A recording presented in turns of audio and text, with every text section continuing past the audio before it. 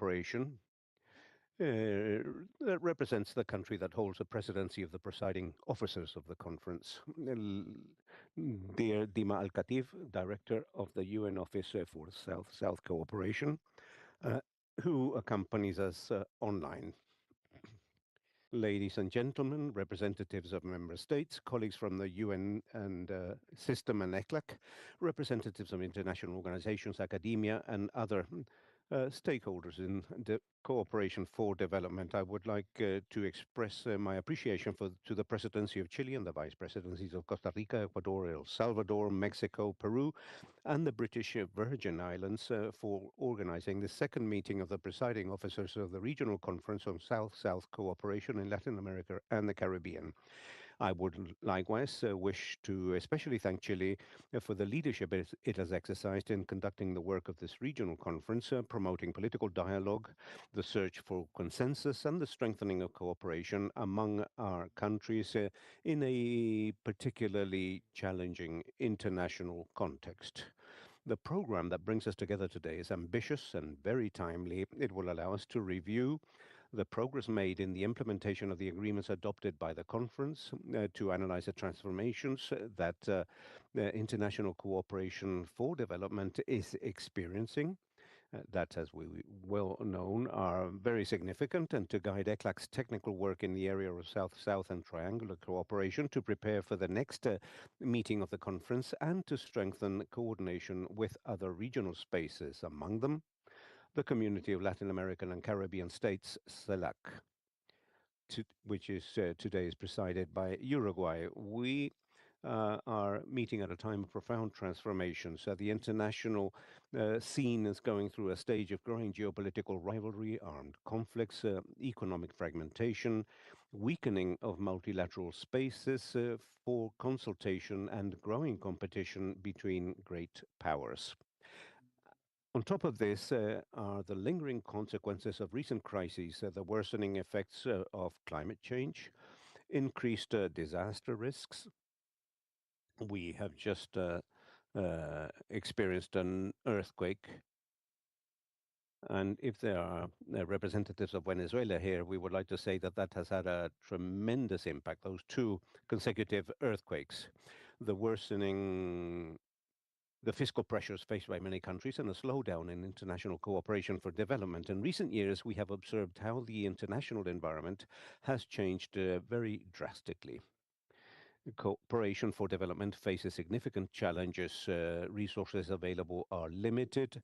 The priority of many traditional partners are changing and have already changed, in some cases very drastically, and the logic of cooperation seems to be shifting from principles based on solidarity and shared responsibility to approaches increasingly influenced by strategic and national security considerations. For Latin America and the Caribbean, all these trends create particular and concrete challenges. Our region continues to face significant structural gaps in productivity and productive transformation, inequality, climate vulnerability, access to financing, and institutional strengthening. Despite the progress made over the past few decades, millions of people continue to be exposed to situations of economic and social vulnerability. At the same time, many of our countries face increasing constraints in accessing concessional resources because of eligibility criteria that do not adequately reflect the complexity and multidimensional nature of development challenges. Faced with this scenario, international cooperation remains indispensable. There is no country capable of facing challenges as complex as climate change, health crises, food insecurity, migratory movements, digital transformation, or risk and disaster management on its own. All these challenges are transnational in nature and require collective responses based on dialogue, cooperation, and the strengthening of multilateralism. This conviction was reaffirmed by the countries of Latin America and the Caribbean during the ninth meeting of the Forum of the Countries on Sustainable Development held in April of this year. On that occasion, the states agreed that international cooperation is one of the fundamental pillars to accelerate the implementation of the 2030 Agenda and advance towards the achievement of sustainable development goals. The discussions held at the forum showed that the progress made is still insufficient.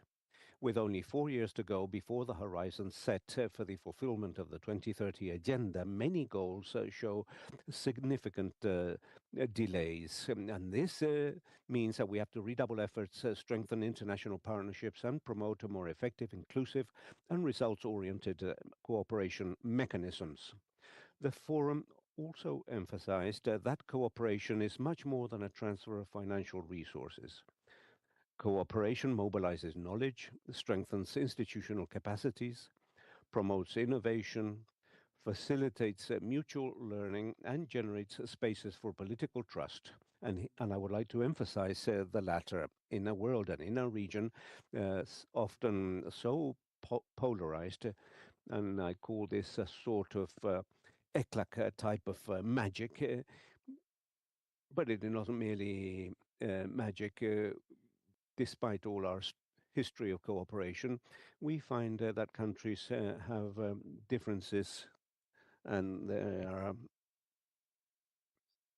there is a very constructive environment. Here at ECLAC, we always hold dialogues where countries in a very positive fashion share their experiences, passionately share their own policies. They are quite candid in terms of where the failures are, where the problems lie. And this is and that is basically the soul of these discussions. And I am sure that this event will not be an exception in that sense. And it is precisely in this context where South-South and triangular cooperation acquires renewed relevance. The experience accumulated by Latin America and the Caribbean shows that our countries have technical capabilities, specialized knowledge, innovating experiences, and successful public policies that can be shared with other countries in the region and in the global South. South-South cooperation has established itself as a concrete expression of solidarity among developing countries based on the principles of horizontality, mutual respect, and national ownership and shared benefit. And in view of everything that is happening in the world today, being able to say this is something very important. But today we're called upon to take an additional step. South-South and triangular cooperation should be understood not only as a complementary form of cooperation, but also as a strategic instrument in order to promote sustainable development, strengthen regional integration, and contribute to the construction of a more inclusive and balanced international order.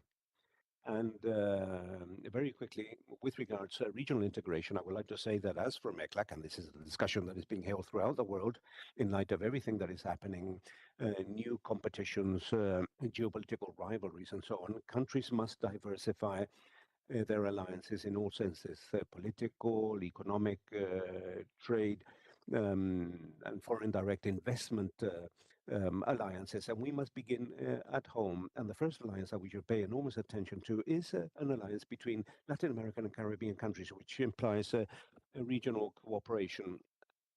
And that is a major issue, a very important issue. I would like to tell you that during the ECLAC period of sessions that we will be holding in October in the Dominican Republic, one of the 5 chapters is not 10 chapters, but 5 chapters is indeed. Will indeed focus on the issue of integration, on trying to rethink the challenges of integration and regional cooperation faced with the new realities of the world. The region has a long-standing tradition of cooperation in areas as diverse as health, agriculture, education, institutional strengthening, public management, risk and disaster management, science, technology, and innovation. However, new realities require expanding and deepening these efforts, incorporating emerging issues such as the digital transformation, artificial intelligence, energy transition, climate resilience, and the construction of regional public goods. The issues we will discuss during this meeting reflect precisely that need for adaptation and renewal.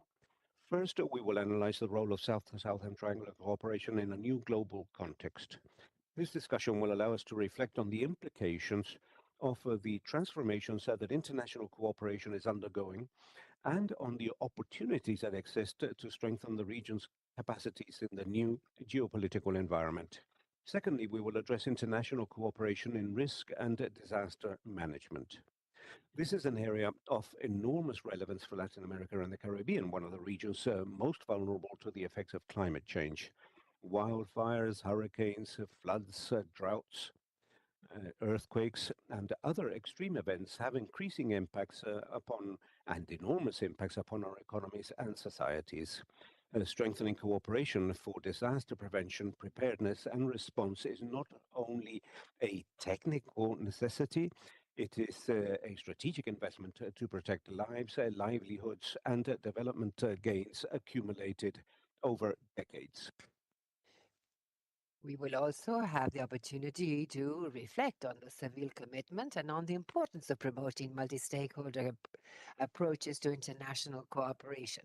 Today's challenges are far too complex to be tackled by governments alone.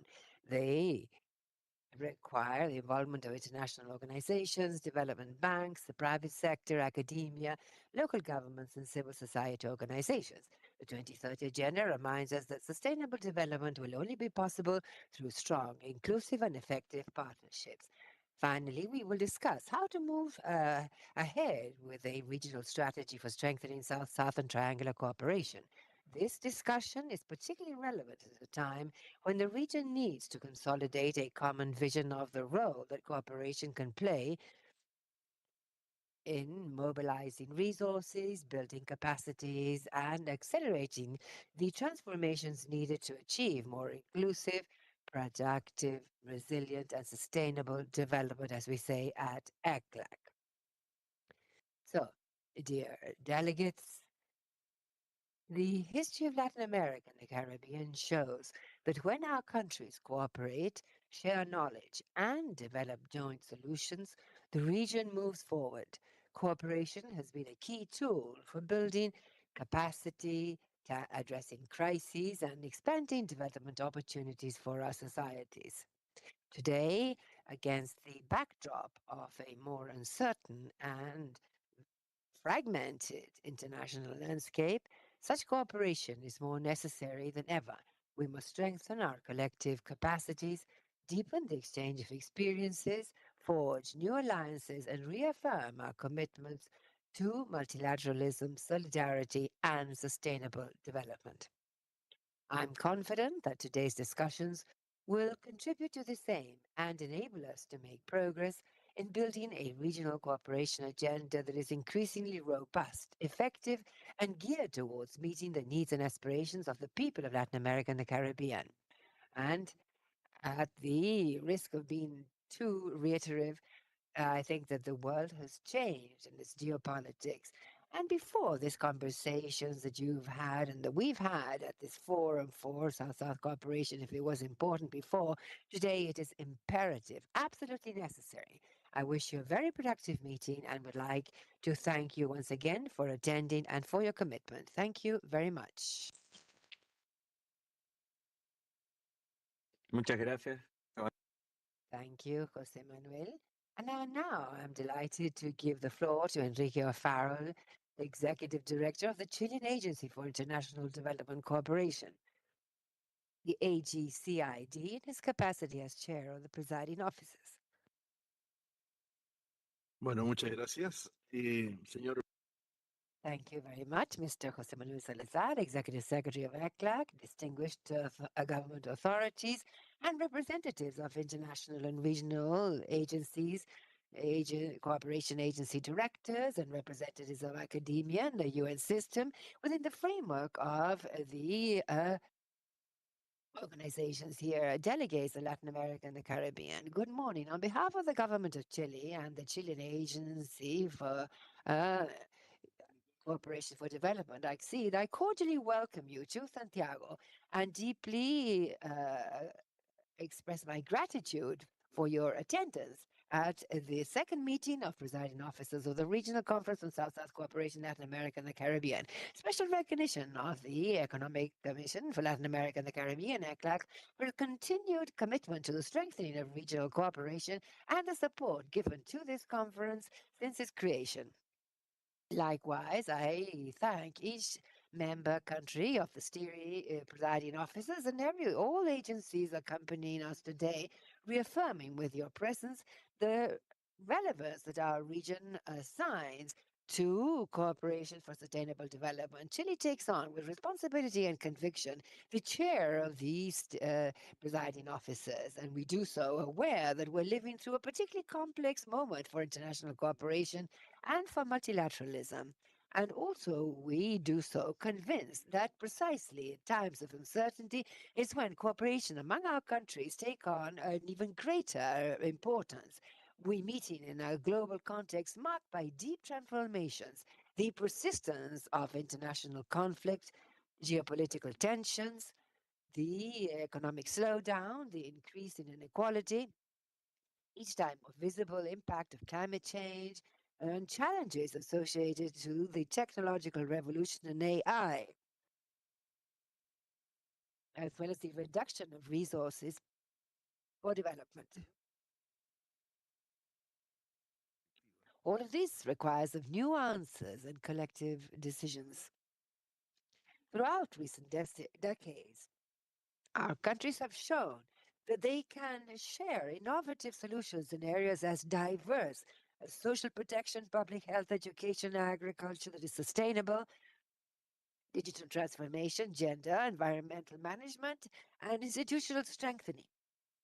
These experiences are a collective wealth we must continue to strengthen towards the future. The Regional Conference on South-South Cooperation is the main intergovernment space in our region to reflect, exchange experience, and build consensus regarding that agenda. The relevance lies not only in promoting the exchange of knowledge, but also in contributing to position the voice and priorities of Latin America and the Caribbean in global debate on cooperation and development. The agenda that we will address today clearly reflects the relevance and the appropriateness of these challenges. First, we will have an opportunity to analyze the role of South-South and triangular cooperation in the new global context. And this is a fundamental discussion. Today, more than ever before, we need to understand how these modalities may be adapted to changes in the international system, extending the impact and effectively contributing to implement the 2030 Agenda and of the Sustainable Development Commitments. Triangular cooperation, in particular, represents a strategic tool to coordinate diverse strengths and build innovative partnerships among the countries of the South, traditional partners, international agencies, and other players for development. We must continue to further expand, sure that this characterizes South-South cooperation. Second, we will address the topic of increasing importance for the region, international cooperation in risk and disaster management. Latin America and the Caribbean is one of the most vulnerable regions of the world to the impact of climate change and extreme natural events, as has occurred in Venezuela yesterday, confirms what we are saying. Extended droughts, wildfires, floods, and other adverse events all recurrently affect our communities and economies. Recent experience has shown that no region can face these challenges alone. This allows us to share technical knowledge, to have early warning and have more effective and coordinated responses, and move towards a vision focused on prevention, resilience, and integral risk management. This afternoon, we will reflect on the so-called civil commitment and the opportunities it offers to build a multiplayer strategy to strengthen international cooperation in Latin America and the Caribbean. The debate is particularly timely, considering the need to revitalize the international architecture for cooperation and more effectively include other players for development. National governments continue to play a key role. But we know that current challenges also require the active engagement of subnational government, international agencies, the private sector, academia, civil society, and development banking. The construction of ample and effective partnerships is indispensable to move towards inclusive, resilient, and sustainable development. And lastly, we will discuss the elements that could guide a regional strategy to strengthen cooperation South-South and triangular. I consider that this is one of the most important discussions of our meeting. Our region has a valuable accumulation of experience, methodologies, and instruments. However, we still face important challenges in terms of knowledge, resources, platforms for exchange, and the results of this cooperation to better show the contribution of South-South collaboration for development. So we must have mechanisms to facilitate identification of national capacities, exchange of good practices, and the construction of joint projects to respond to the priorities determined by our countries. Dear delegates, South-South cooperation is far more than a technical modality for exchange. It is also an expression of mutual trust, solidarity, and shared commitment to the development of our people. It is an international stage characterized by fragmentation and uncertainty, and cooperation emerges as a way of strengthening our strategic autonomy and projecting a regional voice that is louder and stronger in multilateral spaces. Our region has the knowledge, capacities, and experiences that can significantly contribute to the solution of global challenges. We also have a long tradition of cooperation based on values that today are more necessary than ever before: sovereign equality of states, mutual respect, and shared benefits. And that is why this meeting is an opportunity to renew our political commitment to South-South and triangular cooperation, identifying new areas of collaboration and moving towards a strategic vision that is shared for coming years. Chile reaffirms its commitment to this collective effort and the strengthening of the regional conference as a space for dialogue, consultation, and building consensus. I am convinced that the conversations we will hold today will contribute to building a more effective cooperation able to respond to the challenges of our time and having concrete benefits for the people of Latin America and the Caribbean. I wish you a very fruitful and productive day. Thank you. Muchas gracias, Enrique. Thank you very much, Enrique. And now I invite you to chair the meeting. Well, thank you. We now need to adopt the agenda for the meeting. You will find the provisional agenda for the meeting and a desk, which I would like to put to the delegations for adoption. And if there are no comments, it is considered as adopted using this hammer.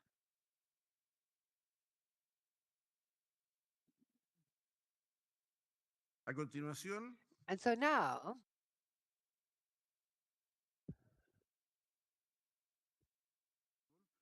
it's like passing the ball in the World Cup. I shall now hand over to Enrique Oviedo, Political Affairs Officer at the Commission Secretariat, who will chair the panel on South-South and Triangular Cooperation in a New Global Context. Go ahead, Enrique. Thank you very much. And to begin this day, we're going to address a fundamental topic to understand the context that today public policies must unfold, as well as international cooperation and the development strategies in the region. The panel on South-South and Triangular Cooperation in a New Global Context. 2025 was a turning point in world order characterized by the passage of a system based imperfectly on shared rules and international cooperation towards a stage of increasing competition among major powers with a prevalence of unilateral measures, geopolitics, and strategies. In this context, Latin America and the Caribbean is facing not only the effect of a more uncertain and fragmented global setting, but also transformation in the rationale of world order, characterized by resources going to defense and security that reduces the margin for action in the region and deepens its vulnerabilities in the times of important challenges for development. And so, with this framework, we would now like to hand over to our first panelist, Vilma Al-Khatib, Director of the UN Office for South-South Cooperation. The floor is yours.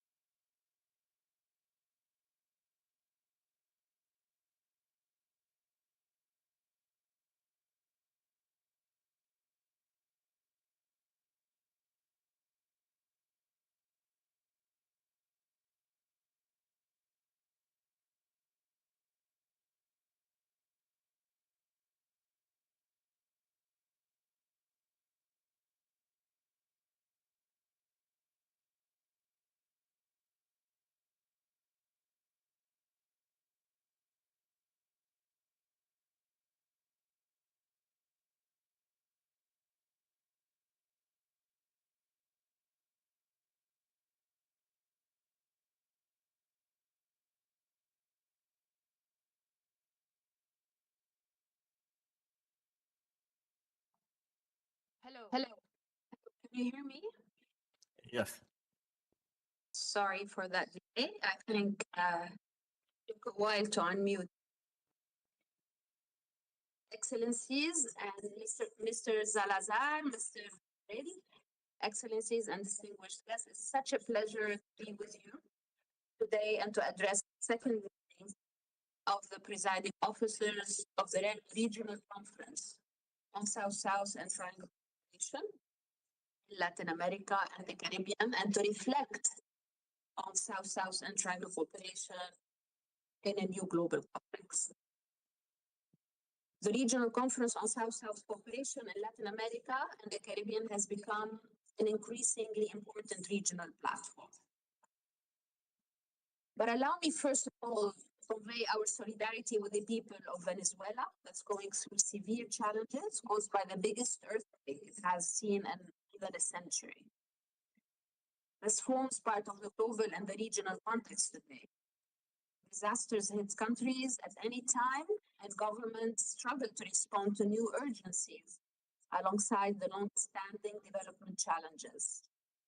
We are living through a period of growing uncertainty. Geopolitical tensions are rising, economic fragmentation is deepening, financial pressures are increasing, and multilateralism itself has become under strain.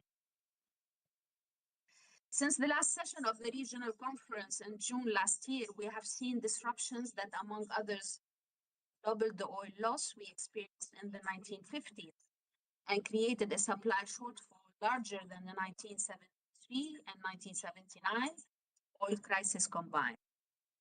The impact on the global and regional economies has been immediate and severe. A reduction of global GDP by 2.2 trillion, billions displaced, losses of jobs and livelihoods, food insecurity rising across region, including in Latin America and Caribbean, where reliance on fertilizers through the Strait of Hormuz is high.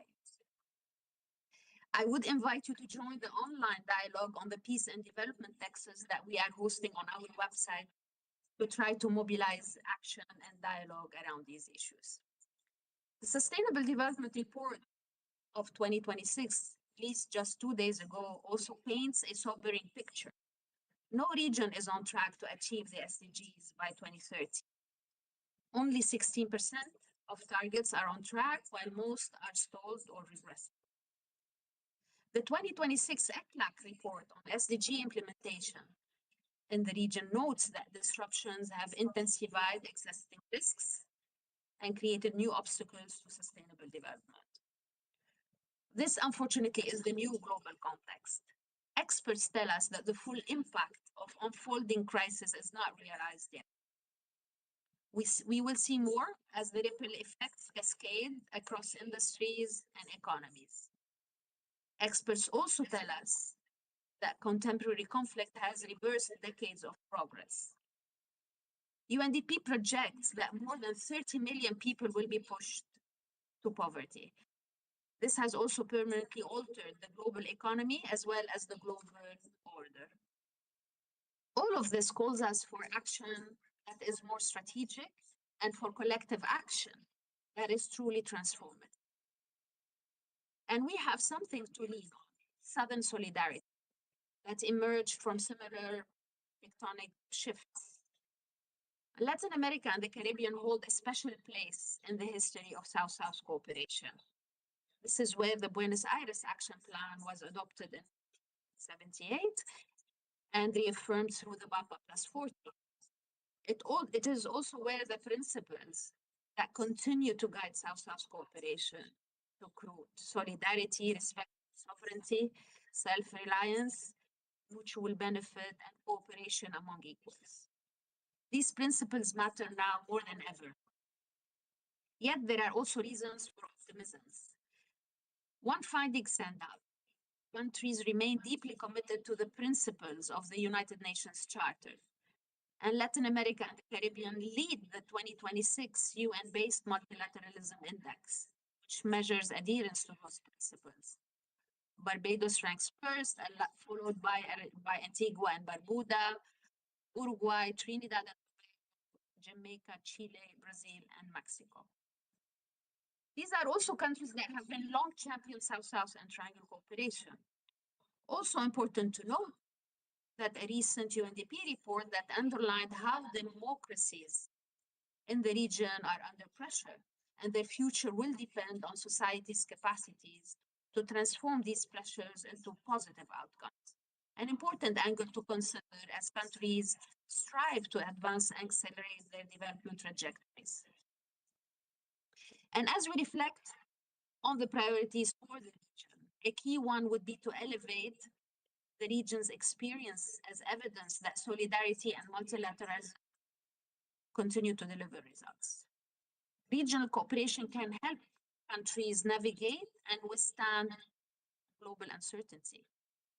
Strengthening and enhancing the role of regional institutions and networks, as well as platforms for sharing experiences and peer-to-peer learning and best practices, are key. Many global thinkers have pointed to regional South-South cooperation as crucial to addressing the supply chain disruptions, economic shocks, and other challenges that increasingly transcend borders. South-South and Triangle cooperation offer practical mechanisms to share solutions, strengthen resilience, and sustain development growth. This region has important lessons to share and do so more systematically. Second, our strategies must be anchored in the growing strengths of the Global South. Too often, discussions about the current global context focus only on risks and constraints. But the Global South today is very different from 70 years ago. Many of the world's most dynamic economies today are in the Global South.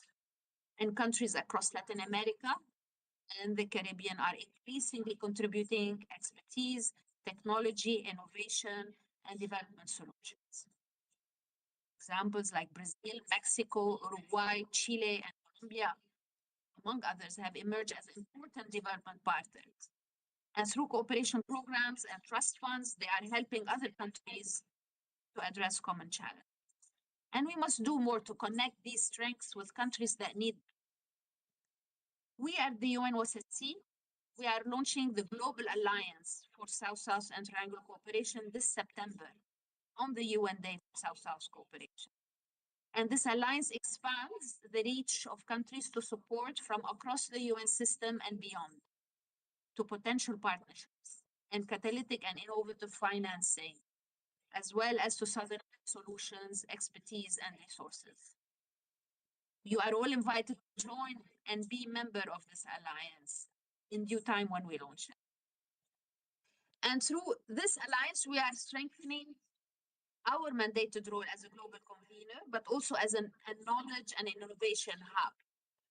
Through our digital platform, the South-South Galaxy Plus, we will expand access to evidence, ideas, and practical experiences from across the Global South. We're also advancing new approaches to catalytic financing to help unlock resources, partnerships, and investments for country-owned solutions, with the hope that all of these efforts will help the countries move successful innovations to scale and to accelerate the progress towards the SDGs. And third, our strategies must not only respond to change, they must help to shape. Over the past 7 decades, countries of the Global South have demonstrated how cooperation among equals can generate lasting development gains and greater influence in regional and global affairs. South-South and Triangle cooperation are no longer seen as complementary approaches. They are increasingly recognized as strategic means of implementation for sustainable development, and they are central to development cooperation. The High-Level Committee on South-South Cooperation continues to serve as our vital platform for advancing the agenda globally. And this region is ably represented by Colombia as Vice President. A recent meeting was held in Colombia to discuss key development challenges and the centrality of South-South and Triangle cooperation to addressing them. Excellencies, regional integration and South-South cooperation are increasingly interconnected. Countries are strengthening trade, investment, innovation, and knowledge sharing through partnerships within and across regions. And as the Executive Secretary has observed, the scale of today's challenges requires stronger synergies that can expand reach, reduce cost, share risks, and build capacities. We need to strengthen regional cooperation architecture, and South-South and Triangle cooperation can help exactly to do that. We at UNOSSC stand ready to continue working with all of you to advance this shared agenda. Muchas gracias.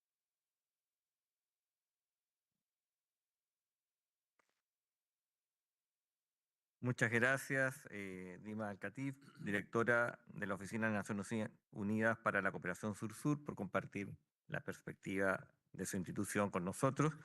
En segundo lugar, tiene la palabra don Sergio Vinocourt, director de Cooperación Internacional del Ministerio de Relaciones Exteriores y Culto de Costa Rica. Muchísimas gracias.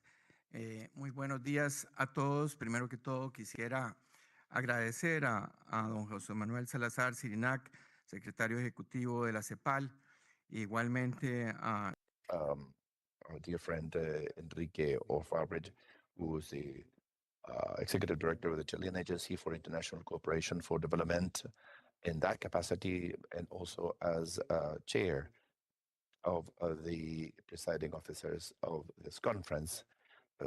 Also, I'd like to greet the representative that just preceded me, representing the United Nations Office for South-South Cooperation. And I'd like to greet all of the cooperation directors that are attending today, the vice chairs, the international organizations that are here with us, ICLAC's staff, for organizing this event and the engagement in this very important meeting. Maybe before dealing with before my remarks, I'd like to express on behalf of Costa Rica, I'd like to express our solidarity with the Venezuelan people for the unfortunate earthquake and the impact it had on the Venezuelan population. And we, on behalf of our country, we express all our solidarity in these dire moments. Well, having said that, I think definitely there could not be a more relevant context to address the issue of South-South and triangular cooperation in the context of this second meeting of the presiding officers of the regional conference, plus other meetings within the context of the UN system in terms of how to address and implement. We will see how the implementation of the second conference, the high-level conference, will be implemented. That took place in Buenos Aires in 2019. And it's work that is also very much connected with the discussions we may have today and in the context of the South-South Cooperation Conference. Decía que no podía ser un So contexto. I was saying that this is the most appropriate context in the sense that, as you know, the OECD has reported that official support for development has dropped by close to 6% in 2024. Its first drop in 6 years, and it dropped 23% in 2025. That was the worst ever recorded drop. And for 2026, it would seem that there would be yet another reduction or that this trend will continue.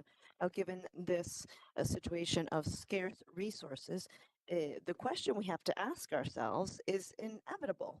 What should the South-South and triangular cooperation role play in the current context? Now, this is something that I would like to attempt to address over the next few minutes. And I would like to refer to how this approach from Costa Rica's perspective is increasingly more essential given the new international context. Cooperation, triangular cooperation gained relevance because the world changed and is now calling for more flexible and horizontal solutions. So the idea in the end is quite simple. Cooperation is no longer linear. Rather, today, one country can be a recipient, a donor, a co-funder, or an organizer of cooperation. That's why triangular cooperation does not always call for a developed nation, rather can be carried out between a variety of different developing countries, given differentiated roles. So in fact, we would have to ask ourselves if it wouldn't be more appropriate today to talk about trilateral cooperation, as Brazil and other countries have mentioned. So the trends are clear. More diverse stakeholders, closer ties with the private sector, innovation, hybrid funds, involving contributions by different countries from the region to reinforce South-South and triangular cooperation. And I've run a growing environmental agenda. Now, triangular cooperation has been growing since 2019. We have seen that the funds dispersed have more than grown in fourfold, and 73% of the projects actually include the gender approach, so their quality has improved as well. There are challenges, though. The first is mental inertia, one could say. One still views cooperation as something that comes from abroad, and it's challenging to recognize non-financial contributions. The second challenge is measuring the value, the knowledge, the results, experts' times. These concepts are not necessarily recorded. The other challenge is governance. More actors involve more complexity and a worse administrative burden, primarily on the South partners. And the third challenge, I would say, is strategic and the most demanding one. It's perspective. How can we make decisions today about about a world that will take place tomorrow? So it's about getting ahead of the game and imagining scenarios. And then finally, articulation, it's important to imagine different scenarios, to have a world organized in regional blocks, another world with based dominated by corporate interests or sustainability or national interests. We don't not know which will prevail. Now, this implies that it's important to have partnerships among regions, to have flexible structures, and to adopt artificial intelligence, but responsibly. Now, here we have a concrete example. One of the most important challenges of all of this is to find the most appropriate partnership. And artificial intelligence can provide us with thousands of alternatives and allow countries to make improvements with regard to water management or waste management or seeking out solutions that would otherwise take months. So the challenge is to address the digital divide related to that as well. And there's a fifth key component, which is not necessarily a challenge, but it's about articulation. And it's about linking South-South and triangular cooperation with public-private partnerships. Innovation, technology, investments are not just in the public sector, but rather we need to involve companies and philanthropy, academia, and local governments as partners as well for co-creation. And foundations, philanthropic foundations, are gaining a greater weight. 10% of official aid for development comes from philanthropic foundations. In regional fora and international fora, we talk about mobilizing private resources through PPPs, and many of our countries, in fact, have used these as decisive tools for funding sustainable development. There's an example, taking solar power to rural communities. We could consider working with the development bank to do this. That could come up with co-funding, organizing a situation of co-funding with one company in charge of the technology, a university in charge of adaptation, and other actors. Alone, they could not do this, but together they could. So the challenge is coordination to make sure at the same time that commercial interest does not displace the common good. Now, all of this calls for adapting our mentalities. We cannot continue forward with a single approach. It needs to be a tripartite approach, and this involves designing solutions with those individuals who will be these solutions, and then slowly but surely adopting this concept of circular cooperation. A circular cooperation approach was developed by Jonathan Danny, and it starts with a very powerful idea that everyone contributes, everyone benefits, and everyone decides. Its value for South-South and triangular cooperation is tremendous because it leaves behind this age-old conflict between who receives and who gives. And regardless of the country, you could be working with a legitimate donor and knowledge, and everyone can contribute to the world this way. Now let's expand our approach to South-South cooperation. That is, in fact, the root of triangular cooperation. Latin America is an excellent global benchmark. There have been more than 10,400 initiatives since 2007, and during the post-pandemic, there were 1,228 post-pandemic recovery initiatives, and expanding South-South cooperation has now entered a more mature phase where there are specific initiatives regarding structural programs. And again, we have another background challenge, which is measuring the outcome. A great percentage of some countries, a great percentage of the contributions are not financial, so they're not included in these statistics.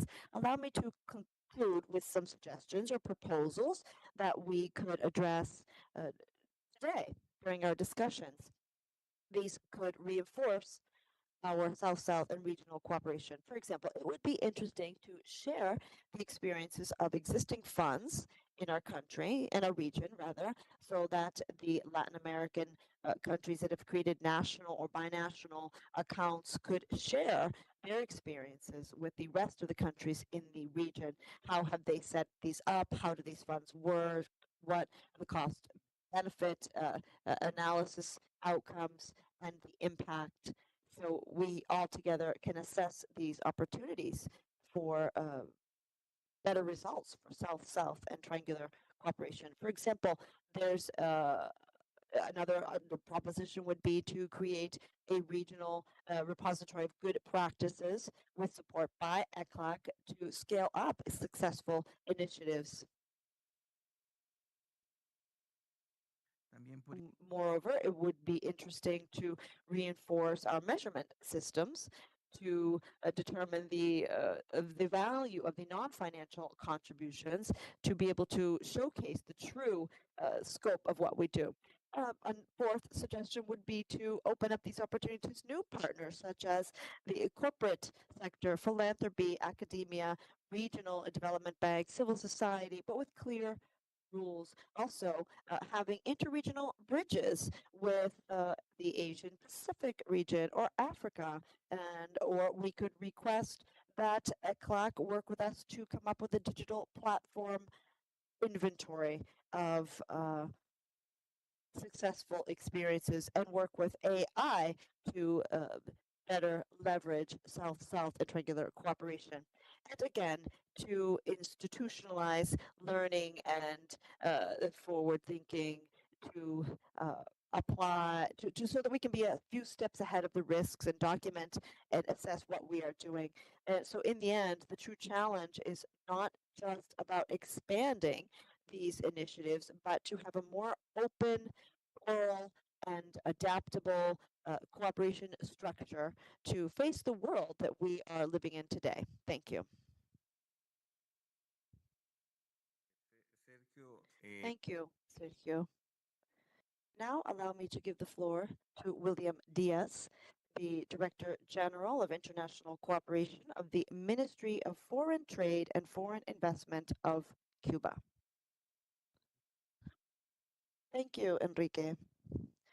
Greetings as well to the Executive Secretary, who is not here, but still I would like to greet him, and our Chair, Enrique Ofarril Julian, as well as the Executive Director of the Chilean Agency for International Development and Cooperation. My first remarks are referring to our wishes for solidarity with the Venezuelan people who are currently experiencing a difficult situation.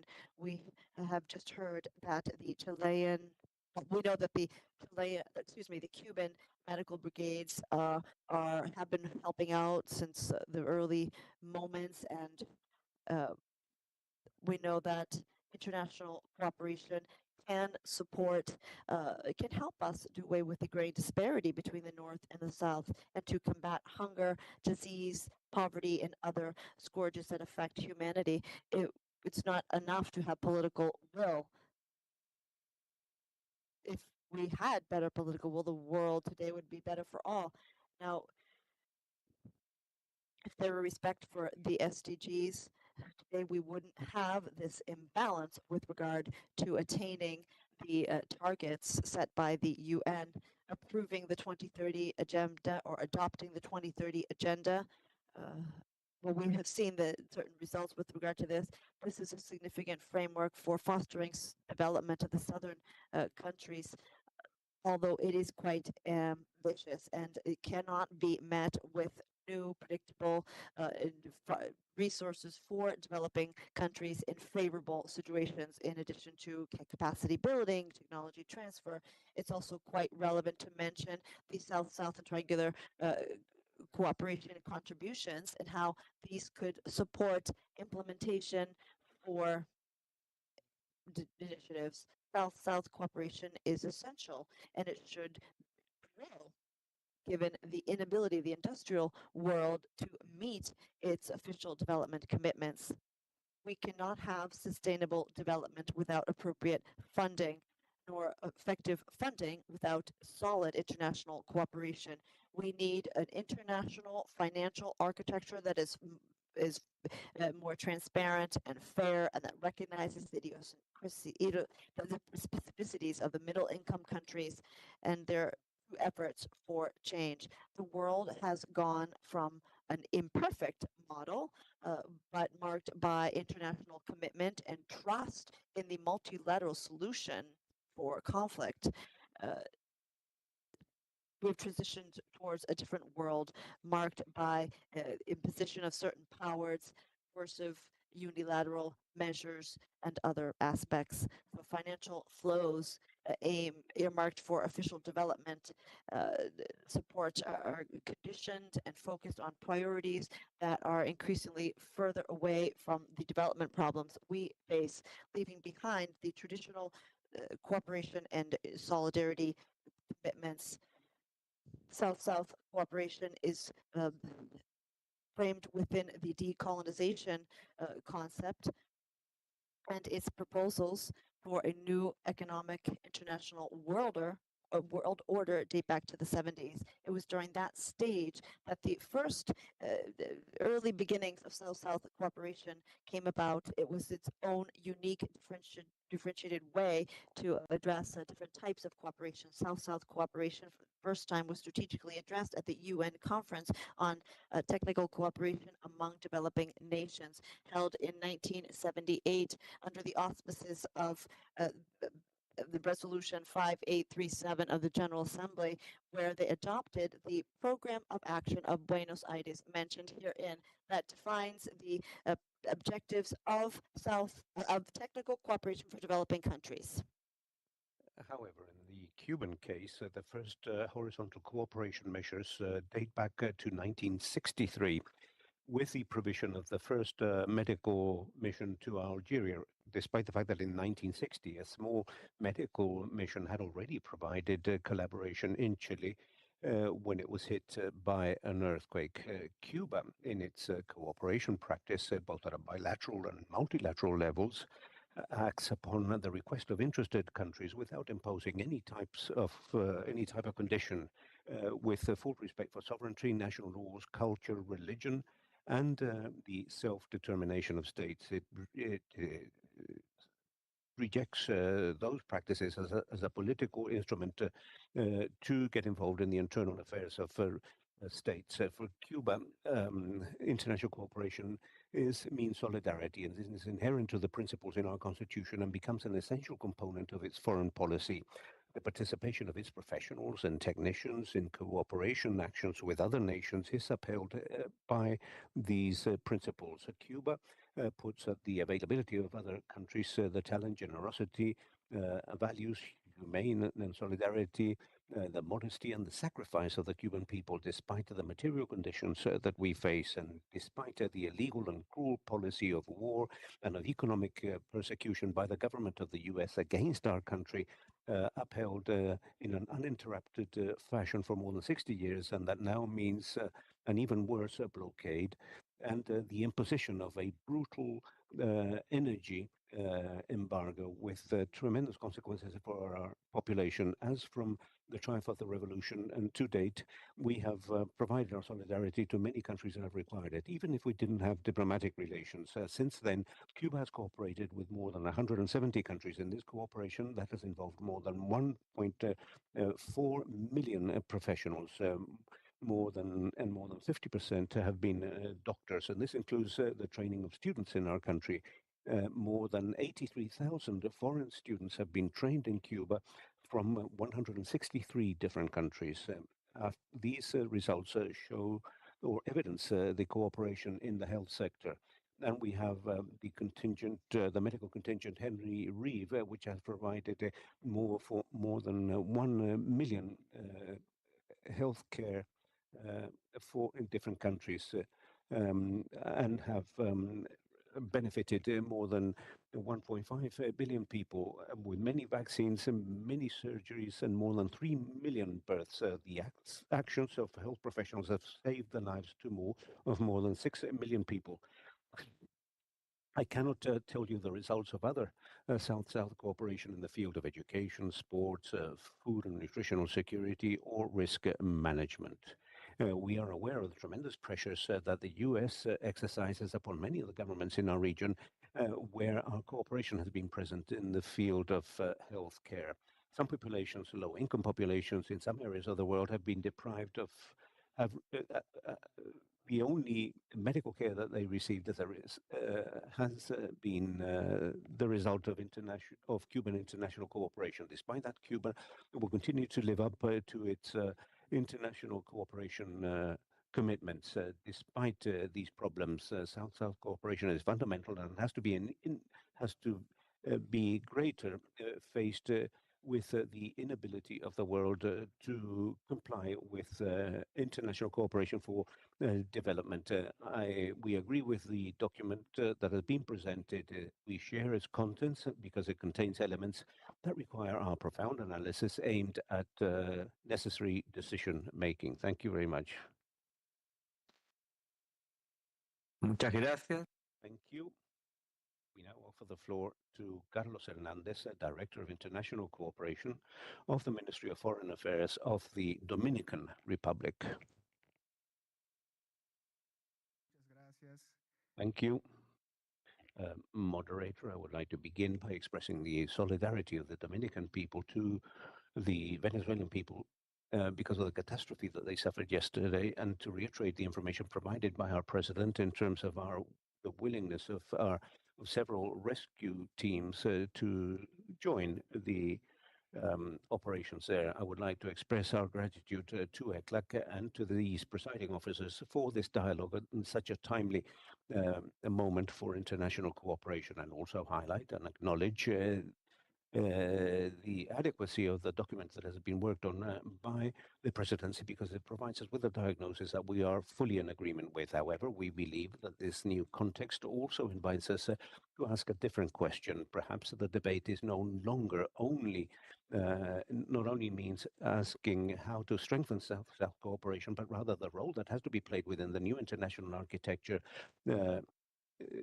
for development, the development that is emerging for our country. South-South cooperation has evolved because it was born as an expression of solidarity among developing countries. Subsequently, it became consolidated as a mechanism to exchange experiences, knowledge, and technical capacities. And today, it represents the capacity of our countries to generate our own solutions, to share public innovation, to strengthen institutions, and to build collective response faced with common challenges. In other words, South-South cooperation is no longer only a formula for cooperation, but has progressively become a strategic governance instrument for development.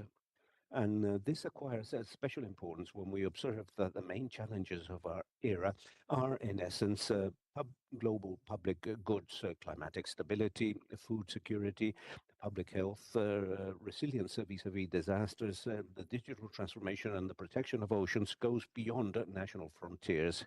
No state is able to produce these goods on their own, and they require cooperation, confidence, and shared capacities. In that sense, South-South cooperation is not only an instrument in order to execute projects, and becomes a mechanism to produce and protect global and regional public goods. So for the Dominican Republic, this discussion also involves a very concrete dimension. As in many countries in Latin America and the Caribbean, we have made important economic and social achievements. However, we still face structural difficulties that are not adequately reflected in income per capita, exposure to climate change, fiscal restrictions, technological gaps, and institutional challenges demand a multidimensional vision of development and of cooperation. And thus we acknowledge and we believe that what is fundamental are the efforts that we are undertaking together with other countries in the region in order to move towards an international system that acknowledges the specific vulnerabilities of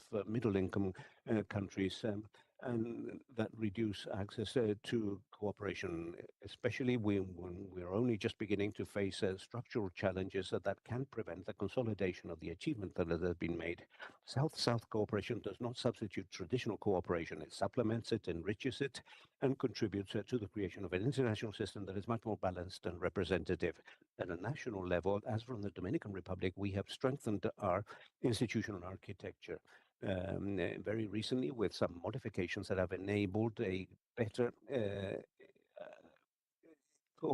coordination and has strengthened our ability to provide cooperation via enlarging our offer of cooperation under the leadership of the International Cooperation for Development that has recently been updated in order to incorporate new elements and experiences that have been systematized in order to strengthen cooperation, especially when it comes to the digital transformation, such as the national AI strategy the Dominican Republic has. Beyond the projects that have been executed, this process reflects a more in-depth transformation that we have fully taken on when we have taken on board our role in international cooperation. We continue to learn from our partners, but we also share capacities, knowledge, and good practices with other countries in the region.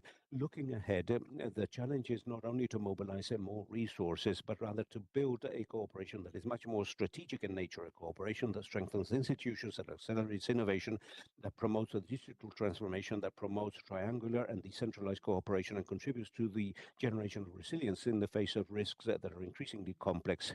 Please allow me to conclude with a reflection. For decades, we have conceived international cooperation primarily as a mechanism to finance development. Today, we understand that its greatest value lies in building confidence, strengthening institutions, sharing knowledge, promoting innovation, and reducing and strengthening global and regional public goods. If the 20th century was shaped with an architecture of aid for development, the 21st century can become at a moment when our countries and our regions consolidate a new architecture of cooperation based on the co-responsibility, the exchange of capacities, and the collective construction of solutions. The Dominican Republic reaffirms its commitment with that approach and its decision to continue to work with all countries, together with all countries in the region. Thank you very much.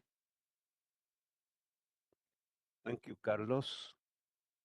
Now, we have about 20 minutes to open up the floor for those that wish to intervene. We ask you to be very concise in your interventions so that we can have time for the largest for the largest number of participants. Salvador, adelante. El Salvador. Good morning.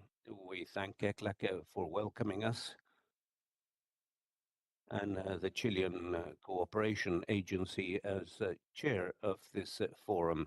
My name is Carla de Pala. I am the director of the ESCO in El Salvador, and we, of course, express our solidarity to the people of Venezuela because of the two earthquakes that they suffered yesterday. I would like to report to all delegates that part of our cooperation work is also humanitarian aid, and we have received instructions yesterday from President Nayib Bukele, and today we will be sending 300 people and 50 tons of equipment to support the people of Venezuela, and that will be delivered this afternoon. After that, we will also hold a panel related to risks and disasters, where we can express in greater detail what is being done in El Salvador. Now, talking about South-South cooperation and triangular cooperation, we have recently launched our catalog of South-South cooperation, which has been updated thanks to Luxembourg, where we have a South-South triangular cooperation project in place that can be useful to the region. With these innovative mechanisms, so when we have countries that believe in this concept that we have been working on, and we believe that this can be very valuable in terms of exchanging experiences. Because we have made a country which is a partner and a friend of ours, which is Luxembourg, has been able to support us in this project. And we have also strengthened the capability of certain institutions and projects so that they can subsequently become providers of cooperation. But within the field of South-South and triangular cooperation, we also have windows such as this summons that we have made with Spain, triangular summons.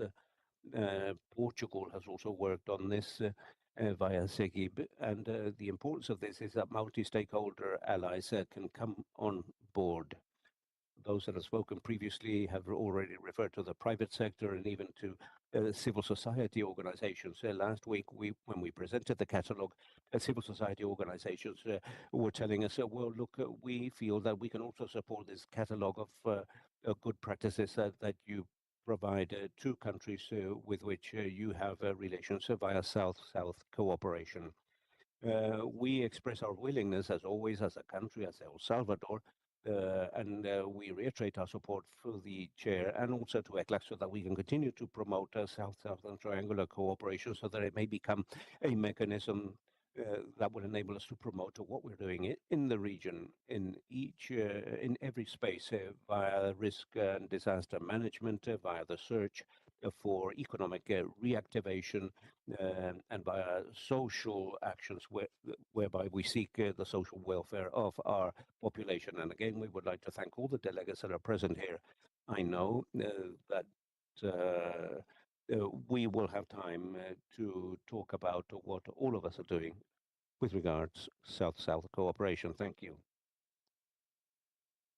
Now we offer the floor to Paraguay.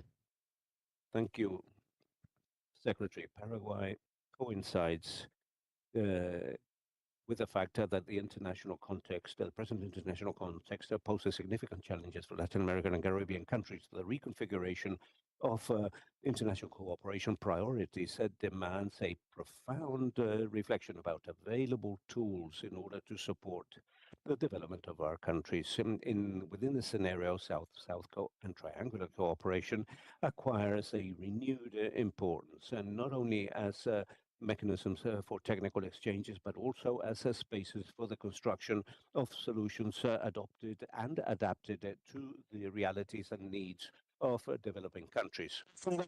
We think it is essential to preserve the principles that characterize these cooperation modalities, particularly the national appropriation, horizontality, mutual benefit, respect for national priorities, and the absence of conditions.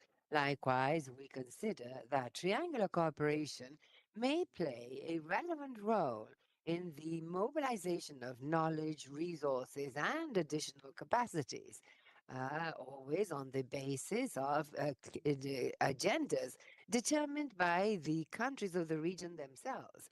Lastly, it is appropriate to point out that Paraguay considers it is equally important to avoid that the current transformation of the international order may lead to a reduction of aid for development. On the contrary, this context should further drive a greater complementation among the various cooperation modalities and a strengthening of regional mechanisms for dialogue and the exchange of experience. Thank you very much. Thank you. The delegate of Brazil is recognized. Alô, alô. Buenos dias a todos. Good morning, everyone, and thank you for the invitation. Initially, we would like to express our solidarity with the government and the people of Venezuela, and also thank the speakers for their presentations this morning. And in relation to South-South cooperation, Brazil has reiterated that South-South cooperation plays an increasingly strategic role in the international architecture in cooperation for development, without implying a dilution of historical responsibilities regarding North-South cooperation. In this sense, we repeat that South-South cooperation and triangular cooperation is something that supplements and does not replace official aid for development. In this context, Brazil defends recognizing the multidimensional nature of development and considers that GDP per capita taken in isolation does not appropriately reflect the economic vulnerabilities, social and environmental vulnerabilities facing developing countries, in particular the middle-income countries. In addition, Brazil supports the strengthening of mechanisms for financing for development and the extension of participation by multiple players, as long as the protagonism of states is preserved, respect for national sovereignty, national appropriation and independence, equality, the absence of conditionalities, and the non-interference in domestic affairs and mutual benefit. Thank you very much. Muchas gracias. Thank you. Argentina is recognized. Thank you. I too would like to begin by thanking the ECLAC Secretariat as well as the chair of presiding officers by Chile for this meeting and reiterate our solidarity with the government and people of Venezuela and whatever we can help with. I would not like to repeat once again the diagnosis regarding the situation of international cooperation for development, which is more than clear with what we have heard at the start of the morning. However, I do agree with the delegate of Brazil in the sense that, from the viewpoint of developing countries, it is indispensable to continue insisting on the commitments that the traditionally donor countries took on in terms of assigning a percentage of their GDP to cooperation, not ignoring that in the current context and in the face of the challenges posed by the international cooperation for development architecture, reiterate these principles of South-South cooperation could serve to rethink the mechanisms through which cooperation actions are devised. And so the countries of the region have no doubt a great experience in terms of knowing how to work on action for mutual benefit. Merely to review the main points of this morning's diagnosis, we also would like to express our agreement in regarding the need to move ahead in mechanisms for measurement and, above all, the creation of instruments for measuring development going beyond GDP, and that will allow us to not only recognize the multi-dimensions of development processes, but also use these tools as a mechanisms for the allocation of cooperation funds that are more effective and transparent. And to conclude, also recall, this was mentioned several times this morning, the Power Plus 40, signed in 2019 in Buenos Aires, it picked up on the relevance of multiplayer cooperation as a tool to strengthen existing mechanisms and also reiterate the commitment of the Republic of Argentina to further cooperation among subnational governments and entities that traditionally were not part of the cooperation ecosystem, such as the private sector and academia. Thank you. Thank you, Argentina. And the delegate of Ecuador has the floor. Buenos días, muchas gracias. Good morning. Thank you. My delegation would like to thank ECLAC for the invitation and also Chile that has the chair of the meeting. Same as the other representatives, our government also expresses solidarity with the people of Venezuela with regard to the disaster of yesterday. And the government has already activated international humanitarian aid. Before beginning, I would like to convey greetings by the Minister of Human Affairs, Roberto Curri, who took on his position recently in a contest of reorganization of the Ecuadorian state.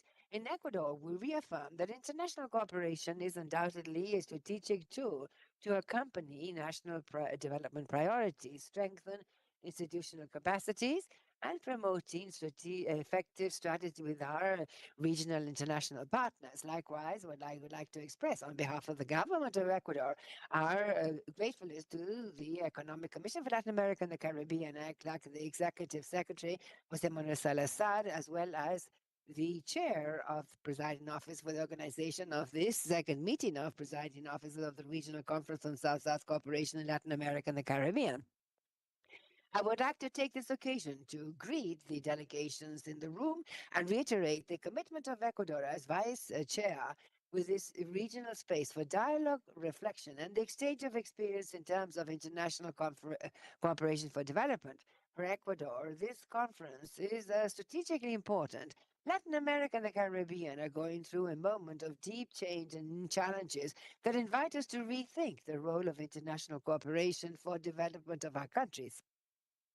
The region is facing economic and fiscal pressures of increasing impact of climate change, greater social demands, and international context characterized by important transformations in the architecture of cooperation and financing for development. In this scenario, we consider that cooperation among our countries, particularly through modalities such as South-South and triangular cooperation, are more relevant than ever as a tool to strengthen capacities, to share knowledge, and further solutions adapted to the realities of our region. I would like to also highlight that international cooperation is going through deep transformations. The challenges we face are each day more complex and multidimensional, whereas resources traditionally for cooperation are each day more limited. This means that we need to strengthen alliances between governments, international agencies, development banking, and the private sector, academia, and civil society, as well as promoting innovative modalities for cooperation and financing. And from this viewpoint, Ecuador considers it is particularly valuable that the agenda of the meeting should include topics such as cooperation for risk and disaster management, following the Seville Commitment and South-South Triangular Cooperation. These are matters very closely linked to the current challenges facing the region and the need to build collective and sustainable responses. In the case of Ecuador, we've taken on the commitment to strengthen our institutionality for cooperation by creating the Vice Ministry for International Cooperation in 2025. Convinced that cooperation is a fundamental tool to accompany national efforts made for development and strengthen our inclusion in regional international spaces. We are convinced that this space is a privileged platform to build regional consensus, and this augurs the greatest success of this meeting, and I trust that the dialogue that we will be holding throughout the day will contribute to strengthen and consolidate a region with cooperation each day more relevant for Latin America and the Caribbean. Thank you. Thank you. Peru is recognized. Muchas gracias. Thank you. Above all, I would like to say my special greetings to all colleagues sharing today, and particularly ECLAC for welcoming us, and a special greetings to the chair of the conference. Of course, we cannot but express our solidarity and support with the people of Venezuela in view of the disaster that is affecting them, and merely ratify what has already been said by the government of Peru in this sense.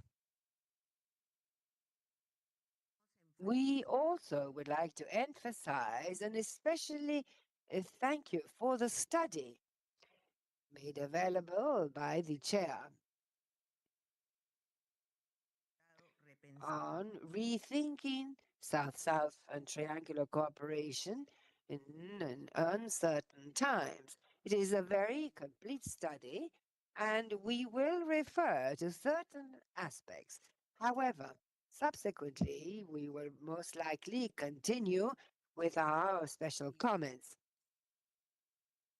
and that are no doubt also relevant and that will be addressed in the various panels of the day. The document refers to Axis A, that is, strengthening of the strategic role of South-South and triangular cooperation and its multiplayer dimension. In this sense, we back as a starting point this proposal. We agree in that positioning South and Triangular cooperation as key components of the regional cooperation policy is a political decision that requires institutional backing, resources, and a clear mandate. And as such, we appreciate that this axis considers both the strengthening of the public cooperation system as well as the integration of the multiplayer dimension.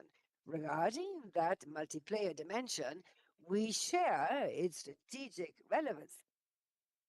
The integration of a greater engagement by national governments, the private sector, universities, civil society in South-South and Triangular cooperation. And in this, we agree with what was said by some of the delegates that spoke earlier. And we would like to reiterate the relevance of having national regulatory frameworks to enable that engagement and the regional mechanisms to do this. We propose that this axis should consider the exchange of experience in institutional projects and frameworks that are national and promote multiplayer engagement in cooperation, emphasizing good practices and association mechanisms to direct technical assistance among peers where it's most needed. Regarding Axis B, the strength capacity building at national and regional level, You know how complex it is to make the added value of South-South cooperation visible in the traditional reporting systems. This is why its contribution in knowledge transfer, institutional reinforcement, public innovation, and public goods creation in a regional context are not captured by our statistics. Something that hinders acquiring concrete evidence of those results. So that's why we propose that this pillar includes developing a regional framework, including qualitative and quantitative indicators for South-South and triangular cooperation that goes beyond the financial flows, that is also built based on our own region with the engagement of national cooperation agencies supplementing the work performed from other regional platforms. Another important aspect is C, which is activating financing innovation instruments. Undoubtedly, in the current context, as we have heard, official aid for development is, of course, based on minimum funds regarding the expectation that had been proposed internationally because of the reasons that have been already mentioned. So, in that sense, we must look for financing, innovative monetary and non-monetary financing mechanisms, also public and private, to supplement this official aid for development that demands the strategic coordination with regional development banking system, as well as addressing bond issuance connected to SDGs and to combined financing. In that regard, we propose, in this regard, we should explore the possibility of designing joint access mechanisms to climate funding or South-South and triangular cooperation initiatives, bearing in mind that currently green funds have an important role to play in developing countries regarding issues such as climate change adaptation, ecosystemic management, and bioeconomy, especially in uh, mega diverse countries such as Peru. On the other hand, and closing, and last but not least, regarding aspect D that refers to the positioning of principles and lessons learned from South-South cooperation in multilateral contexts regarding regulation on cooperation, we express that it is absolutely fundamental to make progress towards a new generation of development policies that drive productive development, innovation, digital transition, and green transition as essential drivers to build more resilient, sustainable, and competitive societies. In this process, international cooperation plays a strategic role as a dialogue, articulation, and knowledge exchange tool regarding capabilities and technology. Thank you very much. Muchas gracias. Tenemos dos palabras en sala y una. Thank you. We have two more delegates that have requested the floor here in the room. First, Bolivia, you have the floor. Good morning. It is an honor to address all the authorities. On behalf of the plurinational state of Bolivia, we'd like to express also our solidarity to the Venezuelan people. In that regard, the plurinational state of Bolivia has worked jointly with South-South cooperation based on the fundamental pillars of foreign affairs policy in order to promote solidarity and mutual respect and share benefits relationships among developing countries. This cooperation model supports principles that are different from traditional assistance or aid systems for expertise, technology, knowledge, and institutional capability transfer systems. For Bolivia, South-South cooperation accounts for a strategic tool to strengthen regional integration, to reduce existing asymmetries among states. The national state of Bolivia recognizes that cooperation in the South contribute to the 2030 Agenda achievement, as well as the strengthening of SDG 17, and also strengthening the construction of an international, more equitable, democratic, and multipolar order.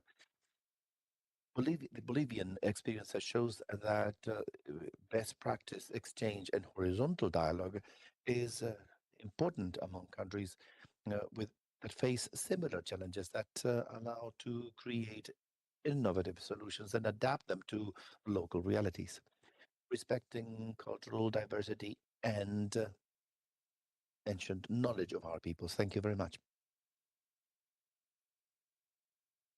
Tiene la palabra. Thank you. Will Chile, you have the floor now. Muchas gracias, secretario. Thank you, Secretary. I'd like to thank, of course, all the representatives of cooperation organizations from countries in Latin America and the Caribbean. And we'd like to thank also ICLAC's Secretariat because they were a major support for Chile that has the chair of this conference and in organizing this event. Second, just like all of you, we'd like to express our solidarity with the Venezuelan people. Most of us here have most of us here, we know that we experience those kinds of events because Earth shakes in different parts of the world, and unfortunately, this happened in Venezuela now, a disaster like that. So we would like to express our solidarity. As to the topic at hand, I'd just like to emphasize on three aspects. The first one is that regarding what has been mentioned by different delegates and in the document itself regarding the changes that are taking place in reduction of international cooperation flows, especially the reduction of development-based aid. Uh, that's why we can use that difficulty as an opportunity because South-South cooperation and triangular cooperation feature the coordination of countries' capabilities and efforts more than the financial flow itself, the knowledge flow, and also technical capabilities and the communication thereof among countries beyond mere financial flows. We we do not want to be naive, thinking that financial flows is not important. But for triangular and South-South cooperation, the most important one is the uh, transfer of knowledge and expertise among the different stakeholders. Secondly, the triangular or trilateral triangular cooperation, I believe life has taught us how to overcome it because triangular cooperation today, on many occasions, is expressed through the engagement of not only three but up to six different stakeholders. We have experiences as a country of triangular projects in which close to five countries have been involved, and therefore trilateral or triangular, well, actually doesn't make any sense anymore. And third, that I'd like to mention is that the experience in Latin America and the Caribbean and the maturity level that Latin America and the Caribbean exhibit because of the long-standing experience in terms of South-South and triangular cooperation allows us to discuss the topics related to statistics and the measurement of South-South and triangular cooperation to go beyond and to delve into statistics from the point of view of the quality of the impact of the actions are more than the number of actions. Today, in general, the statistics regarding South-South and triangular cooperation, Latin America and the Caribbean, talk about more quantity than quality of the impact. I believe we can go beyond discussing the quality of the impact of the measurement of cooperation in Latin America. That's it. Thank you. Thank you. Ahora México. Mexico, you're recognized. Thank you. Good morning. Good morning, everyone.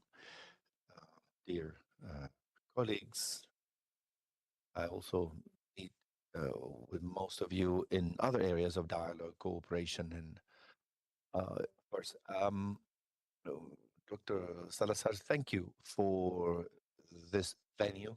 Our dear friend Enrico O'Farrell for organizing this second conference and for facilitating also this space. I'm not going to dwell. I only have five specific items to mention.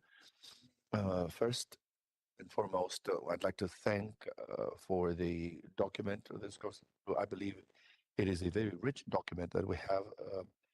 It's been already circulated, and our colleague from Peru has also discussed in highlighting the aspects of interest in which we are going to focus. Of course, Mexico joins the remarks by those who preceded me about the situation in Venezuela. President Claudia Sheinbaum this morning announced aid from Mexico to the Venezuelan people by sending medical staff and search and rescue teams, also including the Mexican malls. So I wanted to let you know about this decision by the Mexican administration. My third point has to do with something that has been already mentioned. The delegate from Chile, Mexico, also is thinking of continuing in applying the eligibility criteria for development, talking about a gradation. And this is something that we put on the table on other areas of cooperation. But we join this idea of making progress in the integration regarding the transition-based development approach, something that was mentioned by Costa Rica, by Ambassador Veracruz, which is about an innovation hub, the creation of an innovation hub. I believe that's important, and that would allow us to um, uh, realize that the efforts of every country in terms of making progress in topics that we believe are very important right now for international cooperation, such as the technological integration and AI. As well, fifth item that I'd like to address is Mexico, just like Salvador offers, and then Mexico has been developing capability catalog regarding science and technology that will make available also international cooperation catalog articulated by the International Cooperation Agency, Mexican agency, and our toolkit for cooperation that was also formulated and the same institution to assess efficiency, effectiveness, quality, and sustainability criteria of the projects. Regarding those initiatives in which Mexico provides cooperation, in which we have different assessment tools for this type of cooperation, that would be from me. Of course, we'll continue fostering this dialogue that will touch upon such important topics. Thank you. Thank you. Now I would like to give the floor to the representative of the British Virgin Islands. He will be joining us virtually.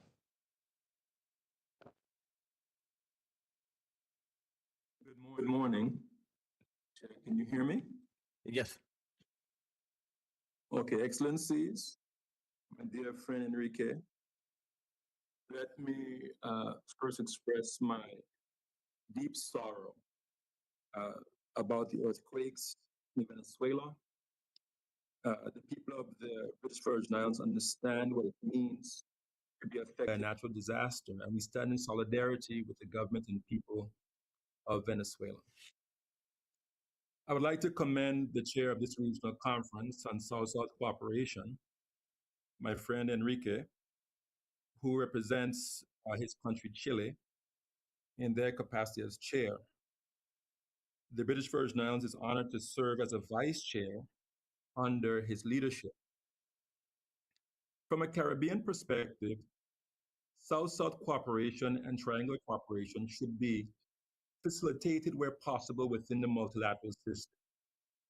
However, with the ongoing hollowing out of multilateralism and the enormous financial pressure on the UN system, greater emphasis will have to be placed on regional and bilateral approaches to cooperation.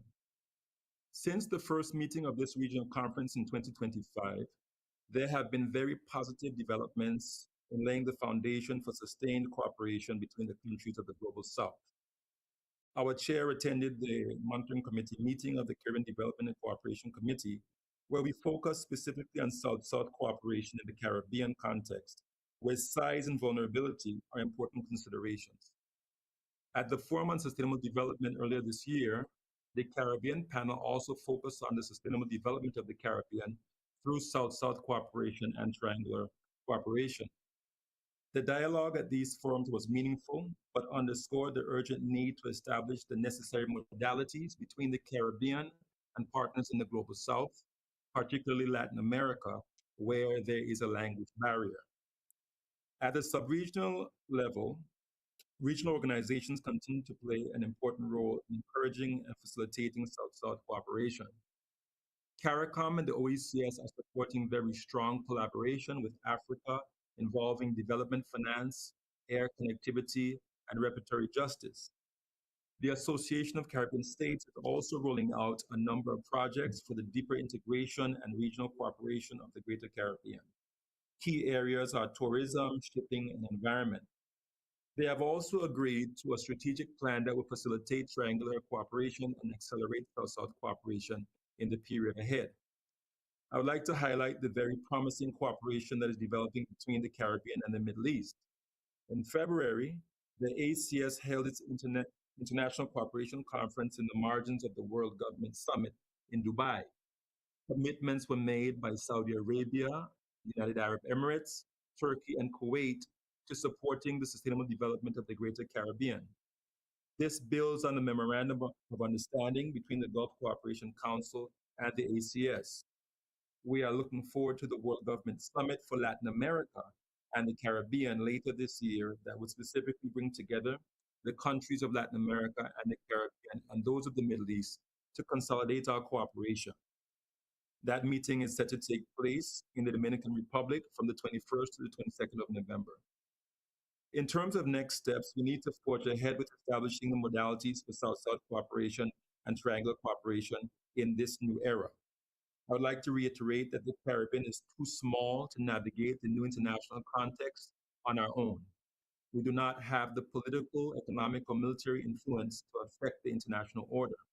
The Caribbean needs Latin America as a core partner to help protect and build upon our development gains. There's a need to work more closely together at the political level. We still need climate justice and must work together to get it. There is no justice. There is no climate justice, and it needs to be addressed. If we can cement our cooperation, the wider region will be much better positioned to withstand the global challenges of today and go on to see a brighter tomorrow. Let us ensure that the Caribbean continues to be included in the important dialogue on South-South cooperation and triangular cooperation. I thank you, Mr. Chair. Muchas gracias, Benito, delegado de Islas Vírgenes Británicas. Con esto estaríamos terminando este panel y, presidente, tenemos una pausa para un café que está servido en estos momentos y volveríamos a la sala a las 11:30. Muy bien.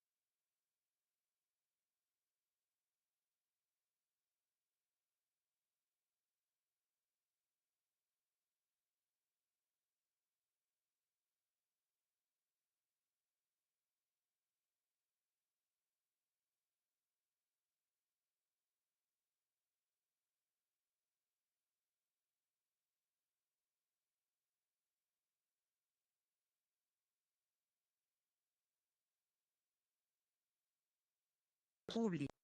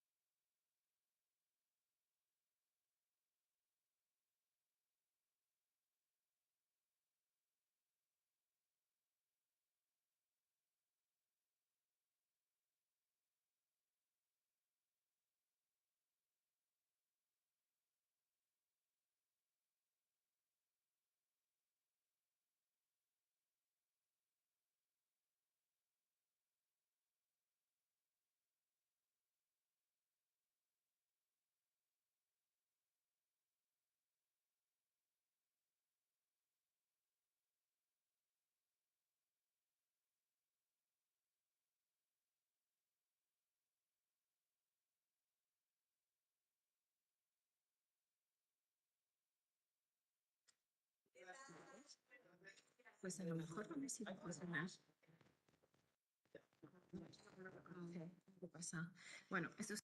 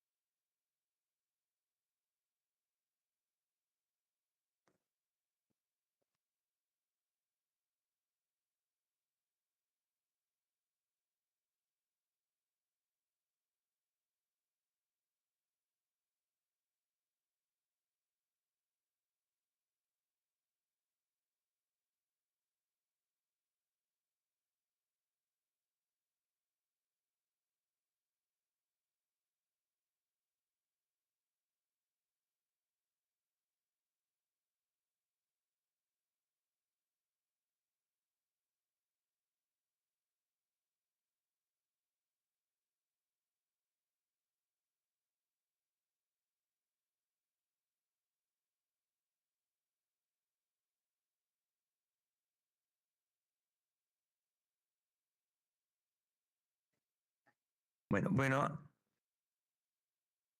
les pedimos a todas y todos que tomen asiento. Vamos a continuar con el siguiente panel, que corresponde que modere mi colega Omar Bello, oficial de Asuntos Económicos de la Oficina de la Secretaría de la Comisión de la CEPAL. Omar, tienes la palabra para dirigir el panel. Buenos días. Bueno, vamos a comenzar este panel en el que vamos a hablar del tema de cooperación y gestión de riesgo de desastre. Vamos a hacer énfasis en dos presentaciones en temas que tienen que ver con incendios forestales, un desastre que ha estado, digamos, en el foco de la opinión pública en los últimos años, sobre todo a partir del incendio que sufrió Viña del Mar hace 2 años. Entonces, vamos a comenzar el panel con la presentación o los comentarios que va a realizar el señor René Orellana. Assistant Director General and Regional Representative for Latin America and the Caribbean of the Food and Agriculture Organization of the United Nations, of the FAO. Thank you. I greet you all, distinguished authorities and government representatives, dear representatives of international organizations, indigenous peoples, academia, civil society, colleagues, friends, and representatives of UN agencies. Ladies and gentlemen, may I begin by expressing our profound solidarity with Venezuela, with its people and families that have suffered earthquakes yesterday. And I would like to express that, as occurs with the whole UN family, the FAO is poised to support you at this difficult moment. Wildfires are one of the most important challenges faced today by Latin America and the Caribbean. In an increasing context of climatic variability, these events increase in frequency, intensity, and severity, impacting rural communities, productive systems, natural resources, and national economies. The region in 2024 experienced one of the most severe wildfire seasons in decades. In South America, more than 79 million hectares were impacted by wildfires. In addition, a study from the World Bank established that economic losses associated to wildfires that took place in the 8 Amazon countries in 2024 totaled close to $43 billion, equivalent to approximately 1.3% of the aggregate GDP of the Amazon region. The warnings are active, faced with the forecasts of the El Niño phenomenon for 2026 and 2027. Countries must strengthen their prevention and preparation capabilities.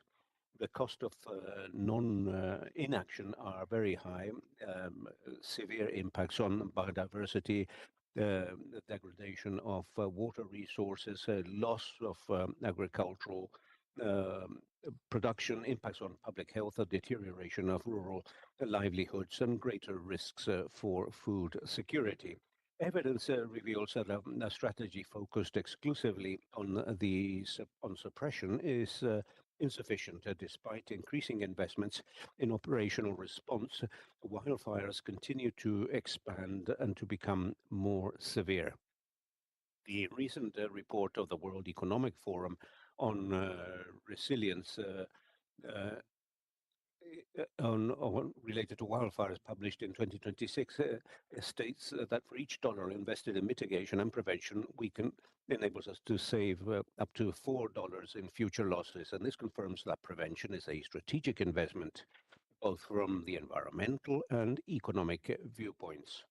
Within this context, a comprehensive management of wildfires implies a change in paradigm. This approach acknowledges that fires have ecological, social, cultural, economic, and operational dimensions, and that its management requires a comprehensive vision of the territory. Increasingly, there is a consensus that wildfires are, above all, a governance issue. Their management requires coordination between environment, agriculture, risk management, territorial development, and public planning sectors. In addition, it also demands the participation of local communities, indigenous peoples, the private sector, academia, and international cooperation. The FAO promotes this approach via the Global Center for the Comprehensive Management of Wildfires, known as Global Fire Management Hub, established in 2023 during the 8th International Conference on Wildfires held in Oporto, Portugal. This hub is a global platform to collect knowledge, experience, and institutions, facilitating technical cooperation between countries and supporting a transition from models focused on emergencies to approaches that are fire management comprehensive programs. And it involves 5 pillars: the exchange of experience and data, capacity building, resilient communities, risk reduction and early warning, and the development of comprehensive management wildfire policies. In June 2025, it held its first global plenary, bringing together governments, international entities, specialists, academia, and community representatives. The hub also contributes to the implementation of international instruments such as the voluntary guidelines issued by the FAO for the comprehensive management of wildfires and various global commitments related to the reduction of disaster risks, climate change, and resilience. Latin America and the Caribbean have become one of the most dynamic territories in terms of the comprehensive management of wildfires, with more than 35 different initiatives, programs, projects, and cooperation networks that have been identified. The FAO accompanies many of these efforts. For example, in the dry Central American corridor involving Guatemala, Honduras, and El Salvador, the organization works together with countries in order to strengthen community resilience and preparedness capability vis-a-vis wildfires with the support of the EU. In Guatemala and El Salvador, projects supported by the Green Fund for Climate and other partners benefit millions of families via agroforestry practices, the restoration of landscapes, water management, and sustainable management of land in territories that are vulnerable to climate change. In Venezuela, a project implemented by the FAO and funded by the World Fund for the Environment in the basin of Rio Carol promotes the integration of indigenous knowledge and territorial management. The communities participate in ecosystemic restoration initiatives and fire management via the recovery of traditional practices and the prevention of wildfires. In Argentina, via the program Red Plus, the organization supports wildfire prevention actions and institutional strengthening in provinces in the Patagonian area. In Chile, a project funded by the World Fund for the Environment promotes ecological restoration as a tool to reduce wildfire risks. We highlighted the experience Buena Cabra that uses strategic pasture practices to reduce combustible grasses. Via the initiative FIRE, supported by the Swiss Agency for Cooperation and Development, other projects supported by the governments of and the government of Canada, the FAO accompanies Bolivia, Brazil, Colombia, Ecuador, and Peru in the strengthening of capacities, governance, and territorial actions for the comprehensive management of wildfires. We are also working on regional initiatives that strengthen technical cooperation, the exchange of knowledge, and the articulation of different efforts among countries. Among these initiatives, we can highlight the Amazon Network for the Comprehensive Management of Wildfires, RAMIF, promoted by the Amazon Treaty Organization and the group of experts of wildfire experts for Latin America and the Caribbean. Both platforms bring together the technical institutions, national authorities, and international entities in order to strengthen the governance of wildfires, preparedness, coordinated response, and the exchange of experiences. As part of this effort, during the second semester 2026, FAO, through Global Fire Management Hub and in coordination with partner countries and associations, will support a regional agenda, including the first meeting of the Regional Response Committee to Wildfires in Quito, Ecuador, the third official meeting of the Amazon Network for Integral Management of Fire and NEF, a regional meeting on integral fire and wildfire management in Brazil, and the 10th meeting of the group of experts on wildfires in Latin America and the Caribbean and Paraguay. These actions show that integral fire management is already producing concrete outcomes in the region, and also show the value of South-South cooperation and triangular cooperation to speed up the exchange of knowledge, strengthen institutional capacities, and extending effective solutions.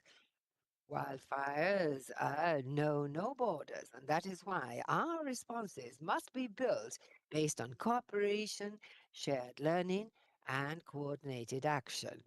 At FAO, we reaffirm our commitment to continue supporting the countries of Latin America and the Caribbean in strengthening policies, capacities, investment for the integral fire management, contributing to protect the means of life, ecosystems, and food security. Thank you. Muchas gracias. Thank you. And now we recognize Luis Doñas Núñez, Head of International Affairs and Cooperation of the National Disaster Prevention and Response Service, SENAPRED of Chile, and who somehow will comment on the experience of Chile, which is a country that has received help as a result of wildfires. And, well, thank you very much. Thank you, Omar, and thank you, everyone. And of course, reiterating what was said by my predecessor, I would like to begin this expressing the solidarity of the government of Chile with the tragedy that occurred in Venezuela. Venezuela and Venezuelans are a country and people with whom we have long-standing ties. And while we are here, the government of Chile is in fact mobilizing its aid capacities to join in the dozens of countries that have already expressed their full commitment and will to contribute to aid for the tragedy that is occurring now in Venezuela. So our greetings, our solidarity, and constant accompany. Well, part of what I wanted to share with you today has to do with the experience of coordinating international humanitarian aid. And here there's something that is very specific with regard to Chile, that although we do have real experience throughout history, wildfires have contributed in the last 5 years, I would say, to be the laboratory with which we are updating our capacities for receiving as well as giving aid. And also, I would like to say this up front before I get into my presentation, that cooperation in fire management has specificities. It is not as other international humanitarian aid, basically categorized in two ways: sending experts or sending objects in kind. There's a technical aspect, technical in terms of material and technical teams, which is major and that requires those special characteristics. And that is one of the reasons why, in fact, wildfires have been a catalyzer in terms of improving, updating our mechanism for mutual cooperation and humanitarian aid within the Latin American region. I would also like to mention some general aspects of international cooperation in Chile coordinated through SENAPRED, also cooperation for mitigation and preparation, cooperation for emergencies and disasters, those that make most headlines or really focus our attention. And then finally, some elements to reflect in terms of the best practices that we have discovered precisely with our experience in the last 3 major wildfires. In terms of the legal framework, our law 21,364 that determines the national system for response to disasters and gives functions to the National Service for this purpose, which is the organization I represent. The powers, what functions for civil protection and manage, together with the Minister of the Interior and International Affairs, anything related to civil protection and risk reduction. To connect all this, we have our policy for international cooperation, 4 main pillars. The first is the interconnection among international development agencies. We're speaking of adaptation to climate change, sustainable development, the new urban agenda, and of course, humanitarian action, together with the agenda for the reduction of the disaster risk. And second, strengthening capacities for territorial resilience. And here there's a passage element, which is very important, and verifying a gap, the last mile, so to speak. The density is quite relevant in terms of international regimes, in terms of capacity building, as well as cooperation for mutual aid in case of emergency. However, and this is a common diagnosis among risk managers in the region, that the arrival to that last mile, the territorial aspect of international aid is something where there is a variable record, and in many cases, it is here that we have an issue in obtaining substantive outcomes. So we need to further this view of the territorial aspects in the strategies for cooperation in order to mobilize resources, capabilities for this territorial resilience, so to speak. And so we went from a view of being centralized in our view to another view that has to do with developing territorial resilience. Second, and then cooperation for investment in resilience. In general, we've had substantive progress based on the Sendai targets. There's a reduction of deaths in disasters in recent years. However, the situation is not so flattering in terms of reducing damages and losses. And this has to do with the fact that the child least attended in this disaster risk reduction cycle has to do with investment in prevention. So our policy seeks to relay these aspects for them to be included in the leveraging of cooperation resources and joint action by states. And lastly, the idiosyncrasy, cooperation for public policy based on the principle of leaving no one behind. This is based on inclusion, horizontal inclusion, as well as vertical inclusion through these special groups for protection according to the International Convention on Human Rights. The idea is for these 4 pillars to support the capacities of the service and the national system. Now, there's one distinctive feature here in practical terms, that is the way that we address this.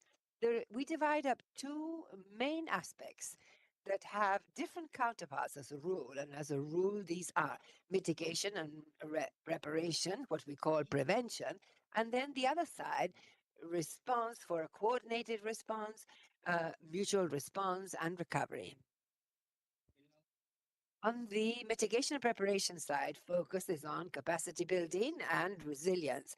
This is prospective and corrective, what we do while the disasters have not yet occurred, and involves medium to long-term management. It has an ecosystemic aspect, because we know it is not just the agency of risk management and civil protection that's involved, but rather you need to reduce the risk, and that will have to work with civil sectoral, multi-sectoral responses. And this includes knowledge of the risk, planning, mapping the risk, community prevention, human mobility in disasters, and resilience, among many others. Furthermore, and this we also know that goes through different channels. Just to put one case, in the first case, we're speaking of UNDR, UNDP, development agencies. In the second case, we're speaking basically of OCHA. And that is a response and recovery, focus on the technical assistance and humanitarian assistance. This is anticipatory according to the frameworks that we have developed, among others, within the UN, together with International Red Cross, and regarding the anticipation, what and management is of a different type. It is short and medium term. Medium term because we need to have protocols, but for immediate action. So these are mechanisms that we want to be for rapid implementation. You no longer have this ecosystemic approach of building a base, but rather it is forming task groups, bringing together the people who have the ability to decide quickly and are able to put in the resources within Chile and among other countries for aid to Venezuela. Emergency logistics, emergency cooperation, rapid data gathering protocols at international level, information for early warnings among countries and within and among countries, among others. The final outcome.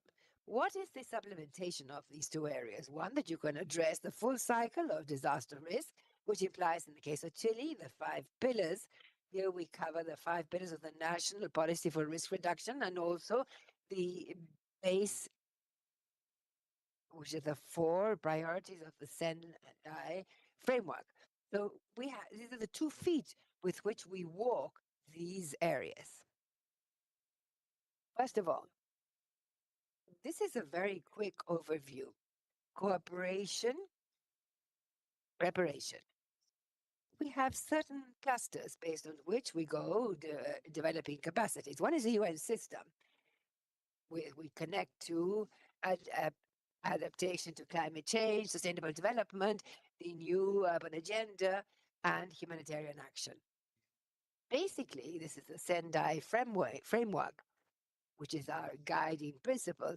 But in terms of coordination of the various UN subsystems, what we have generated, and this does stem from good practices gained during fires, we need to have a point-to-point, permanent, determined, predetermined between the office in Chile and Senapred. Senapred has the voice that brings the coordination of the official system requirements and the resident coordinator that receives them. And this is based on the 2023 wildfires. This has shown that it is not only is it the most effective mechanism, but it has also been established as a good best practice. Another area is resilient infrastructure, multilateral cooperation, understanding this was always something that everyone spoke about, but few addressed.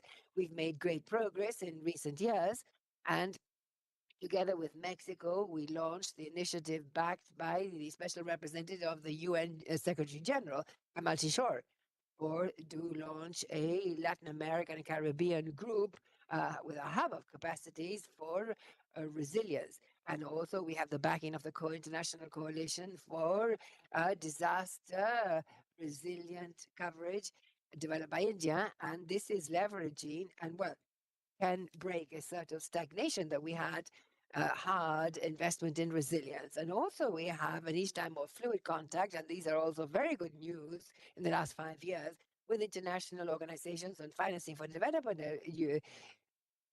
IDB and CAF. Many have contributed to this capacity hub. It is a regional venture for the time being, but there are also other key aspects. We have a Latin American review of the preparation for preparation. That has great potential. We're actively part of the Brazilian context that seeks to have these convergence between sub-regional regimes in the South American region. And also we're actively taking part in the APEC framework, also the other route led by China. And we also have a constant link with OECD and the COP, and when in their areas of expertise of those regimes, and also we're part of the Pacific Alliance in certain specific areas. And then, very quickly, some of the bilateral partners. This in general represents a cooperation portfolio within the sphere of preparation and mitigation. Now, this is important. As I said at the start, this is the experience that we have gained in the last 5 years, based on these high-intensity emergencies with wildfires. And this has allowed us to go fine-tuning mechanisms that does not necessarily mean that they've been appropriately implemented. That's important because many of the organizations involved in the organization tend to have political issues, especially those that have the skills and the powers to make coordination decisions during an emergency. And that's where you have a turnover, you have political movements. And so which are the key milestones that we can mention in the history? We have the earthquake of 2010 that revealed the weaknesses of the system in terms of warnings, monetary logistics, international humanitarian aid in general, with which to face this systemically. And another element that was also key was the beginning of the cycle, a greater recurrence of the meteorological events, floods and others in Punta Arenas, and in 2015, the smaller north, Atacama, with events that revealed the need for the mechanics. And as I said, what has put the golden clip is the wildfires that began in 2025 with Valparaiso, and then afterwards we have the Great Fire of 2017, the most affected area fire, and the other one in 2023, the most expensive in economic terms, the Valparaiso 2024, which is more expensive in terms of life. And finally, this year, so what are the challenges? First of all, something that we have called the paradox of capacity. 2010 showed us the weaknesses of the system. There was a decided movement from the Chilean state to set up elements that would allow us to address those gaps.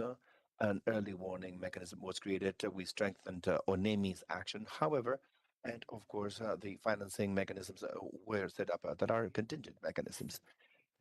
Those of us who work in the state, we know that is the money there? No, it's not there, but it is. For emergencies, you always have a budget. Now, having that fluidity, financial fluidity, creates a perverse incentive, which is a lack of investment in preparedness and the lack of investment on preset systems or prepositioned systems. So, with an adequately financed system, and with an institutional arrangement that had been beefed up, there was an incentive for ad hoc solutions. So we wouldn't have to reinvent the wheel for every emergency.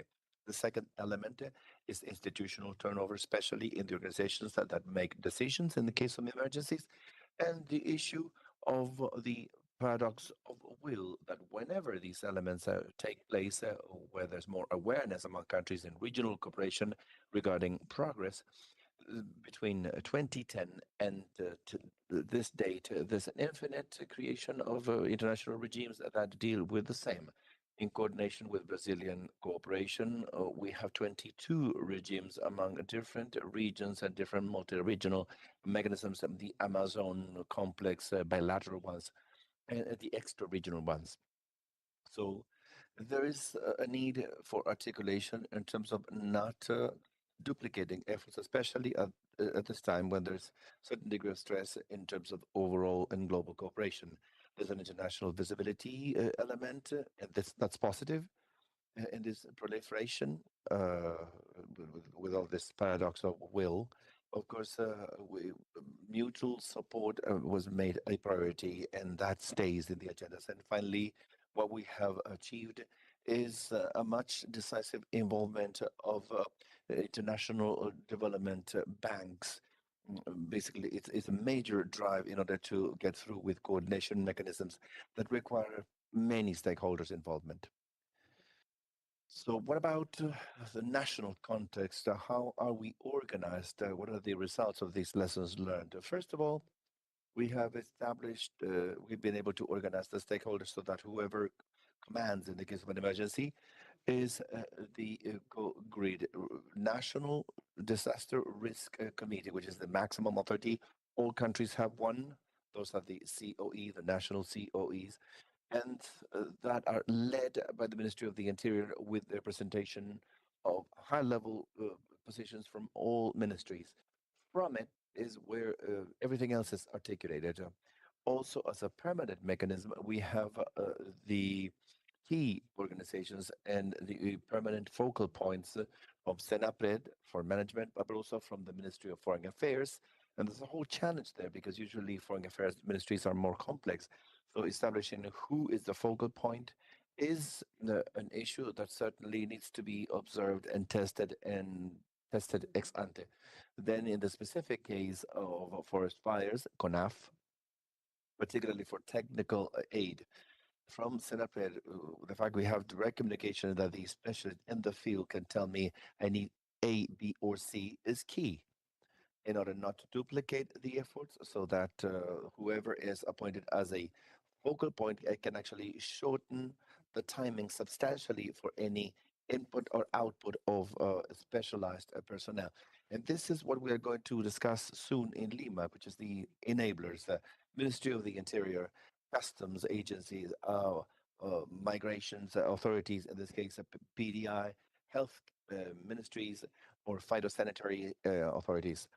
Besides that, the United Nations system in Chile, focal points, specific focal points. So from the Chilean state, we can consolidate a request for aid that can be communicated in a unified fashion to the local focal point.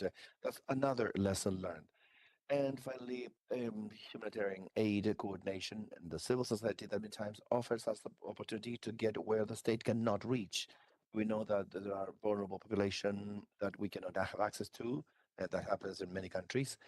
For example, when there are irregular migration or when there is irregular land occupation, the Chilean state cannot reach it. That's when civil society organizations allow us to fulfill the mandate to reach for everyone.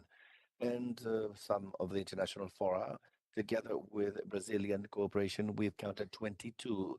We show here what happens in Chile, which is the Brazilian consensus about mutual aid between Latin America, the Caribbean, and the European Union. We are participating in the setting up of the new Ibero-American network. And finally, we also have a number of bilateral agreements. In closing, some of the lessons learned, and this is based on different experiences with forest fires. We need to make a distinction between technical assistance, which is the teams to manage fire itself, and humanitarian aid in kind. They have different requirements on different paths, and there are different priorities.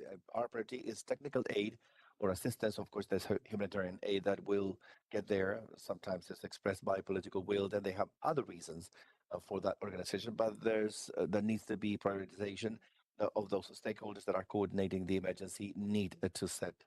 We have anticipatory coordination meetings before the wildfire season. We invite all stakeholders in the system to literally do a refresh before the turnover that I mentioned regarding lessons learned from the previous season, so that, for example, CONAF can renew its capacity catalog that is given to all the diplomatic delegations. So if there is a requirement abroad, the consulates and embassies already have it, so they can manage it with the local governments to which they are representing Chile.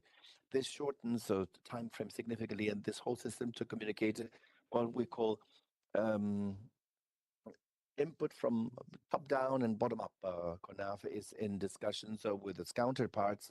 Senapred is in discussions with its counterparts, but all that needs to be sanctioned by diplomats. So those are the channels that can share the information throughout the entire process, and that's why we have these coordination groups. As to international humanitarian aid requests, that is an evangelization that we need to do with our authorities, both at the central level, the Minister of the Interior and Foreign Affairs ministries. That international call needs to be organic. This should come from COGRID and through an ex ante requirement assessment based on technical aspects. Now, the permanent coordination and monitoring a group for technical assistance and humanitarian aid, a single channel to request help from United Nations system. We have a robust vendor system for main requirements. Our need is regarding fire technical management, not so much a support to the population. And in order to do that, that is the incentive for donations to be done in money. And an account that's managed by the Minister of the Interior. What are the challenges and opportunities we face? These best practices shared by the stakeholders to turn them into a protocol.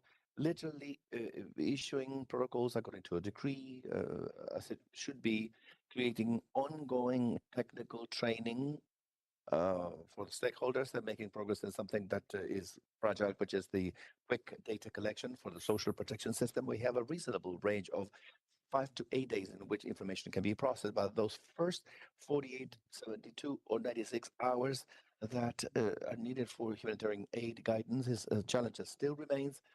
An incentive for donations not to be strictly for that specific disaster, but they can also be applied to reconstruction efforts, and a huge effort, which is a task for all of us sitting here and my counterparts on the continent, to have a coordination of international regimes regarding humanitarian aid.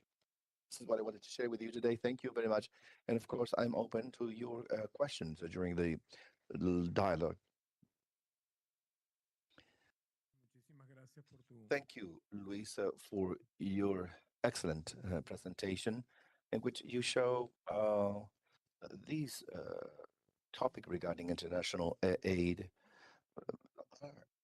institutional and technical at the same time, which is what should be part of that articulation. So thank you very much for this brilliant presentation.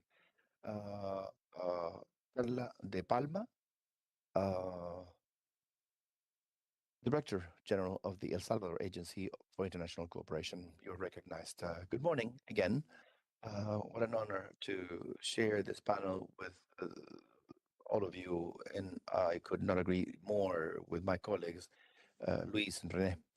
I agree with the fact that how Foreign Affairs ministries are involved in this, but based on what Luis mentioned, I hope we should we can find out why a cooperation agency is involved with the civil society protection system. For those of you who do not know me, the agency in my country was created on July 1st, 2020, in the middle of the pandemic. So it's been already almost 6 years since we are very onset, and that's why we share relations with cooperation agencies such as the one in Chile has been key in order to grow and to progress. But I should say also that within our office, there's a very important chapter regarding disaster and risk management. We were born as a presidential agency, such as the Uruguayan agency. But last year, the decree was changed, the legislation changed, and we are now an agency that reports to the Ministry of Foreign Affairs. Regarding that aspect, one of the main or first ministerial agreements by our Foreign Affairs Ministry, Alejandra Gil, that ministry will coordinate and manage humanitarian aid internationally in emergency situations, and that coordinated with what we have, which is the National Civil Protection System.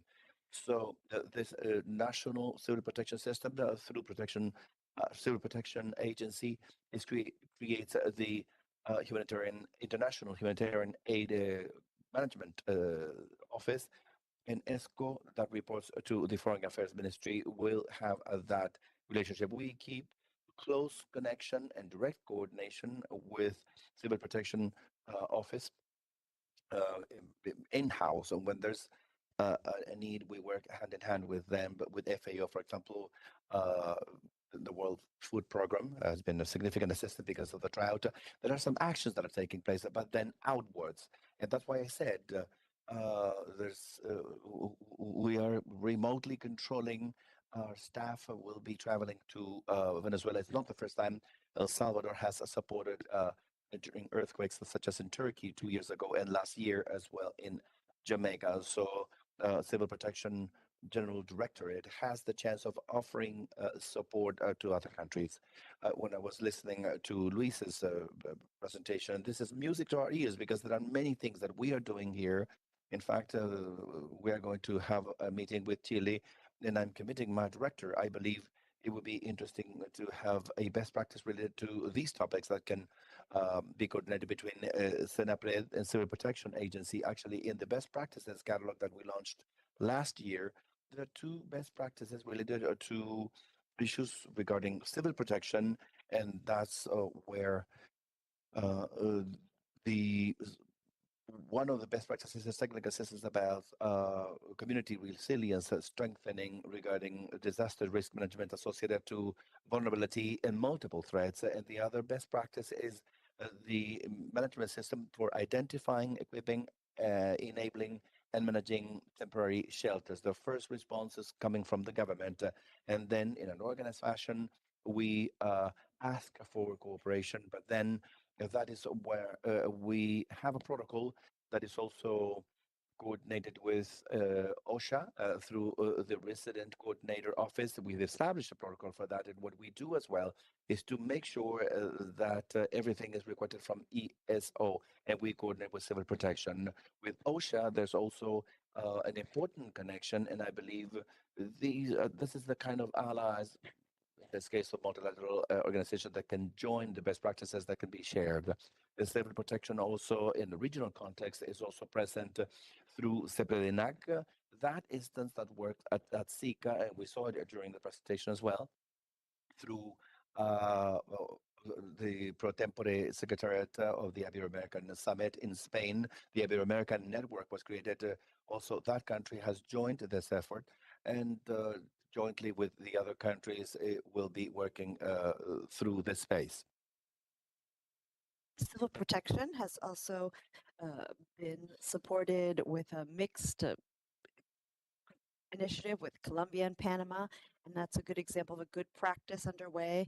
And we have also been able to learn of other countries' experiences. We have the humanitarian assistance team as well, and through the ISCO, civil protection, and the Foreign Affairs Ministry, we work on that team, and this has received support from the UN humanitarian area, civil society organizations, both national and international cooperation.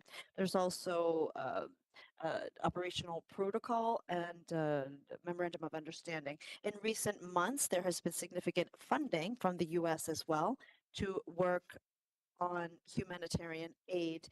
And we, of course, are focusing on drought. We have worked with FAO, the World Food Program, UNICEF, and other international organizations and NGOs. This has been coordinated through the resident coordinator's office. Raul Salazar is in charge of that office in El Salvador, and the government team is also engaged to make sure that that aid actually reaches the beneficiaries. And of course, this is all aligned and coordinated with government agencies. I know some of you already mentioned here, and we are working with the Risk and Disasters Office as well. And last year, through the ESCO and Civil Protection Agency, we had some dialogue with the banking industry. CAF, the World Bank, the IDB, and other organizations were present. The Ministry of Finance, the Ministry of the Environment were present as well, coordinating these activities with the view to better position risk and disaster risk management and public funding in our countries. Now, these are efforts that we also coordinate with other partners, but again, in keeping with the needs as established by the Finance Ministry.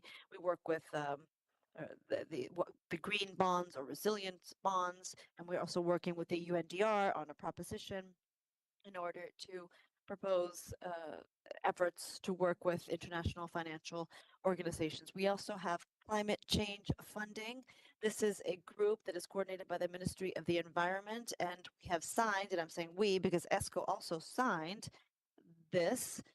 So ESCO, the Ministry of Finance, the Central Reserves Bank, and the Ministry of the Economy, and another organization, and the UNDP providing support, technical support, have all worked together on this technical assistance for climate change body. There's another NGO involved, and all of the efforts have been comprehensive and integrated so that we can avoid duplicity. That's another goal because we want to reinforce integrated risk management as well, using early warning systems, for example, preventative efforts. And this has allowed us to offer humanitarian cooperation or to share our experiences with other countries when needed. I think the key is prevention here. it's important to be able to be a step ahead of situations and in order to provide support when humanitarian aid is needed, even though it might be limited. Now, through South-South cooperation, we can also share these experiences with you. They have enabled us to find the right formula in order to provide support when necessary. So on behalf of El Salvador, I would just like to mention that we are willing and available, and we could also provide impetus for South-South cooperation from that field. Thank you.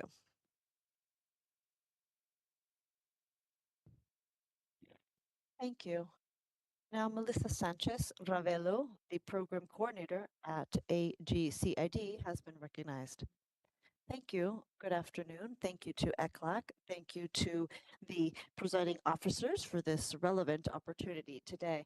I would like to share with you today how AGCID understands international cooperation for promoting disaster risk management concepts. Today, I would like to refer to a very important issue. Now, Chile continues to receive technical assistance in this realm. We also provide specialized technical knowledge support, and Chile has been consolidated as a regional hub with regard to disaster risk management. Now allow me to move on to our institutional mandate. The AGCID is a state agency in charge of coordinating, organizing, and leading our international cooperation initiatives in Chile, as well as those that we offer to the rest of the world. And with regard to risk management, our role is carried out in 4 areas. First, we work on coordinating partnerships. We are the focal point connecting Chile with international partners such as GIC, JICA, AECID, and other multilateral organizations. Secondly, we work in the realm of knowledge mobilization. We transfer Chilean technical experience to countries throughout the region. And thirdly, we coordinate response actions when emergencies occur. When emergencies occur, AGCID is in charge of managing the financial resources that are donated. And we work closely on this with SENAPRED. And our 4th area of action is how we have positioned Chile as a regional hub for training and resilience to disasters. Now, why do we do this? Why is this so urgent? Well, simply given the context our region faces, Latin America and the Caribbean is one of the most exposed regions globally to natural disasters. We also know that disasters have an impact on our development process, and each peso that we spend on disaster relief is money that we do not invest in closing other gaps. At the agency, we have focused on 3 key areas. The first, is on tsunamis and earthquakes. The Maule earthquake back in 2010 and the major one in Japan in 2011 marked a turning point with regard to a shared agenda in terms of R&D and disaster risk management between Chile and Japan. We also focus on infrastructure and regulations, addressing structural challenges with anti-seismic construction, and we also work with SENAPRED and the Ministry of Health. And then finally, the other key area is wildfires. We know that this is a priority area that calls for cooperation in terms of prevention and immediate response. And here, the Sendai framework has been crucial. International cooperation is essential in order to leverage and promote our country's capacities. Then in the case of Chile, we have a historic partner in this realm, and that is Japan. So Chile and Japan's ties have been in place for more than 60 years of bilateral cooperation. We are natural partners in this realm because we have faced a high frequency of disasters, and together we have learned that each experience allows us to gain knowledge that can be subsequently transferred to the rest of the region. In 1999, together with JICA, we launched the Japan's Chile Partnership Program, JCPP in English. establish. And this is the institutional framework that JICA and our agency work with in order to design and implement triangular cooperation programs. At present, we are rolling out our 2030 JCPP, which focuses on co-creation aspects, circular cooperation, and innovation. And how does this actually work in practice? Well, we design the projects together, this co-creation. These are triangular projects as well as international courses, seminars, workshops, and we also make Chilean and Japanese experts available to participate on the projects. How did we create the JCPP? Well, this was a very long process that involved close coordination with Japan and Chile.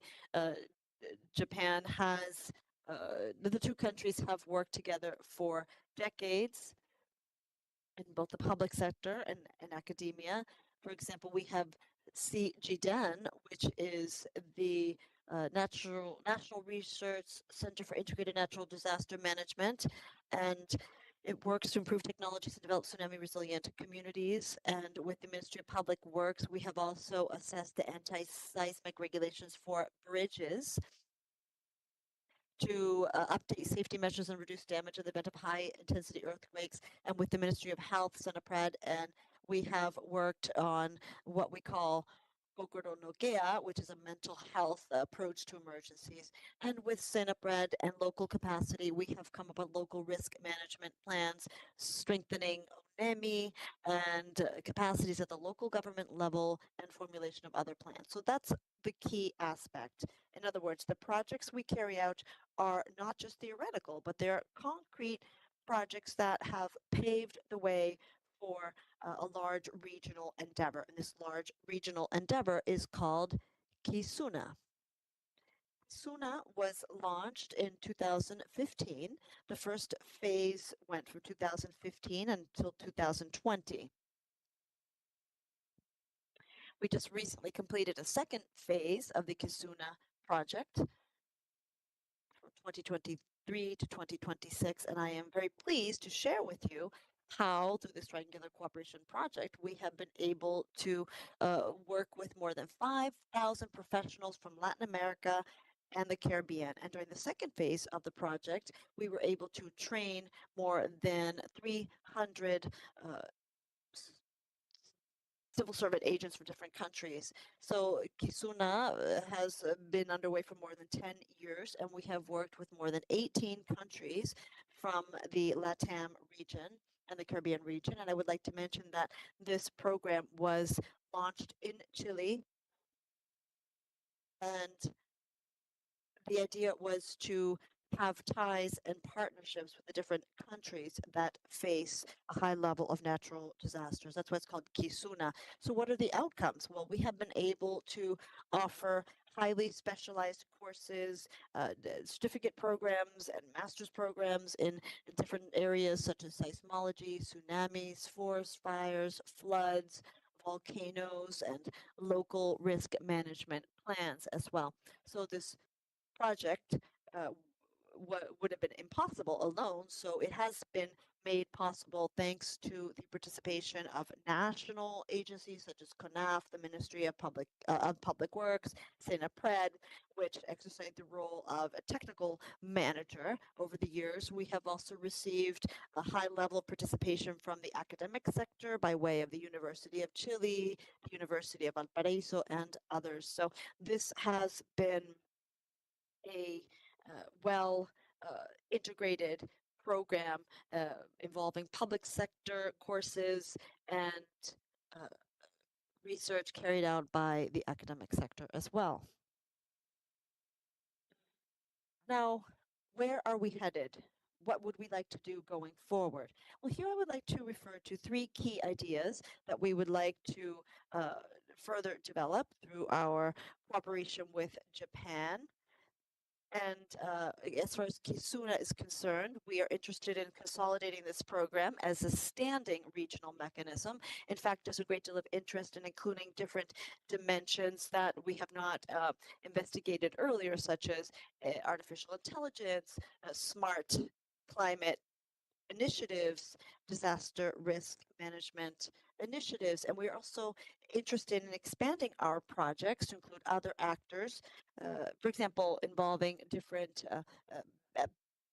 aid banks such as CAF, IDB, and others. And thirdly, we would like to mention that as an agency, we are very available and open to continue fostering triangular cooperation projects with our national partners who have been crucial in promoting this international cooperation agenda for disaster risk management. And finally, I would like to close by underscoring how Chile has learned a great deal from our multiple disasters.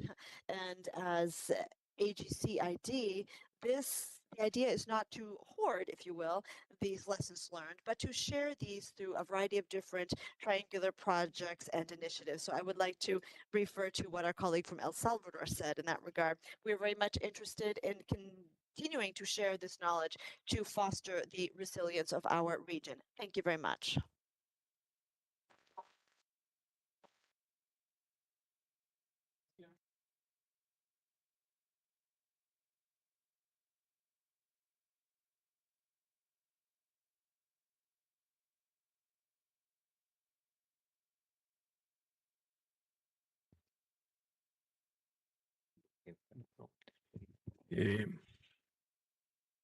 Tiene la palabra.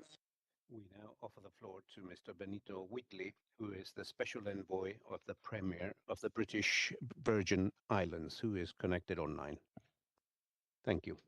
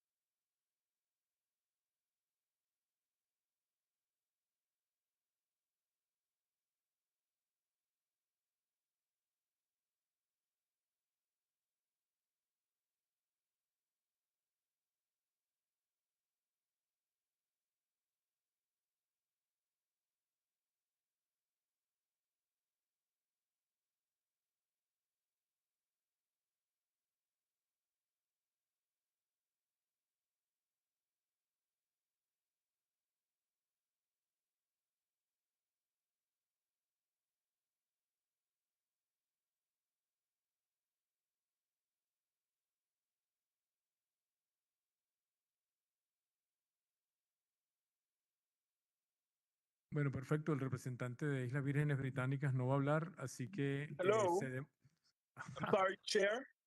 Chair, apologies. I've just realized you've called on me.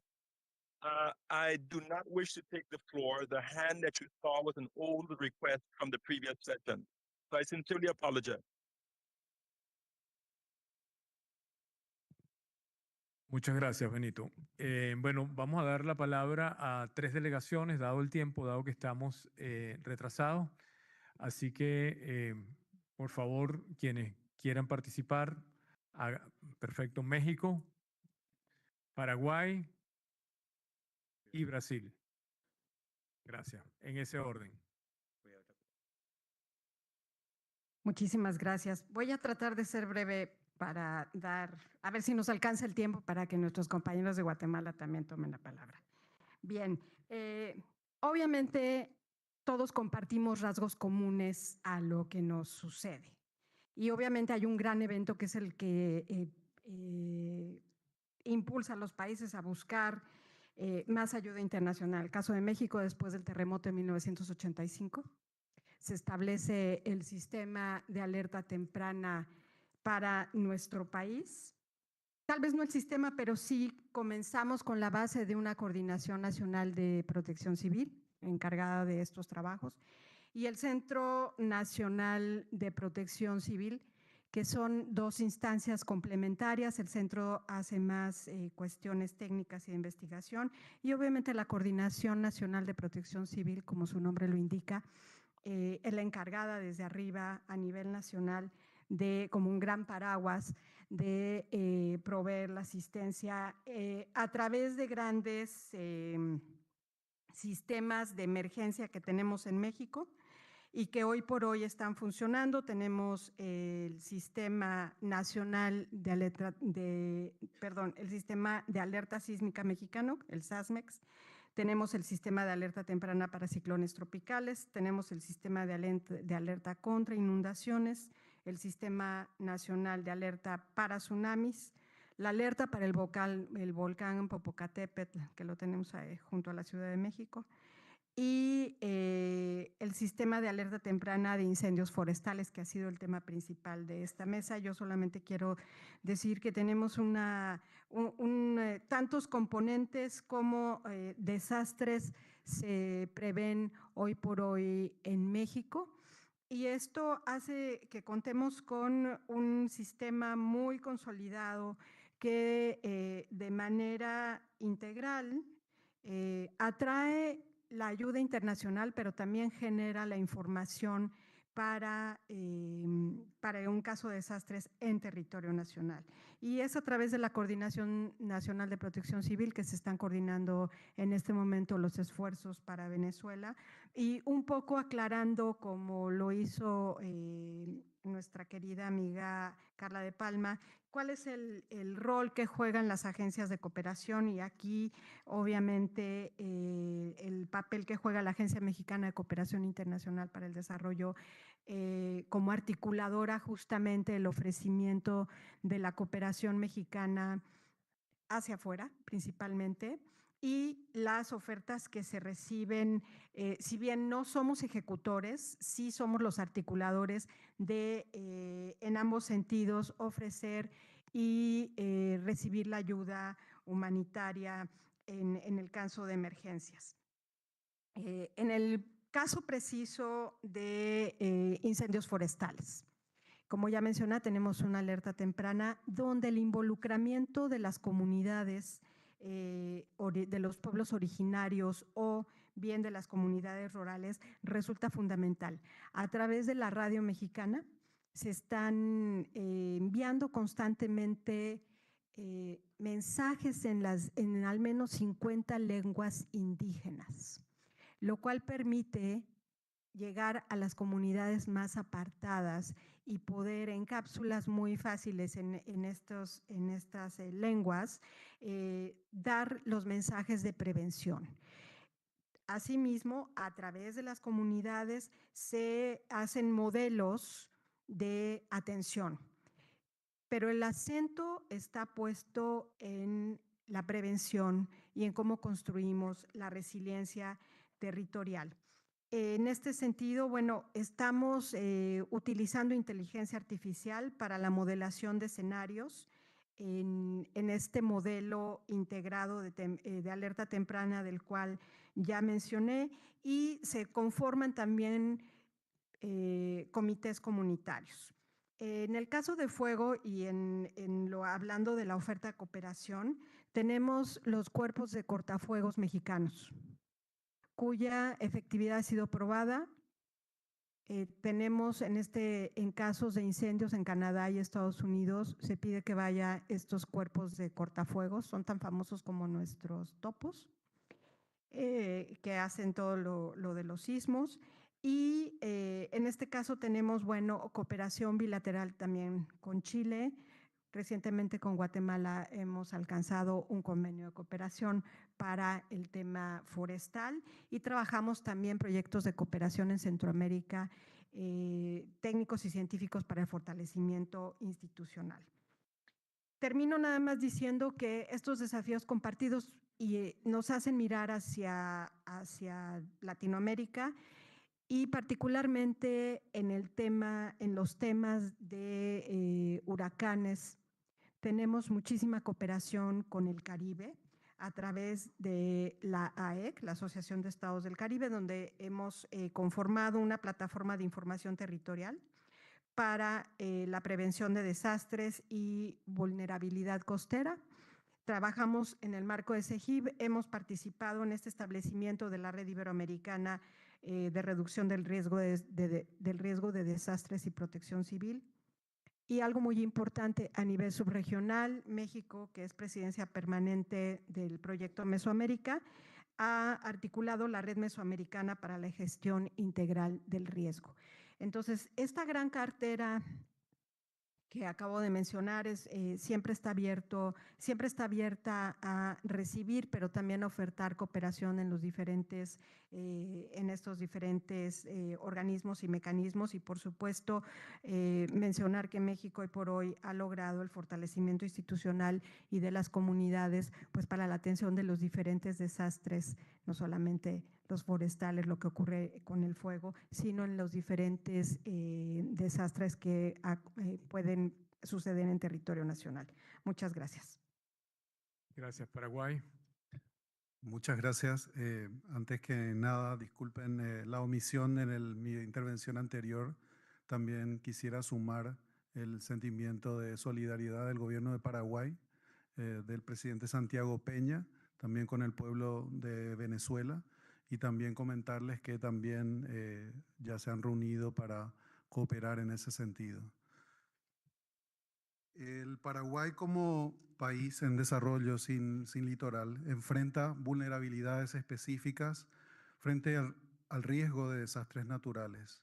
La creciente frecuencia e intensidad de las sequías afecta la navegabilidad de los ríos, principal vía de conexión del país con el mundo, y la in our rivers and hydroelectric generation, which is the vertebral column of our electricity matrix or grid. And thus, and we recognize that comprehensive management of risk and disasters is an increasing priority for Latin America and the Caribbean.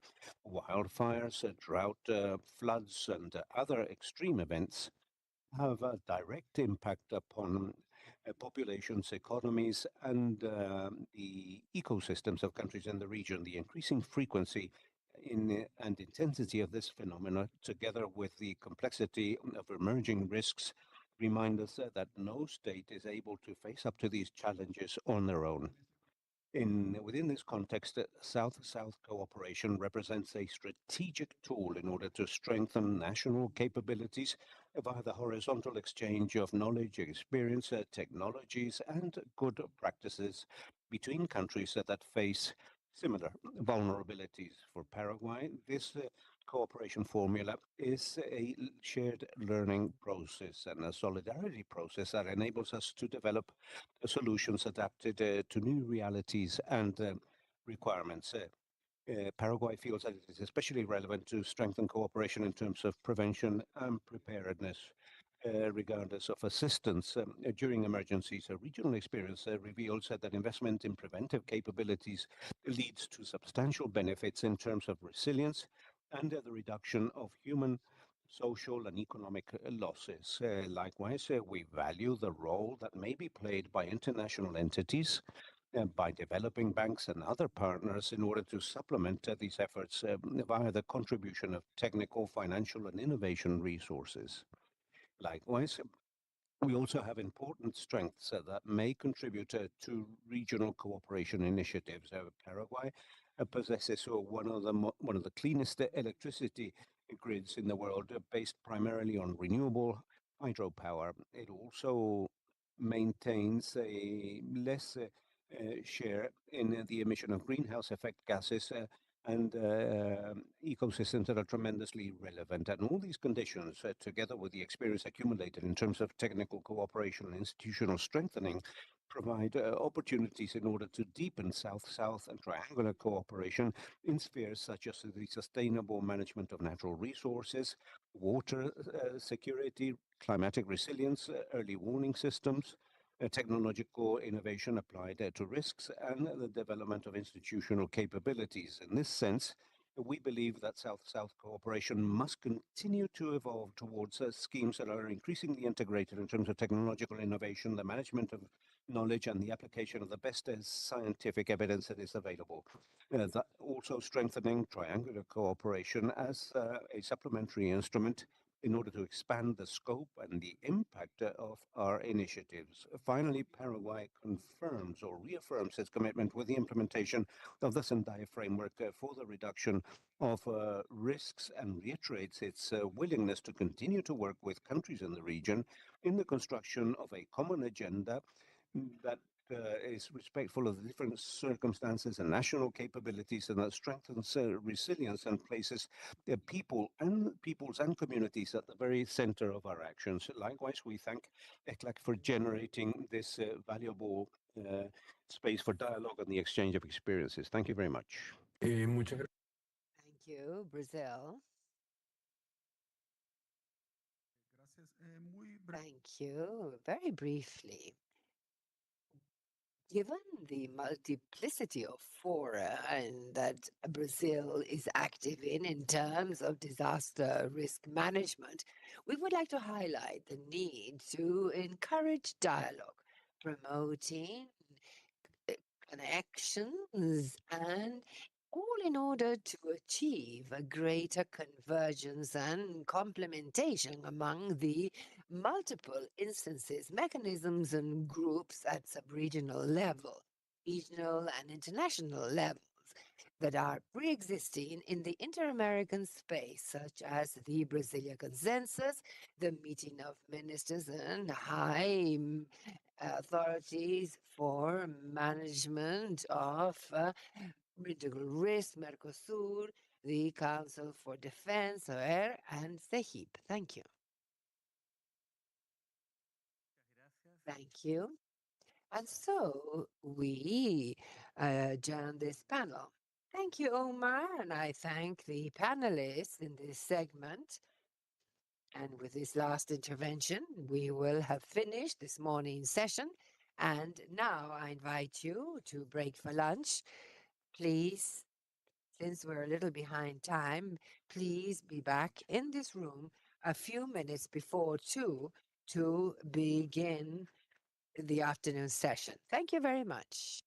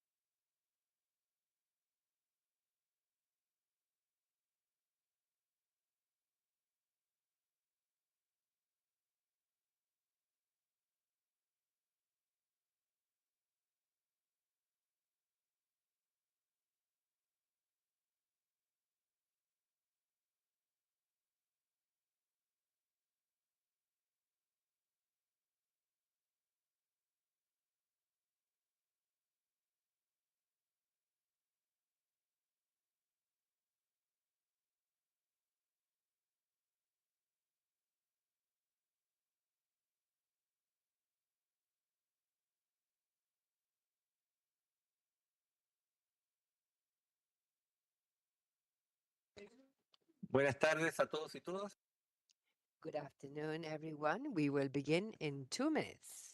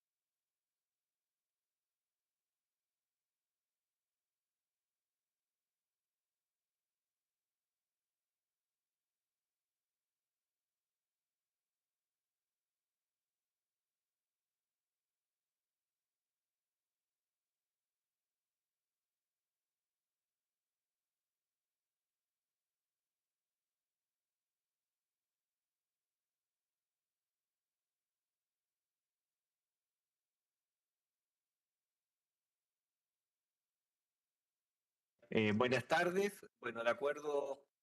Good afternoon. As agreed, we are going to start the afternoon session. I'd like to offer the floor to my colleague Lidia Rosa Yeni, the Public Affairs Officer of the Secretariat at ICLAC. Thank you, Enrique. Thank you all. It is an honor to welcome you to this panel entitled Civil Agreement, a Multi-Stakeholder Strategy for International Cooperation in Latin America and the Caribbean.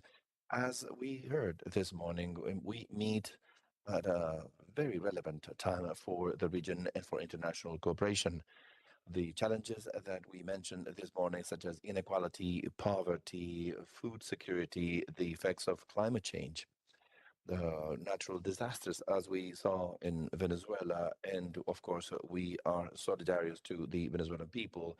Human mobility, digital transformation are ever more complex and interdependent challenges, and no actor or stakeholder is able to deal with them by themselves. So that's why the civil commitment adopted by consensus in the Fourth International Conference on Financing for Development at UN that took place last year in June highlights the need to strengthen international cooperation based on broad, inclusive, and effective alliances that can articulate governments, international organizations, development banks, private sector, academia, civil society, local governments, as we heard this morning. So in our panel, we will address three key aspects: how to foster international multi-stakeholder cooperation, improving coordination among the different stakeholders in international cooperation to prevent duplication and to strengthen the supplementation, how to mobilize resources, capacity, and knowledge through multi-stakeholder alliances or partnerships in a context of financing gaps, and how to adapt and strengthen follow-up mechanisms for the civil commitment in Latin America and the Caribbean. And in order to do that, we have a great panel with panelists and distinguished panelists whose experiences represent different dimensions of the international cooperation ecosystem. And let me introduce them right away. Rosa Vázquez Orozco, she is the Undersecretary of International Cooperation of the Ministry of Foreign Affairs and Human Mobility of Ecuador. Noela Maria Pantoja Crespo, Executive Director of the Peruvian Agency for International Cooperation. Carmen de Diego, General Coordinator of the Spanish Cooperation Office for the Southern Cone of the Spanish Agency for International Development Cooperation. Dinora Singer, she's the Senior Executive of the Chile Office of the Development Bank of Latin America and the Caribbean. And Francisco Villarreal, Economic Affairs Officer of the Economic Development Division of ICLAC. Thank you all for being with us. So we'll start with the first remarks. Each panelist has about 7 minutes, and we'll open to the delegation's remarks and responses. So we'll start with Rosa Vasquez. From the perspective of your administration, what do you think are the main challenges in order to progress towards international, multi-stakeholder international cooperation focused on the civil commitment, and what institutional conditions are necessary for that articulation to generate specific results? You have the floor. Thank you for this opportunity. Once again, I'd like to thank on behalf of Ecuador for this invitation to deal with valuable topics and that are gaining importance, such as South-South cooperation.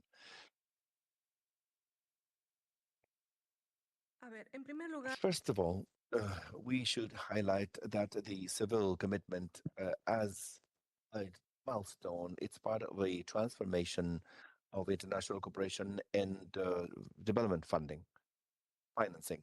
This has forced us to rethink and to analyze that there are fewer resources, more needs, more development requirements, more stakeholders that are involved, and new partnerships requirements. This leads us to think about South-South cooperation over again.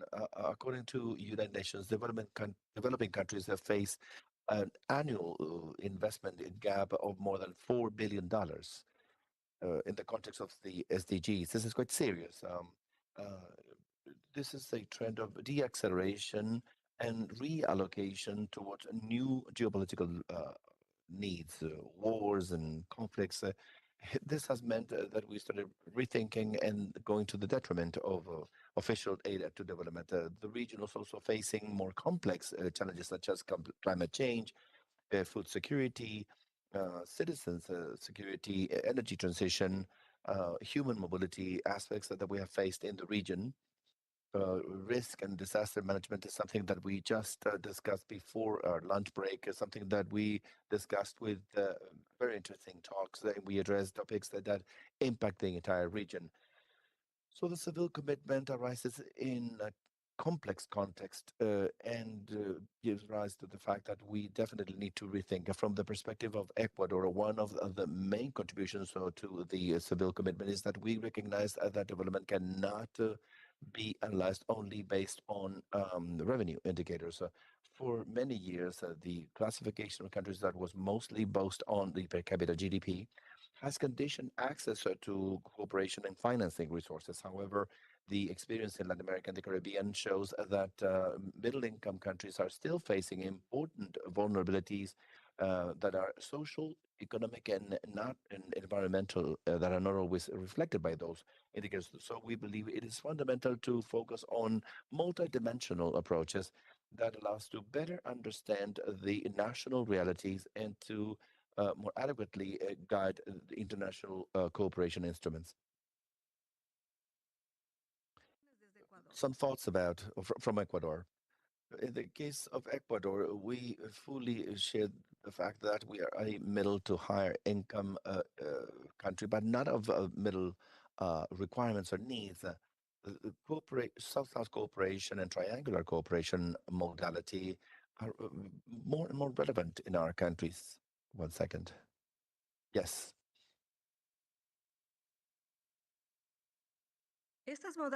These modalities allow to exchange solutions that are adapted to similar contexts to strengthen capabilities and to also build shared knowledge that supplement other ways of cooperation.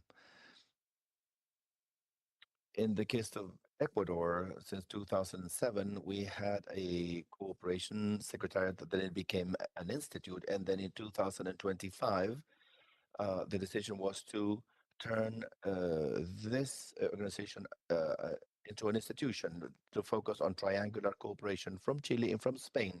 And we were able to create the the Undersecretary of National Cooperation to coordinate, implement, and to monitor cooperation. In fact, we also have a very interesting system for the record of the aid and support programs that we carry out. What is the current situation in Ecuador?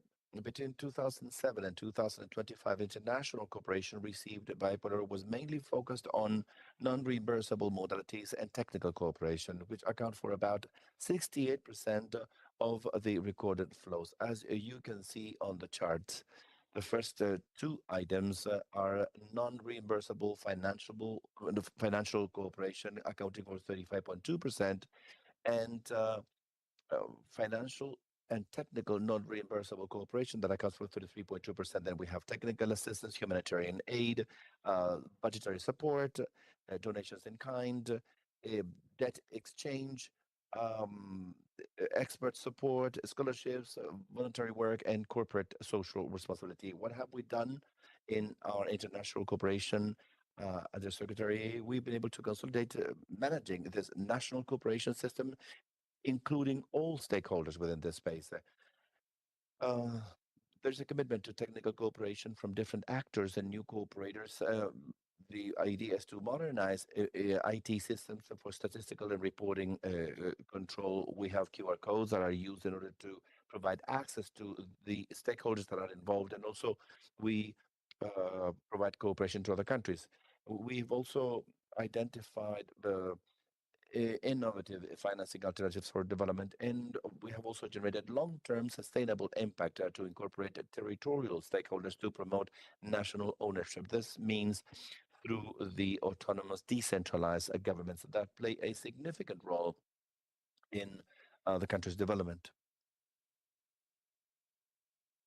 Ecuador has three specific experiences that illustrate this vision. We've been able to do the debt for nature swaps.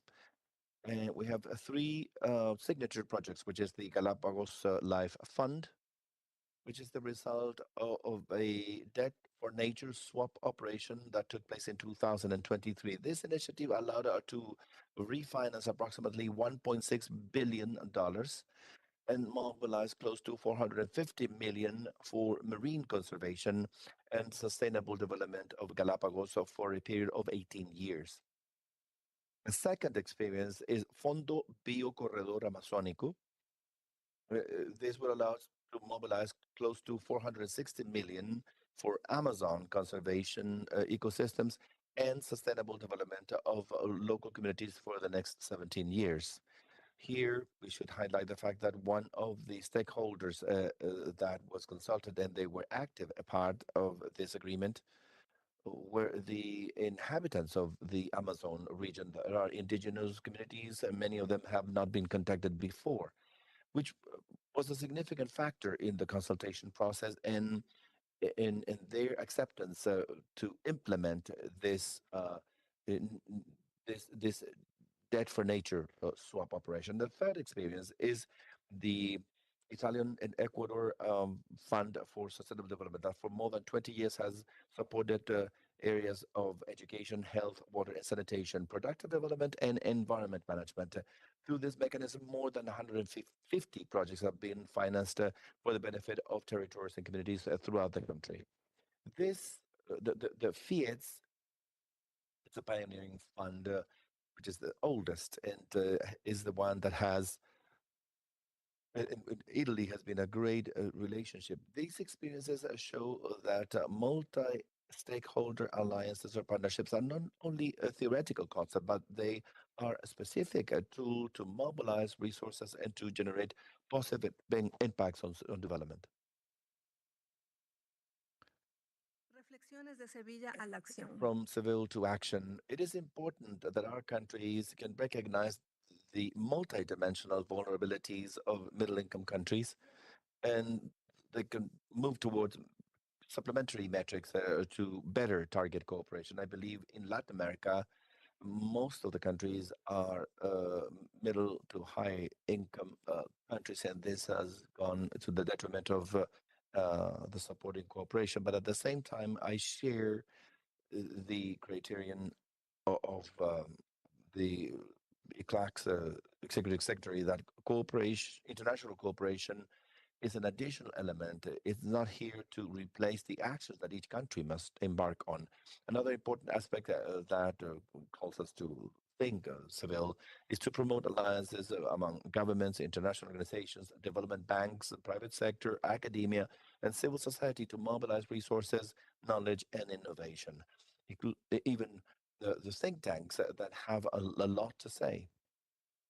Third, we believe that strengthening regional mechanisms for measuring transparency and monitoring of cooperation to make these results visible and to facilitate decision making. And in that sense, my country is offering our neighboring countries the South Catalog, which is Ecuador's effort and to provide technical assistance as well as we receive aid. We also offer cooperation. So in July, we're going to be officially launching this catalog that will be available through all these mechanisms for all of you. And just in closing, I'd like to convey the greetings and the thankfulness of my government for giving our country the chance of sharing our experiences in South-South cooperation. It is a tool that we must strengthen, we must enhance. And for Ecuador, this has been quite positive to receive support when we've had natural disasters, receiving aid from countries such as Chile, Brazil, and Mexico, who are very experienced. And we also have experience, and we're also willing to offer that help. So this is a win-win type of situation. With this final thought, I'd like to close my comments and to thank you again.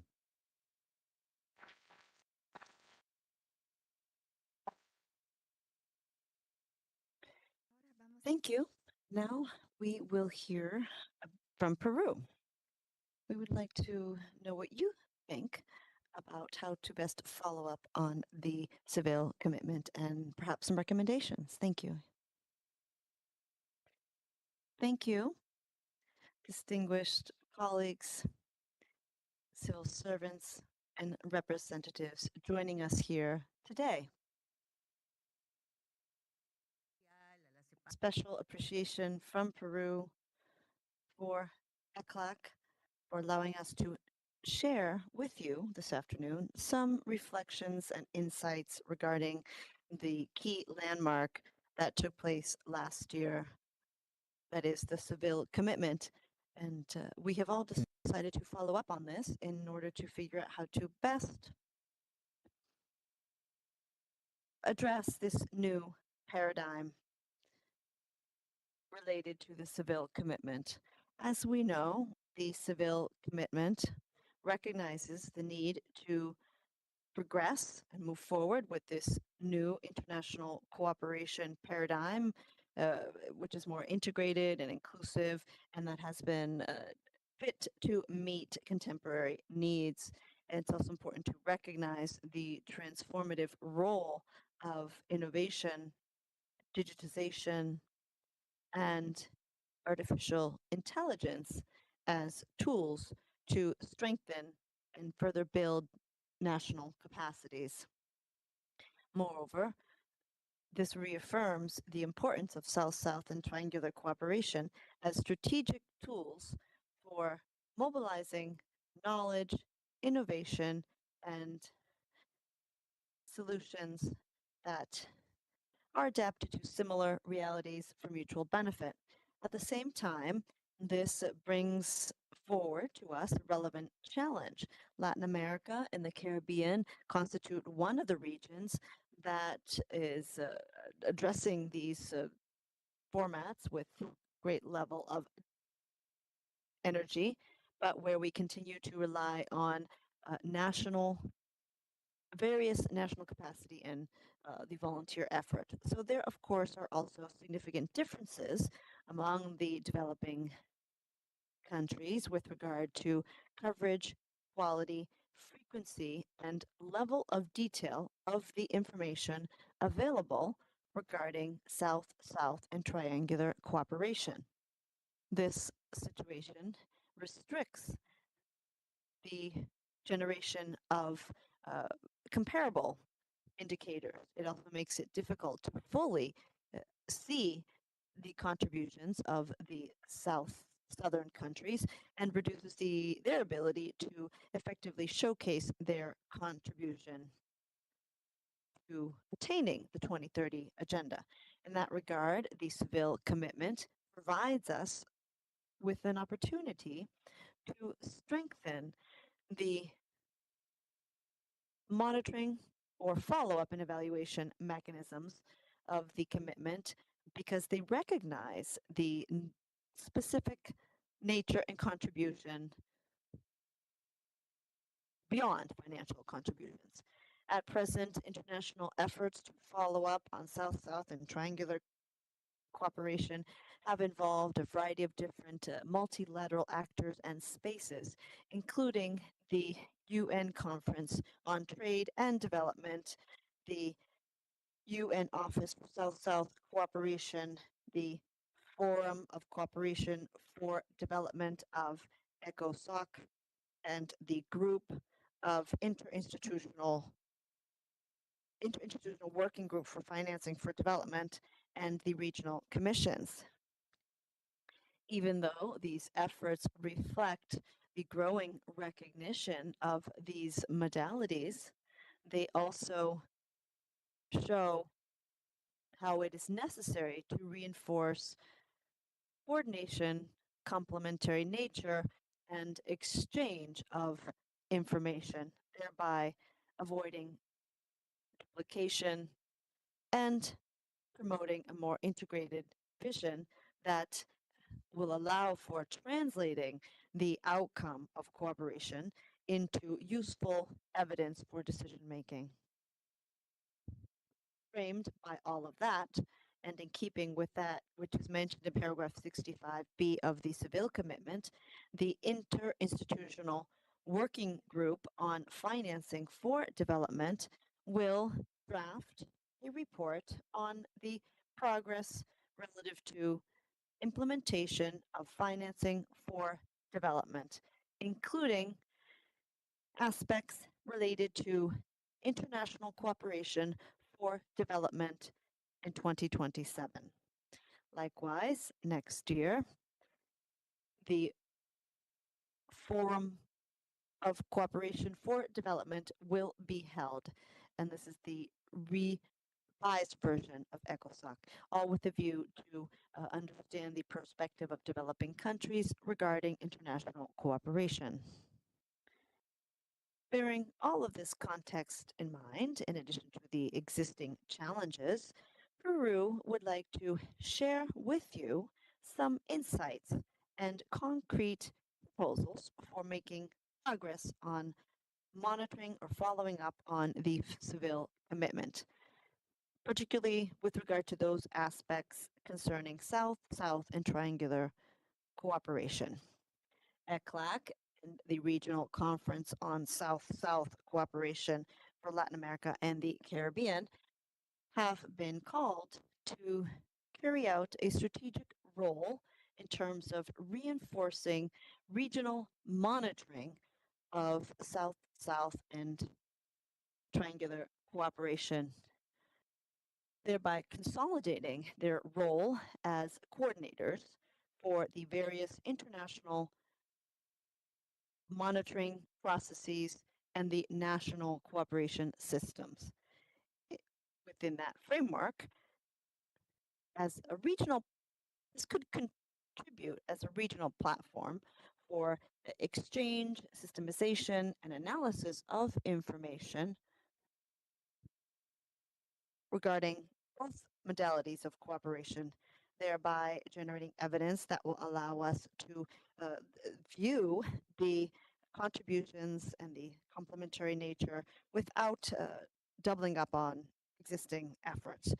And it is from this perspective where CLAC could contribute by generating consolidated and periodic information from a regional perspective that would allow for understanding the contributions made by Latin America and the Caribbean.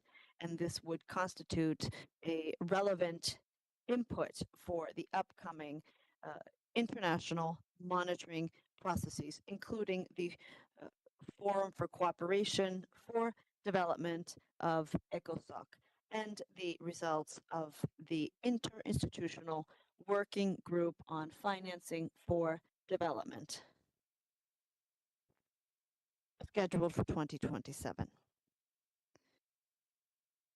Using as a basis the technical document shared by the Secretariat of ECLAC entitled Institutionality and Follow-up Mechanisms for South-South and Triangular Cooperation for Financing for Development, it has been suggested that a regional voluntary reporting template be developed, including common definitions, minimal standards, and shared indicators.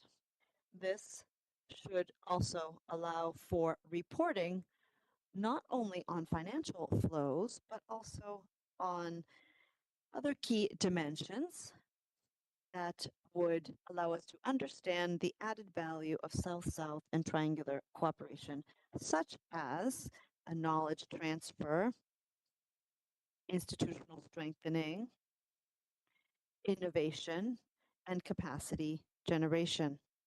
Likewise, we also believe it is important for this tool to be developed prior to publishing the ETF report in 2027, and that it include a voluntary pilot program with a group of countries from the region that would allow for validating methodologies, indicators, and reporting mechanisms before moving forward with progressive implementation. A regional pilot initiative would constitute an opportunity for coming up with a viable, flexible, and adaptable approach to national realities. Finally, it is crucial to move towards greater interoperability of information on South-South and triangular cooperation. To that end, it would be important to promote minimum standards regionally with regard to nomenclature, sectoral classifications, etc., that would facilitate the regional consolidation of information and how this information is tied to global platforms. It is from that perspective that South-South and triangular cooperation should continue strengthening their contribution to building capacity among individuals and institutions under a multi-stakeholder and multi-sectoral approach, thereby promoting inclusive partnerships aimed at outcomes and that aim to secure mutual benefit.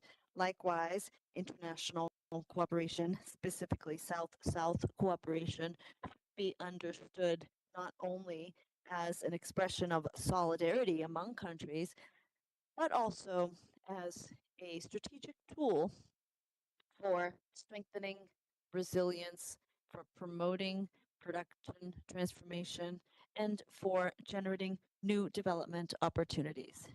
In that regard, it is crucial to push forward with initiatives that add value to our existing capacities and that bring about resources in keeping with each country's national priorities and needs, thereby contributing to allowing economic growth to result in tangible benefits for our societies.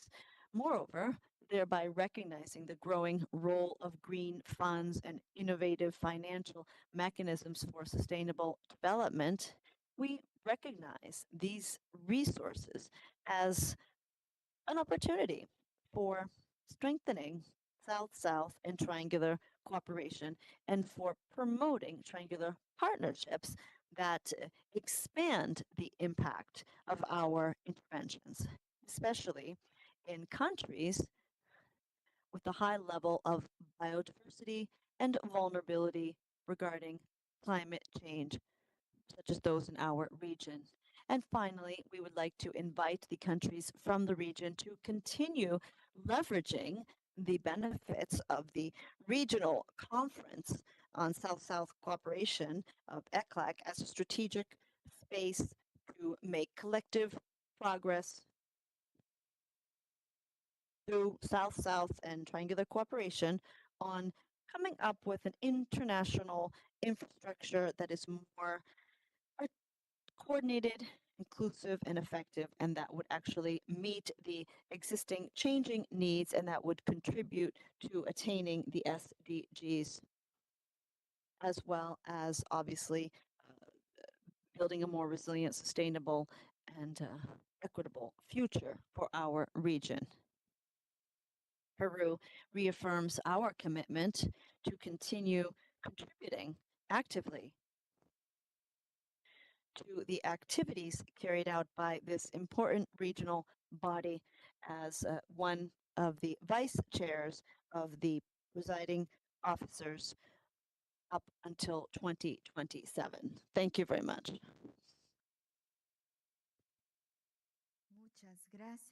Thank you very much. We're taking due note of these very concrete recommendations. And now we go to Spain. How is Spanish cooperation evolving in order to respond to the challenges that require more horizontal, innovating alliances and in order to promote the monitoring of the civil commitment which was approved in your country? You have the floor. Thank you very much. First of all, I would like to express the solidarity of Spain considering what is happening in Venezuela. And of course, we agree with everything that has been said beforehand. In this sense, I would like to thank ECLAC and the presiding officers for enabling us to express our views about the civil commitment, and especially in terms of multi-stakeholder alliances. Within a complex international context that we have discussed today, the conference, we believe, achieved something which is very important, and that is to renew the international consensus around financing for sustainable development and also to confirm the commitment on the part of countries with the 2030 agenda. One of the main legacies of the conference is the civil commitment that provides us with a renewed framework for the financing for development, a roadmap in order to advance and mechanisms to reinforce accountability. I mentioned the roadmap because I feel that it is very important that in this conference we not only make declarations, but we enter into a clear commitment related to actions. And recently we were in Uruguay where we held a meeting of EU CELAC in order to analyze the agreements of the EU CELAC summit. And one of the things that we analyzed is how those agreements and how that agreement and how this dialogue become actions and have an impact upon inclusive development. And I believe that the summit, this means progress because we already have a roadmap, and I would like to highlight the platform that is created as a result of this innovating tool, which is the platform of action of Seville, promoted by Spain and the United Nations. This platform is basically an open and flexible space in order to mobilize coalitions of stakeholders committed to the agreements that have been entered into. We're betting on multilateralism, but geared towards action. I would also like to highlight the effort and the work that is being done in the Latin American and Caribbean region and the important role that is being played in this effort and in this inclusive and sustainable development. and the importance of the region, and in the experience that you have with horizontal cooperation on a multidimensional approach to development that recognizes that progress cannot only be met via or measured via income per capita, and thus countries in the region are actively promoting many of the initiatives that form part of the Seville Platform of Action. And I would like to mention some of these initiatives that are being promoted here in the region and that we have accompanied us from cooperation. First of all, the Global Alliance Beyond GDP that seeks to supplement traditional indicators in order to better reflect the development realities of Latin America. Defending the need to incorporate dimensions such as inequality, vulnerability, and resilience. I would also like to highlight the role played by this region in important issues such as the care agenda, which is an agenda that involves all of us in and touches upon all sectors and all our development challenges. We talk about the incorporation of this of the gender perspective, but I believe that the care agenda is present in all fora and in all spaces, and and linked with all the work that we're doing to achieve sustainable and inclusive development. And this is a care agenda that links equality, productivity, and social cohesion. And together with this, we find in the region, and we have been accompanying initiatives linked to the strengthening of social protection, the promotion of a fairer fiscal situation, trying to find solutions to the challenge of the debt, gender inequality, or the or financing or the location of financing so that it can come closer to territories. What is relevant in these initiatives is not only its content, but also the way in which it is being built. The Seville Platform of Action brings together, as was well said, governments, international entities, development banks, the private sector, academia, and civil society around shared objectives. This approach reflects the conviction that present challenges are far too complex to deal with them alone. Financing for development requires new formulas for collaboration and for the financing of development, and requires it means that we have to build confidence, and the Seville Platform of Action is a concrete example of how we can advance in that direction. All these initiatives have something in common. They require wide-ranging and effective alliances, and no stakeholder can alone tackle challenges, such challenges, and therefore the multi-stakeholder approach is very important in the Seville commitment, and it is here where South-South and triangular cooperation can make an especially valuable contribution. Triangular cooperation contributes, as was well mentioned, confidence, mutual learnings, and capacity building. Its horizontal nature favors co-responsibility and enables us to build solutions adapted to the needs of partner countries. As from Spanish collaboration, we are betting on this formula via the Triangular Cooperation Program for Latin America and the Caribbean. This program, this Triangular Cooperation Program, is a program that has already been implemented for a long time by Spanish cooperation. It has accompanied companies in the implementation of these types of programs, but it is now renewed because we have incorporated a term that has been repeated over and over again in your presentations, and that is the term innovation. And in many presentations I've mentioned about co-creation also. Costa Rica spoke about co-creation, they spoke about innovation, and as from Spanish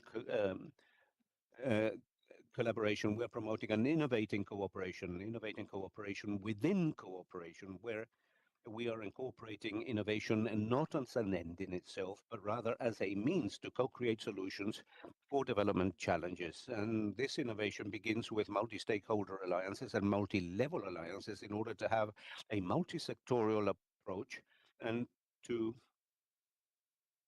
jointly find solutions that lead to sustainable and inclusive development. And precisely this work, this South and triangular cooperation, which begins with an inspiration, because countries are not here to copy responses from one country or to the other, but rather to receive inspiration from those learnings and good practices. And as from that mutual learning, innovating cooperation seeks to co-create answers for those challenges. And so we mention innovation as a fundamental element for its South-South and triangular cooperation initiatives. In this work, we have developed and launched 40 multi-stakeholder alliances that we are working in different sectors, such as ecological transition, the digital transition, gender equality, or institutional strengthening of cooperation entities. Beforehand, you mentioned the work being done by Ecuador, Chile, and Spain via triangular cooperation, or I could highlight the work that is being done between Guatemala, Chile, and Spain in order to strengthen the institutional framework for international cooperation. Our experience confirms that triangular cooperation is a high-impact formula. It not only strengthens capacities and generates confidence among institutions, but it also contributes to reducing the perception of risk and to create better conditions in order to mobilize resources and investments geared towards sustainable and inclusive development. In addition, triangular cooperation makes a direct contribution to the financing for development agenda, because it helps to link technical capabilities with financing opportunities. It enables countries to share knowledge, to strengthen institutions, and to generate the necessary conditions so that we can have more sophisticated financial instruments. It also favors a better identification and bringing to the fore non-financial contributions such as knowledge, technology, or mutual learning. Aspects that become increasingly relevant in order to understand the true value of alliances for development. Likewise, it can facilitate access to innovating financing instruments and to specialized knowledge in spheres such as sustainable financing, the green transition, or the responsible fiscal management.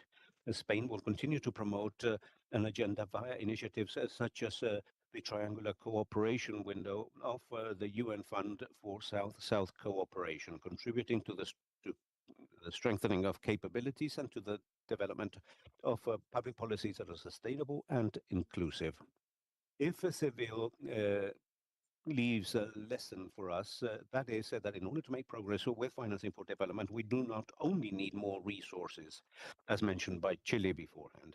What we require is to also improve our alliances. Latin America and the Caribbean have an extraordinary experience in horizontal cooperation in the construction of shared solutions, and this experience will be fundamental in order to make the Seville commitments and to turn the Seville commitments into tangible results for our societies in spheres as relevant as care, social protection, the green transition, digitalization, social cohesion, or the sustainability of the debt.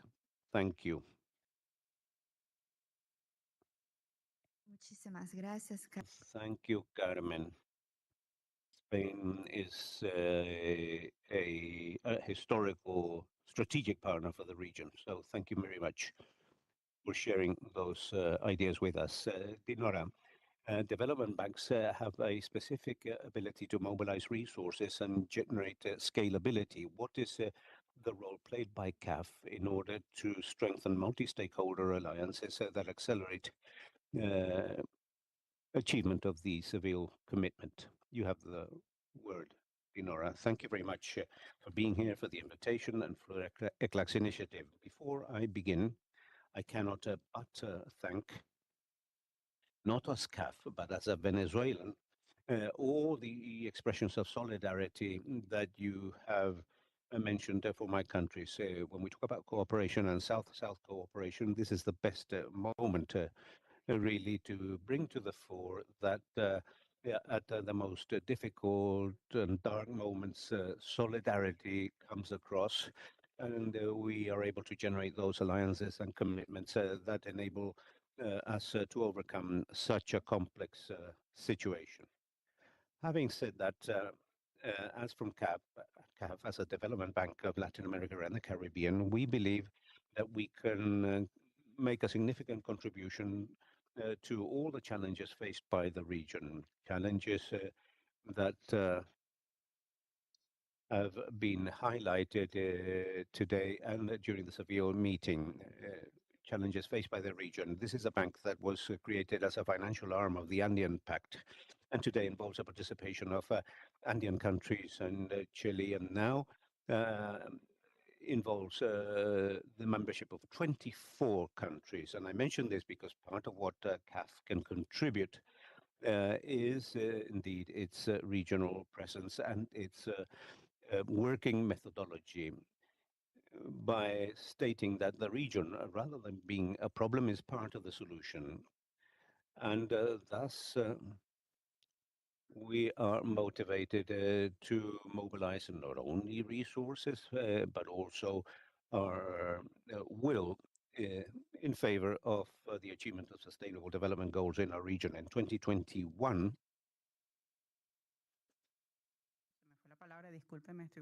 I forgot the word that I was looking for. We received important support from our member countries with the most important capitalization of our bank. And that capitalization was based, the objective was for CAF to have greater scope and greater capacity in order to tackle the major challenges in our region. And one of the objectives that we defined for ourselves as a bank was to bet on a greater mobilization of resources. CAF has improved the approval of resources placed at the disposal of its member countries of our financing and technical assistance. We are aware that that is simply a drop in the ocean when it comes to the needs that the region has. And understanding that, we have decided that we need to strengthen the mobilization of resources as an alternative to contribute to other, to bring on board other stakeholders, such as the private sector, which is a very relevant stakeholder and that can play a very key role in being able to bridge the financing gap in different spheres where we must respond in the region. In fact, the civil commitment, CAF played a very active role, not only took part, but organized various meetings and dialogues on the topics of greatest concern to the region: climate change, energy transition, resilience, adaptation, education, and so on. That is, topics that affect us all. And as Carmen was saying, the roadmap is clear, and the idea is to strengthen and emphasize the work that CAF would like to carry out more in the region. And so the strategy implemented is announcing large amounts. We're going to mobilize major amounts for relevant topics. For example, at the COP30, we announced that we were going to mobilize $40 billion in the next 5 years. Now, of course, CAF on its own cannot contribute. Hopefully, I wish we could, but we cannot. So what we want is that with that announcement and with a clear work plan to move ahead with initiatives that add to that target.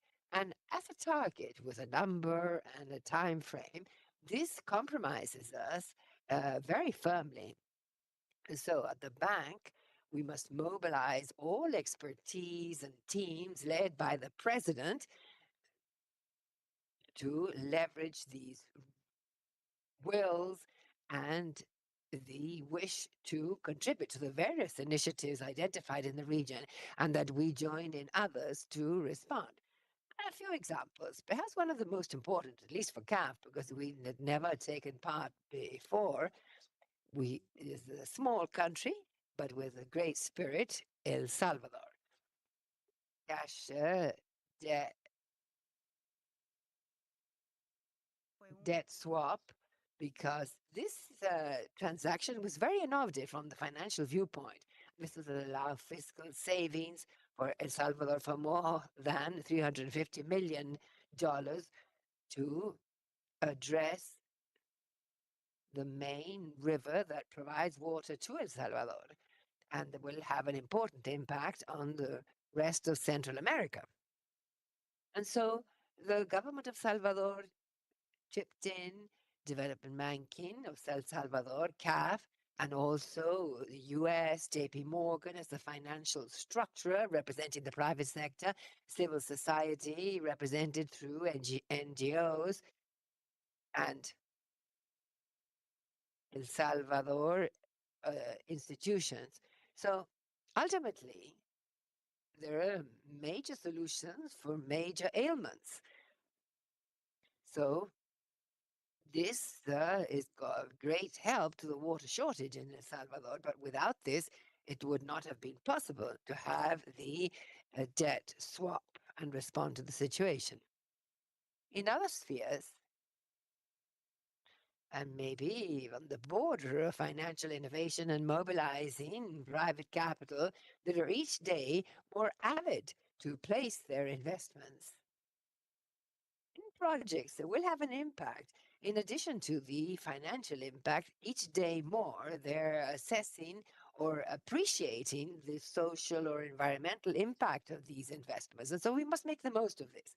So CAF has been issuing thematic bonds quite successfully. And right recently, last week, in fact, we issued the largest green bond for 1 billion euros. And that gives you an idea of the appetite that there is in the market for this sort of instrument that translate into financing of projects that are to improve climate action, ecosystem protection, among others. And this was done following the CAF green taxonomy. And this shows that there is space to continue mobilizing resources.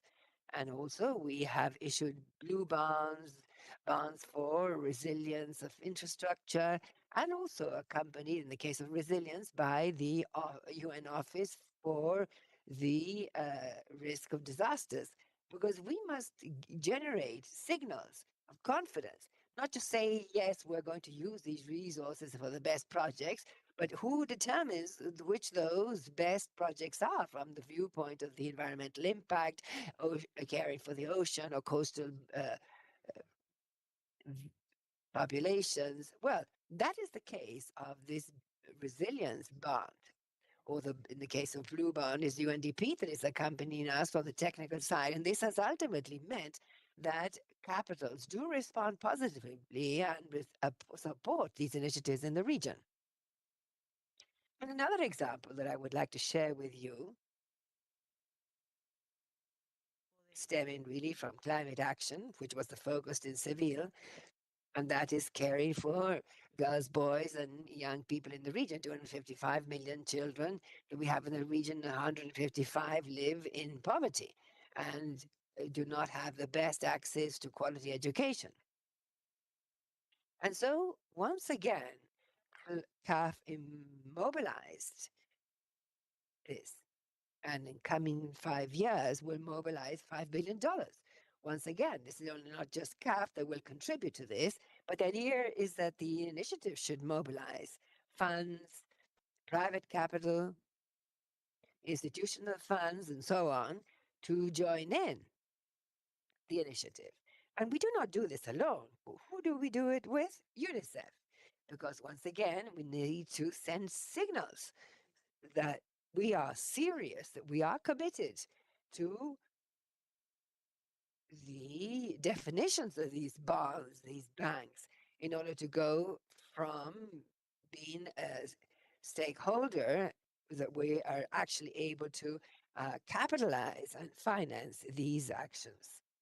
And ultimately, CAF has a role that they have been elaborating on in recent years of being part of the voice of Latin America and the Caribbean. Alone, our countries individually sometimes fall with certain projects. But CAF has the opportunity and looks for opportunities to be in various international spheres, bringing the voice of Latin America and the Caribbean, saying that we are part of the solution rather than the problem. And so get support and mobilizing resources, investment, expertise to the region. So we are present at all international events, bringing the voice of the region. Recently, we were in Vienna with PEP Fund and the working group of the Arab countries. Traditionally, a region that we do not see as a direct partner, on account of many reasons, but ultimately there is a lot of interest. Initially, from the viewpoint of financing, but also hand in hand with development for the region. So this brings us to make the most of our investment opportunities, but creating added value and having an impact on the development that we need in the region. So we, as development bank, know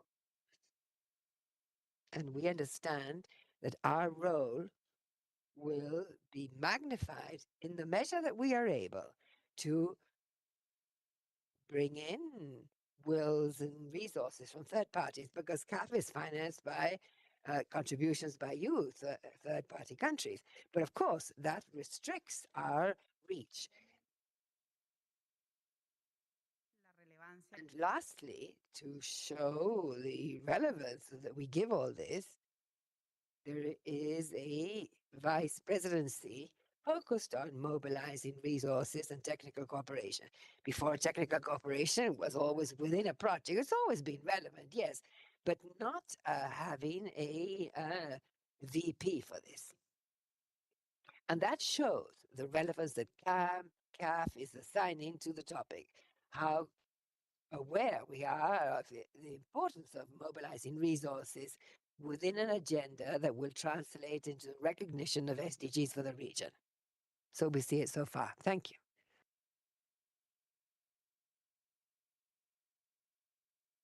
Muchas gracias. Thank you very much, Dinara, for sharing examples of multi-stakeholder projects with an impact in the region. And now, last but not least, I would like to hand over to Francisco Villarreal, the Economic Affairs Officer in the Economic Development Division of ECLAC. And what role could ECLAC play in following up of the Seville commitment? Well, thank you very much, and thank you for the invitation. We at the division are the focal point of ECLAC in terms of financing for development, which does not mean that we are the only division that does this. But we do have a panoramic view of the topic. One of the challenges of being the last to speak is that many of the relevant topics have already been addressed, but it is an advantage in that it means that we have time to speak quite in addition from the one presentation as such. The situation in the region is quite serious in terms of the SDGs.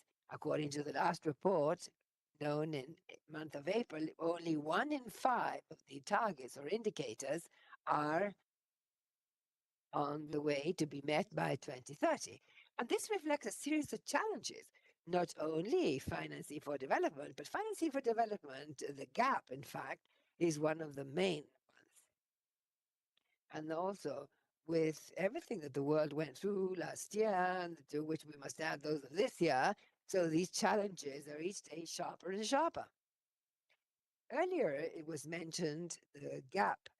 There is a diversity of estimates, but of the 4 billion investment in every 4 years, the gap has grown as a result of the pandemic. And this, on the one hand, reflects the dimensions of what the epidemic implied, but also the need for financing often related to climate change. According to IDB estimates, the gap for the region is more or less such as $650 billion per annum, which is equivalent to about 10 institutes. So what we need to achieve SDGs is monumental. So in that sense,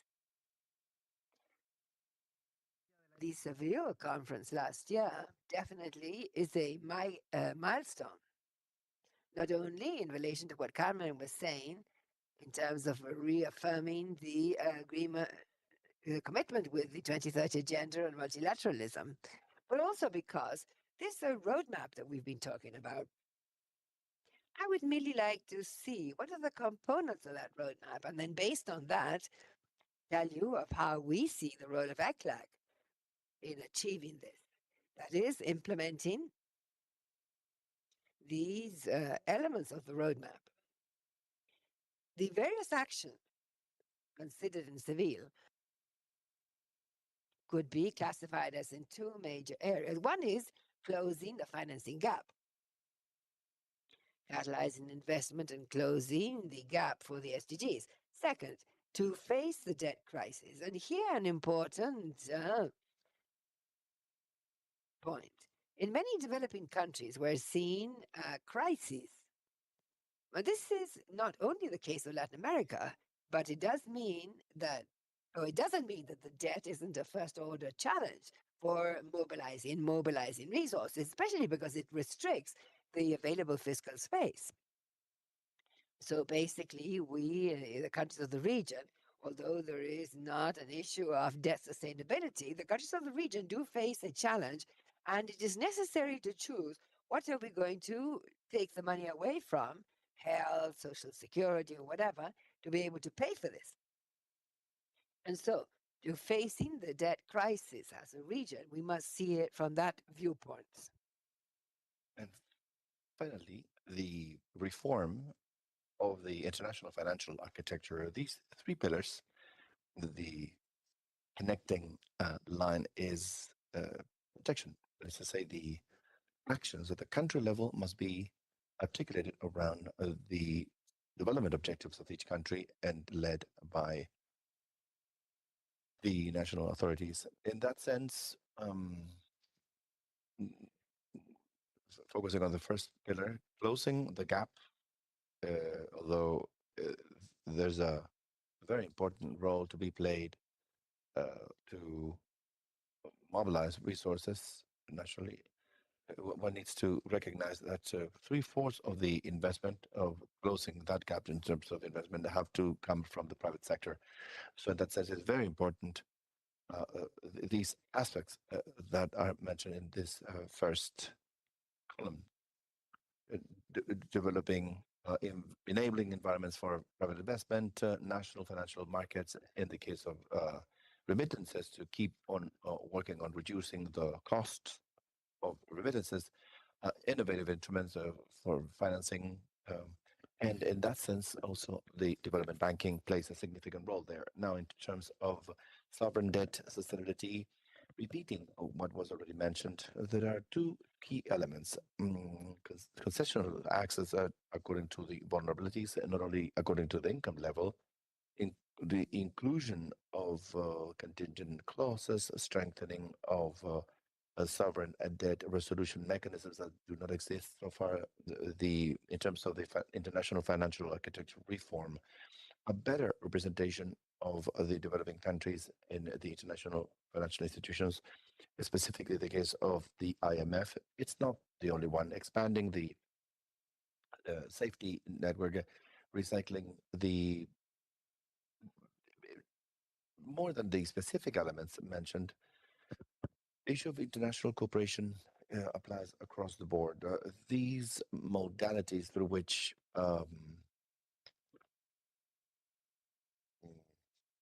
international cooperation is offered and received apply across the board. And so in that sense, this multi-stakeholder nature of the Seville platform or commitment is key. And although it's not that it didn't exist in the Seville action of Addis Abeba, the role that it plays in the civil commitment is what's new. It's the core of this commitment. The commitment of that nobody can do this on their own, but it needs to be done in cooperation. And the available resources must be used, it's coming from all sources. And now, in that sense, or in that regard, what is the role of ICLAC in facilitating this roadmap? So there's in paragraph 65 that already mentions the civil commitment. There are two key elements dealing with follow-up and implementation. One of them is what has been already mentioned, which is a progress report about the challenges which will feed the ECOSOC's Development Forum, but also the creation of the National Focal Point Network. In that sense, that is the key mechanism for cooperation that is coordinating DESA with the support of the regional commissions, including ICLAG for Latin America. And this National Focal Point Network has three objectives. One of them is to strengthen facilitating and fostering peer learning in such a heterogeneous region. This is key. Because when you start looking for best practices in the region in any field, you find that you don't need to go far to find them. In the region, there are very good benchmarks of what can be done, which can be much more relevant, of course, for other countries in the region and compared to other regions, even the countries themselves. Then the other one is being able to bring these messages from the intergovernment process and take it from the global context into the national context. And the other one is going in the opposite direction, providing feedback of what's happening in the countries to provide it to the global context. In that sense, ICLAC is basically doing three or four things. One of them is leveraging the mechanisms that exist. This is not. This is a commitment. This commitment from ICLAG is not born out of the civil commitment, but it's reinforced because there's a number of mechanisms within ICLAG that could be useful to follow up and to support the implementation of this roadmap. For example, in terms of facilitating and promoting peer learning from our division, every year we organize the fiscal seminar, which is an instance for fiscal authorities in the region to conduct a technical exchange and to identify best practices and strengthen the information sharing. On the other hand, we also have the tax expenditure workshop, which is a much more technical instance around measuring tax expenditure in the region, which is a challenge, also in collaboration with IDB and IDE. We are part of the community of practice of the development banking system, which is a discussion context of development banking system in the region. Also, the theme coalitions, the Economic Development Division, specifically here at ICLAC, together with UNDP and ILO, it coordinates the financing for development and equitable development. What we are trying to do specifically here is to use this intergovernment messages at the country level, supporting the country level teams in United Nations, and these discussions are open to national authorities as well. Also, the Sustainable Development Forum, which is not a responsibility of this division, but we are part of it. That's another instance that we can leverage to follow up, and also, besides the work we do constantly for monitoring and analyzing policy regionally through the signature publications of the division, which is the Economic Study and Preliminary Balance, just like the contributions that we make to the annual reports about sustainable development financing and other publications. So with that, I close my presentation and I went over my time. I'm sorry, but that was in a nutshell what ICLAC is offering in terms of the mechanisms that are available and that are available for this table. Thank you. Muchas gracias, Francisco. También Thank you, Francisco, for mentioning the importance of national appropriation and the national focal point network and the importance of spaces such as this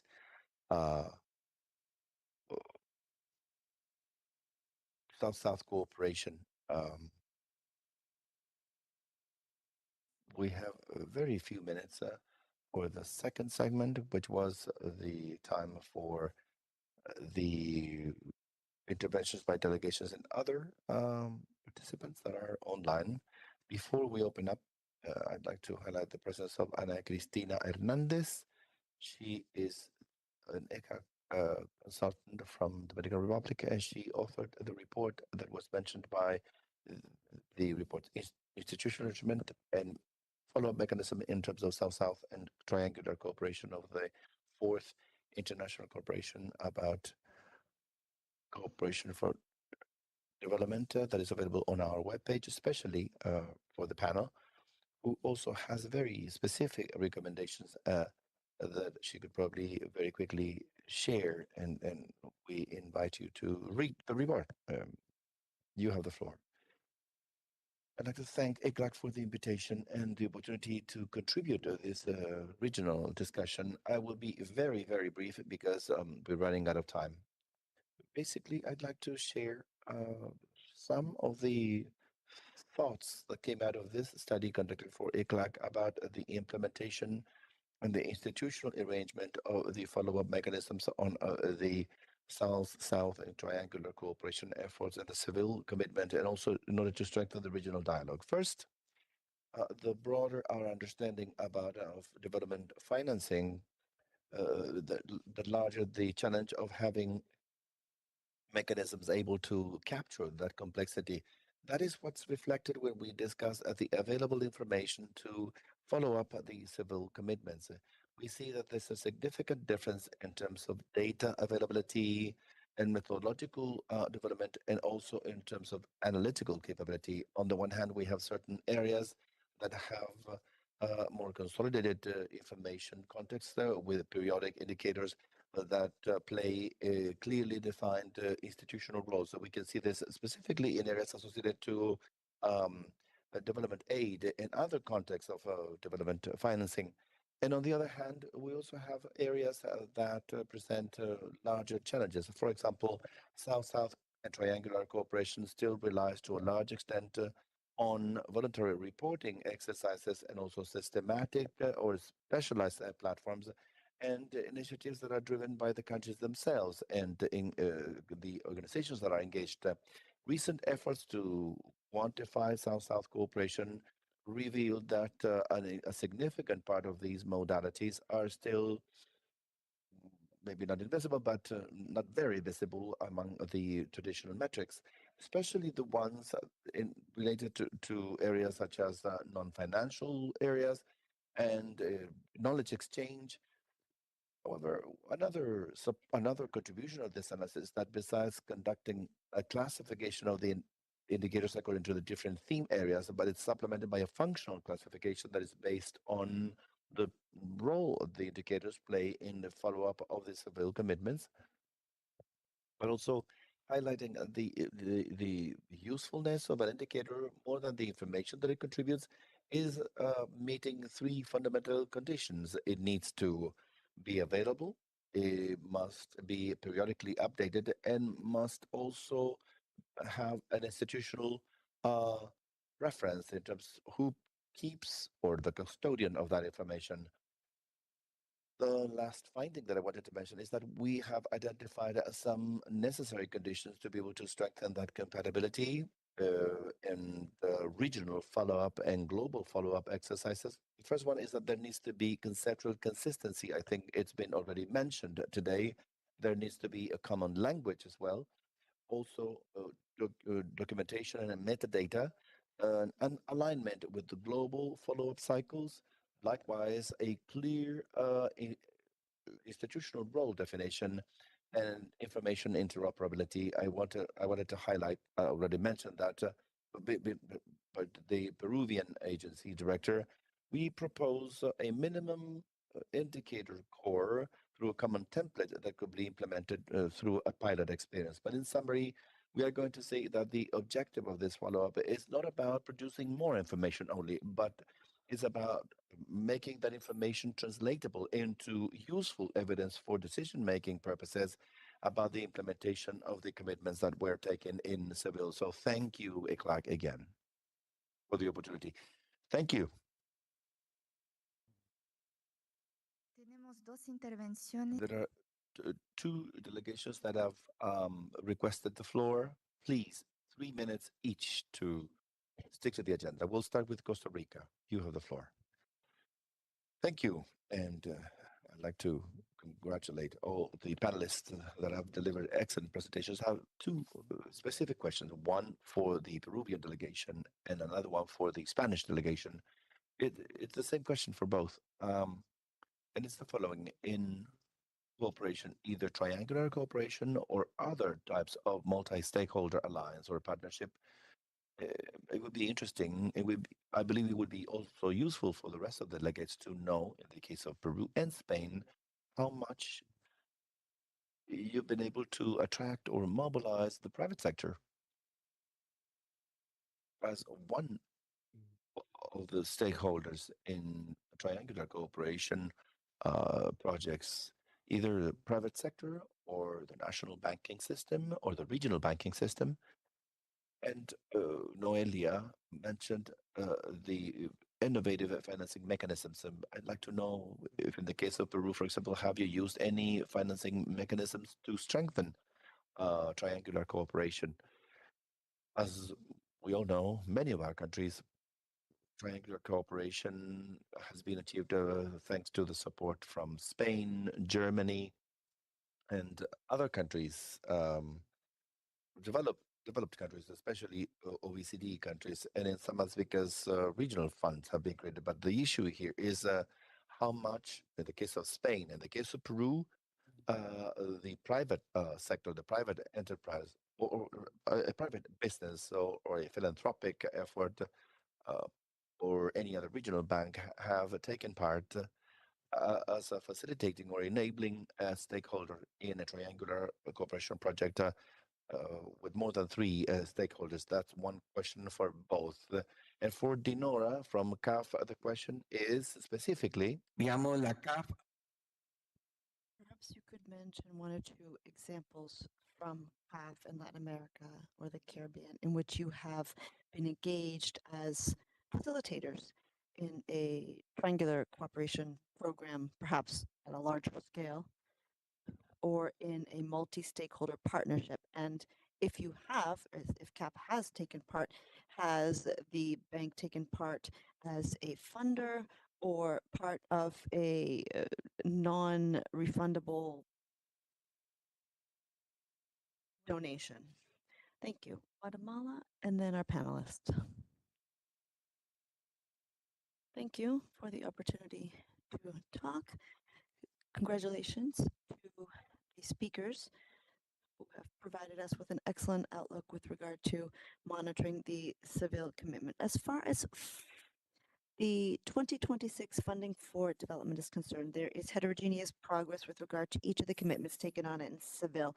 As mentioned, with regard to the ECOC forum that took place in April, it's not about reinterpreting said commitments, but rather translating them into concrete actions. So in that regard, Guatemala would like to underscore 3 priorities in terms of multi-stakeholder participation within the Seville commitment framework. The first priority is related to continue consolidating the participation of local or subnational governments in South-South cooperation.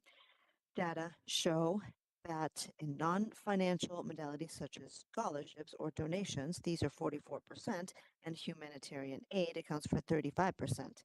thereby reflecting their relevance as well as limitations in terms of funding mobilization at a larger scale and a multi-stakeholder scale.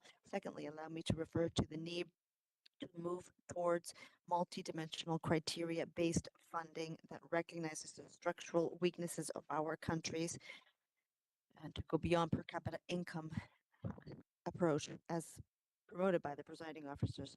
Third, as far as multi-stakeholder partnerships, we should reiterate the need to hear from women and have women's voice in planning and implementation of financing for development. Thank you. Thank you. Now I recognize the panelists who would like to begin. Carmen, perhaps? Thank you for the question. I would like to mention that under the Triangular Cooperation Program, these multi-stakeholder partnerships to emerge, and the private sector is involved.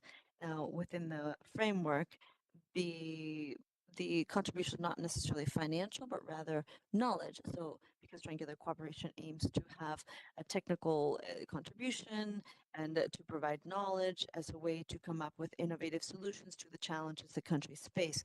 So, yes, they provide participation and knowledge from their expertise perspective. We do have other instruments in Spain, such as the innovation sector, where we seek partnerships among the public sector, private sector, and civil society in order to scale up well-tested solutions at the business level and to scale these up or to other countries. Because the private sector already has a solution or has solutions. These are examples of when the private sector has solutions that have had a good impact. And the idea is also to provide funding to scale these up to different countries and to work with the different countries on different solutions. Of course, adapting the solutions to the country needs. And then there are other experiences of multi-stakeholder partnerships for cooperation programs in Peru and Africa. The SHARE partnership, for example, is one case of working with refugee camps. The NGOs, civil society, and the AEICD have been supporting this. Another challenge regarding cooperation is to keep moving forward with these multi-stakeholder partnerships. We believe that the private sector has a great deal to contribute, but nonetheless, it is a challenge to how to best figure out how to include this partner, the bilateral programs, and always under the development approach. It's very important for the private sector to understand that it's about inclusive development, to respect human rights, and to commit to human rights and international agreements. Thank you. Thank you. Noel, go ahead. Thank you.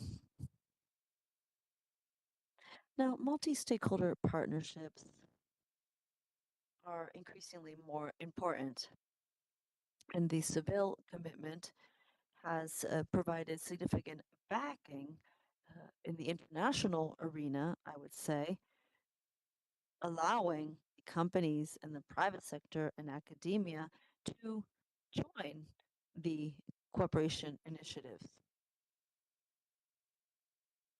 In our case, we have been working on ensuring that this concept of social responsibility, which is a well-known concept in the private sector, be also understood as cooperation, but not as isolated cooperation initiatives of the private sector, but in addition to other efforts, because that is the principle governing the multi-stakeholder partnerships. And the idea is for the, as Spain said, for these multi-stakeholders to join the cooperation initiatives, but under the guise of development and for the benefit of the population. We have also emphasized early on this year, for example, we held an event to encourage and to showcase what is taking place in terms of multi-stakeholder partnerships. Now, in many cases, they weren't necessarily partnerships defined as such, but once we began exploring the projects carried out in 2025 and the end of 2024, we were trying to determine which projects could be pulled aside as multi-stakeholder projects and serve as encouragement for other stakeholders to begin considering the multiple dimensions. And we provided examples of 34 multi-stakeholder projects. It was quite interesting, in fact, because this encouraged others to understand the concept and to understand that CSR could be channeled, if you will, into the cooperation realm. They hadn't seen it as such in the past. And recently,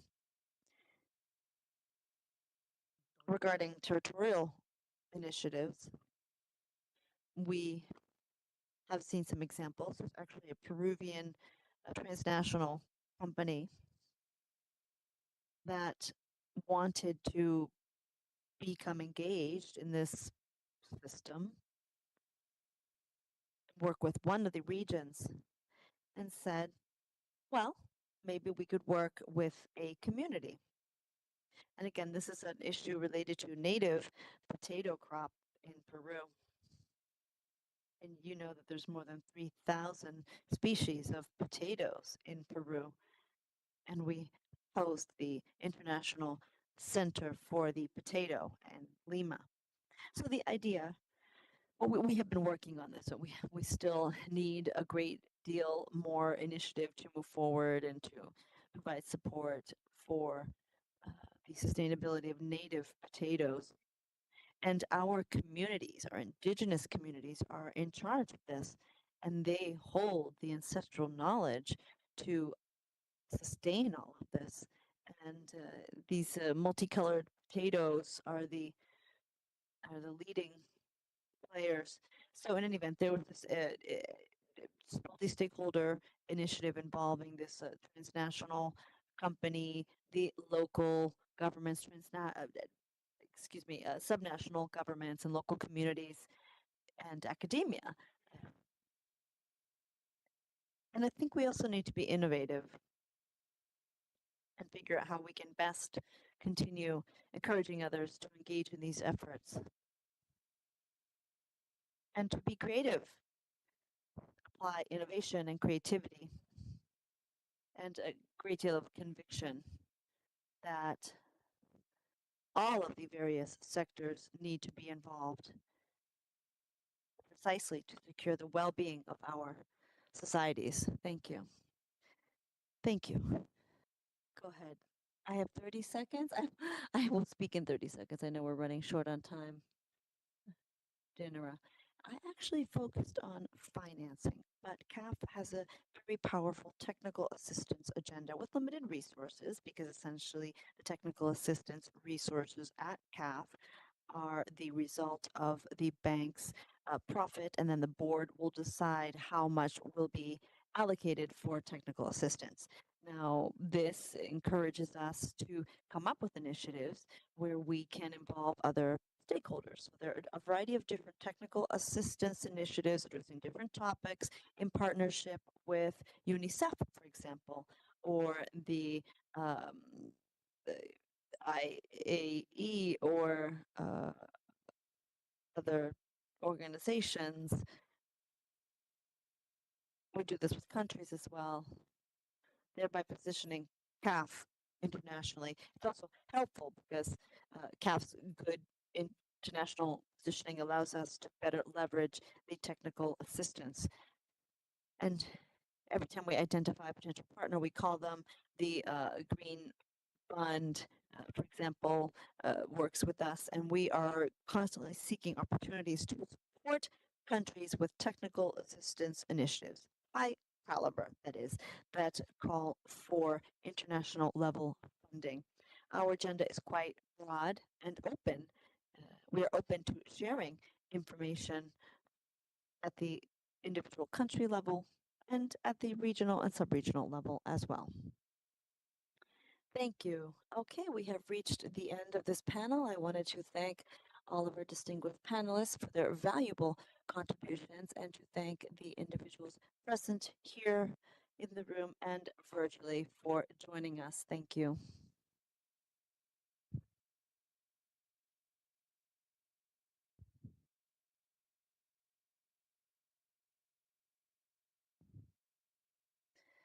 Excellent. Thank you. Now we have one final panel called Towards a Strategy for Strengthening South-South and Triangular Cooperation. I would now like to give the floor to Luis Yanez, who will moderate this session as Secretary of the Commission. Thank you. We are running out of time. Let's allow a few moments for our panel members to take their seats.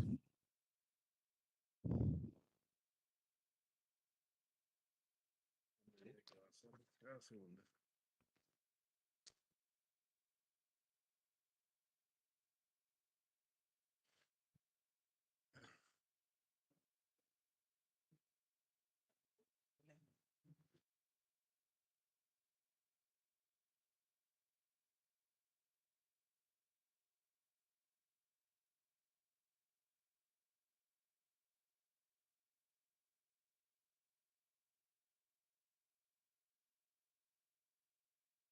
Bueno, colegas, vamos a iniciar.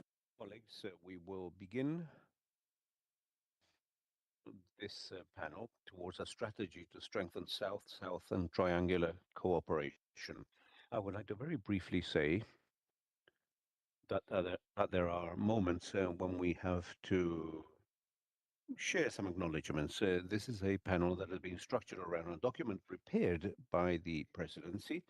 The presidency of the conference is to rethink South-South cooperation and has put forward a diagnosis and some elements that they have brought to the fore as the main ones, the ones that we have just examined at length during each one of the previous panels. And now, at the end of the document, it put forward some guidelines about this strategy. Their invitation is to conduct a collective construction and to have a possibility of debating those ideas and of paving the way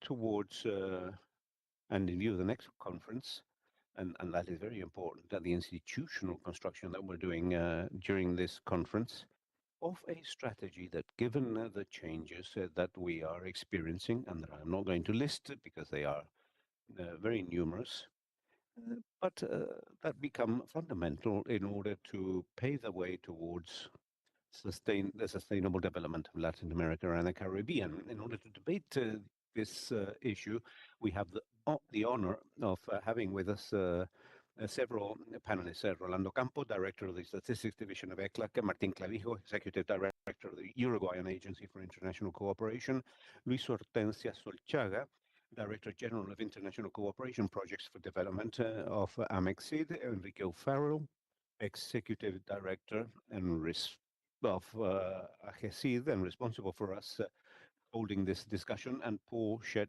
Green, Minister of Foreign Affairs, Trade and Barbuda Affairs of Antigua and Barbuda, who accompanies us online.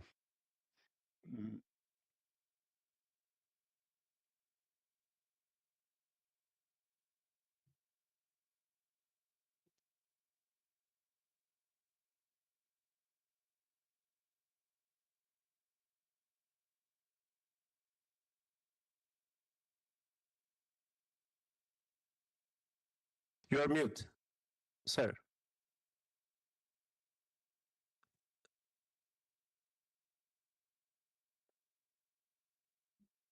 Thank you, Mr. Chairman. I feel a sense of honor to join and to share this panel with the other distinguished panelists. I also wish to commend the organizers of this forum, and in particular, this topic that we now address towards a strategy for strengthening South-South and triangular cooperation. Allow me, Chair, to condense this topic and my understanding of it into what I would call a regional response to a complex global context. Honorable Presiding Officer, distinguished delegates, the context of this second meeting could not be more critical. We face what ECLAC's Executive Secretary has described as, quote, a crisis in international cooperation marked by geopolitical shifts, weak economic growth, and a resurgence of protectionism that questions the very core of multilateralism. In this very unfriendly environment for development, international cooperation is not just an ethical option, but I dare declare it to be a strategic necessity. Our regional conference established in 2021 is the decisive step towards a more integrated and effective response. However, to fulfill its potential as a game changer, we must move from the discussion to a very concrete, forward-looking strategy. And today, I'm here to outline three core pillars of what I consider to be our strategy. That's advocacy, leverage and evidence, and delivery. Together, they allow us to navigate these turbulent times and to position our region as a global leader in cooperation. Chair and colleagues, let's take a look at the first pillar. The pillar of advocacy, forging a new narrative and a common language for cooperation. The global context demands that we move beyond traditional paradigms. For far too long, our region has been defined by outdated metrics, all of which fail to capture our complexity. We must therefore, of necessity, promote a common language for South-South and triangle cooperation, emphasizing horizontality, solidarity, and shared governance over the old donor-recipient dichotomy. And what does this really mean in practice? First, it means advocating for the multi-dimensional matrix that goes beyond the GDP per capita. This is not just about fairness. It's about accurately reflecting the vulnerabilities, the inequalities, and environmental challenges of our middle-income countries, and to ensure access to critical resources and partnerships. Second, it means building multi-stakeholder, multi-sectoral, and multi-level approaches, connecting political and technical agendas. We must actively create platforms for dialogue, platforms that integrate not just governments, but academia, civil society, and private sector. Our narrative must now be one of shared responsibility and mutual benefit, while positioning our region not as a recipient of aid, but as a generator of solutions. The second pillar of leverage and evidence, strategically quantifying and expanding our region's distinctive assets in cooperation. I want to put it simply.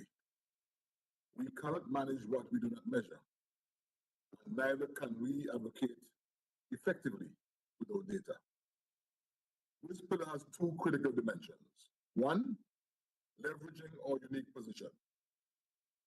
This conference is an opportunity to build on the UN system-wide guidelines for integrated South-South cooperation. We can be a model for system-wide coordination, strengthen the leadership of resident coordinators, and the work of the UN country teams. Furthermore, triangle cooperation and the work of the UN country teams is a strategic tool where Latin America and the Caribbean is already a global leader. Oftentimes, we partner with the European Union and other development partners. Our strategy, therefore, must expand this, creating new alliances with other regions of the global south, Africa, Asia, Pacific, even to foster peer-to-peer learning at scale. Secondly, building the evidence base. We urgently need robust data to tell our story. This is why our endorsement of the UNCTAD-led Global Volunteer Framework to quantify South-South cooperation is so quintessentially vital. By systematically measuring our contributions, be they financial, technical, or knowledge-based, we can mobilize funds for the SDGs, demonstrate our impact, and attract new partners. Evidence transforms our cooperation from a global goodwill gesture into a credible investable asset. And thirdly, operationalizing our cooperation on concrete regional challenges. And this strategy without results is just rhetoric. Our delivery must be tangible, measurable, and aligned with the most pressing needs of our people. We can agree on two critical areas that we can act here and now. One, disaster risk management. Our region is one of the most disaster-prone in the world. We must build resilience to extreme weather events through joint efforts in preparedness, prevention, and response. This means sharing early warning systems, coordinating emergency stockpiles, and conducting joint simulation exercises across borders. And it also means gender mainstreaming. We must, I repeat, must integrate gender equality into all phases of cooperation projects, from design to evaluation, using the guidelines presented at the conference as a practical tool for transformative change. This is not a side issue. It's a cross-cutting imperative that ensures our cooperation leaves no one behind. This is where the vision meets reality, as seen in the Brazil FAO cooperation on food systems and the successful knowledge-sharing initiatives in health and education across our region. South-South and triangle cooperation can be powerful and flexible mechanisms, for strengthening and sharing solutions for shared vulnerabilities. Colleagues, I ask your patience or forgiveness even for trespassing on your time. But I seek leave to posit my last and final recommendation that our strategy must be built on three independent pillars. Pillar one, advocacy. Forging a new narrative and common language based on multidimensional realities, moving beyond the GDP and embracing shared governance. Two, leveraging evidence. Measuring and quantifying our cooperation to make it visible and credible, while expanding at the same time our triangle cooperation partnerships globally. And thirdly, focusing on concrete results in critical areas like disaster risk management and gender equality, ensuring our cooperation translates into tangible improvements in people's lives. These pillars are not sequential. They are synergistic. Advocacy gives us the narrative. Evidence gives us the credibility. And delivery gives us the impact. Distinguished delegates, colleagues, the challenges are immense, but the opportunity is greater. This conference, in my opinion, is the perfect platform for renewing commitments and building bridges. The future of international cooperation is being redefined, and our region has the experience, the solidarity, and the knowledge to lead that transformation. The question now is not whether we can do this, but rather whether we will do it together, today, here and now. I thank you. Thank you, sir, for your important and useful contribution and for your time, sir. Now, el presidente de esta conferencia, director Now, the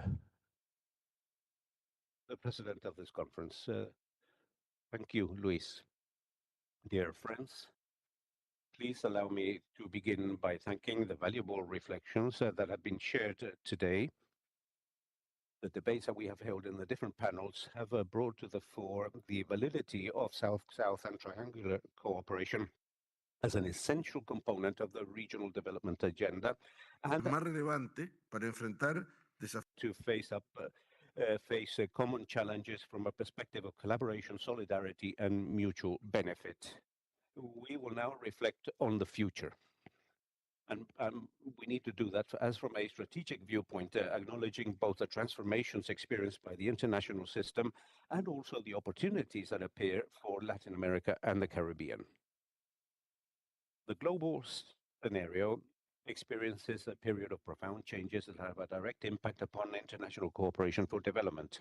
The evolution of geopolitical dynamics, the increasing fiscal pressures faced by many countries, and the redefinition of national priorities have given way to a reconfiguration of cooperation, the formulas and the traditional mechanisms of for the financing of development. At the same time, we evidence a greater diversification of stakeholders, instruments, and sources of financing, together with the emergence of new associations between governments, the multilateral entities, development banks, academia, the private sector, and civil society. This process undoubtedly represents a challenge for the international community, but also becomes an opportunity in order to strengthen cooperation formulas based on the horizontal exchange of knowledge, the joint construction of capacities, and the appropriation by participant countries. Within that context, South-South and triangular cooperation acquire renewed relevance. Our region continues to face important structural challenges. We still have productivity gaps, territorial and social inequalities, severe security problems, vulnerabilities vis-à-vis climate change, and an increasing exposure to extreme natural phenomena and other transnational threats such as organized crime that impacts sustainable development. On top of this, we find a reality that is widely shared by all our countries, the need to have an international cooperation architecture that better reflects the multiple dimensions of development and the various vulnerabilities that characterize our economies. In this sense, the international debate on the evolution of eligibility criteria for cooperation and for concessional financing continue to be valid. We need to move towards a multidimensional approaches that incorporate variables such as inequality, climatic vulnerability, fiscal capacities, and the risk to systemic and the ability to face systemic risks continues would strengthen the efficacy of the international cooperation system. The fourth International Conference on Financing for Development represented a very important entity in order to renew the political dialogue around the challenge of financing for sustainable development. The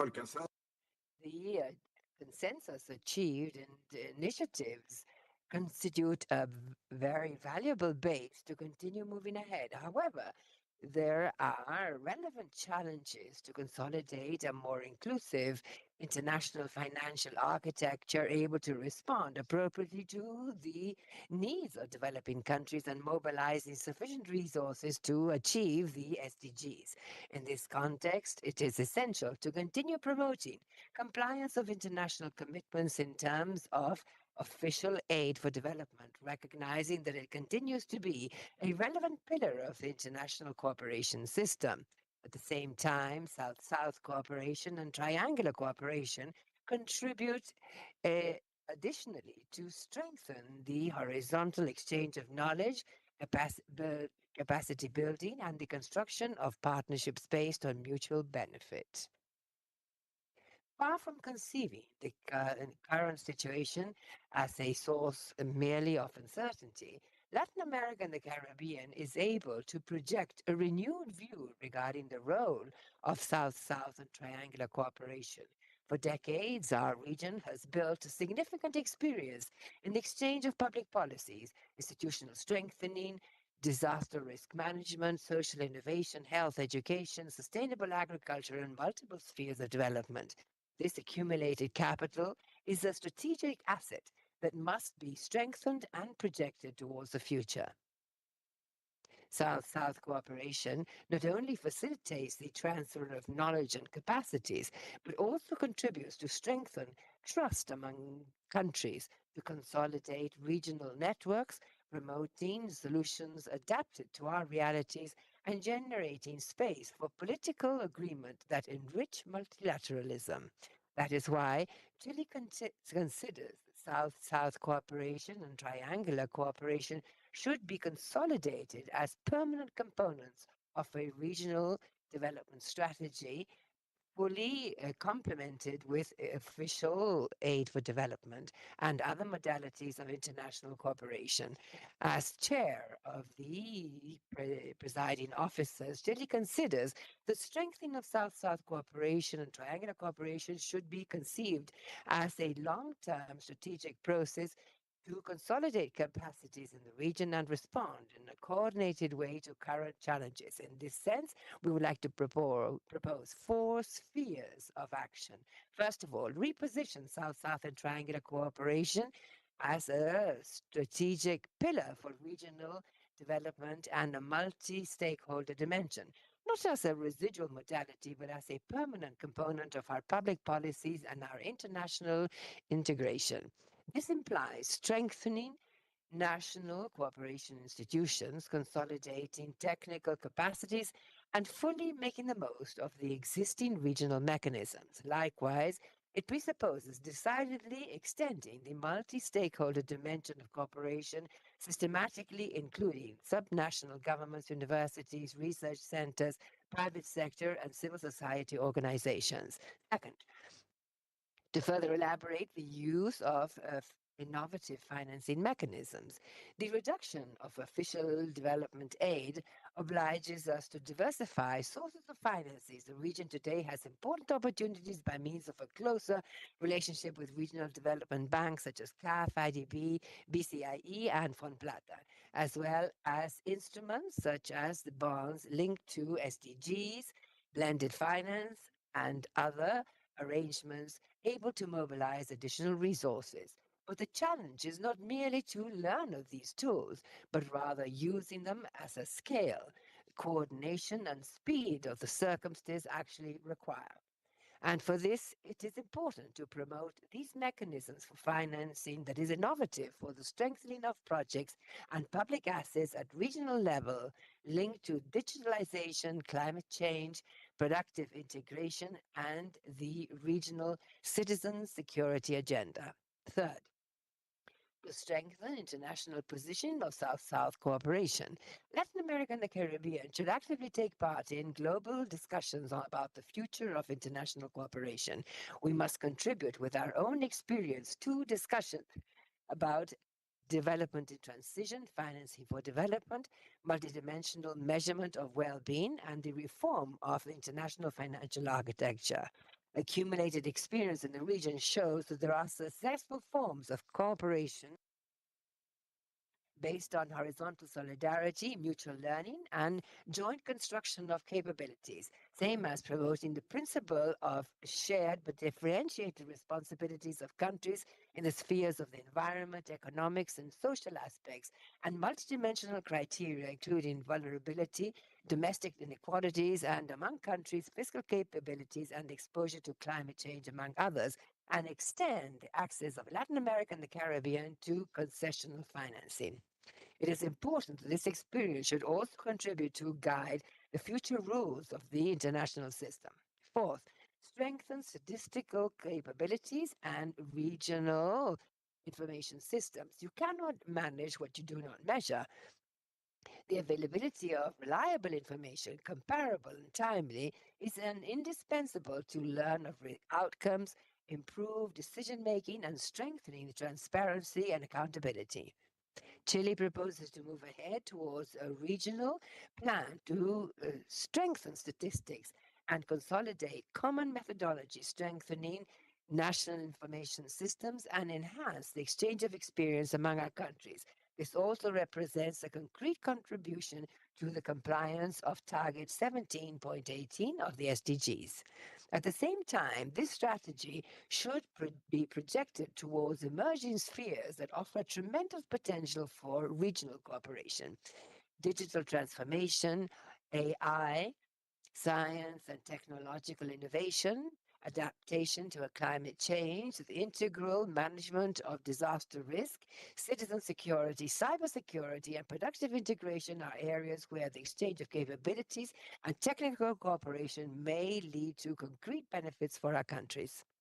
Well, my dear colleagues, the history of cooperation in Latin America and the Caribbean show that our greatest strengths have appeared when we have been able to build collective responses to shared challenges.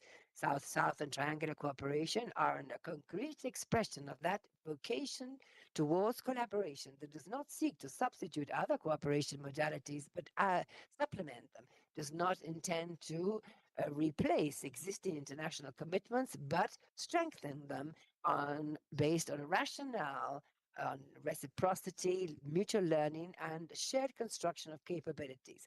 The international stage is marked by deep transformation, and our region has an opportunity to continue consolidating cooperation each time more innovative, inclusive, effective, and directed towards outcomes. Chile reaffirms its commitment to this purpose, and as chair of these presiding officers, we show our readiness to continue promoting dialogue, regional collaboration to find consensus, able to strengthen South-South and triangular cooperation, and contributing based on our own capabilities and experience to the construction of sustainable development for Latin America and the Caribbean and the entire global South. Thank you very much. Thank you very much, Enrique, for opening up this path for reflection and joint collaboration. And now, Luisa Hortensia Solchaga Lopez, Director General for International Development Cooperation Project, Humanitarian Aid and External Relations of the Mexican Agency for International Development Cooperation. Welcome. Thank you very much, Secretary. It is a pleasure to be part of this panel.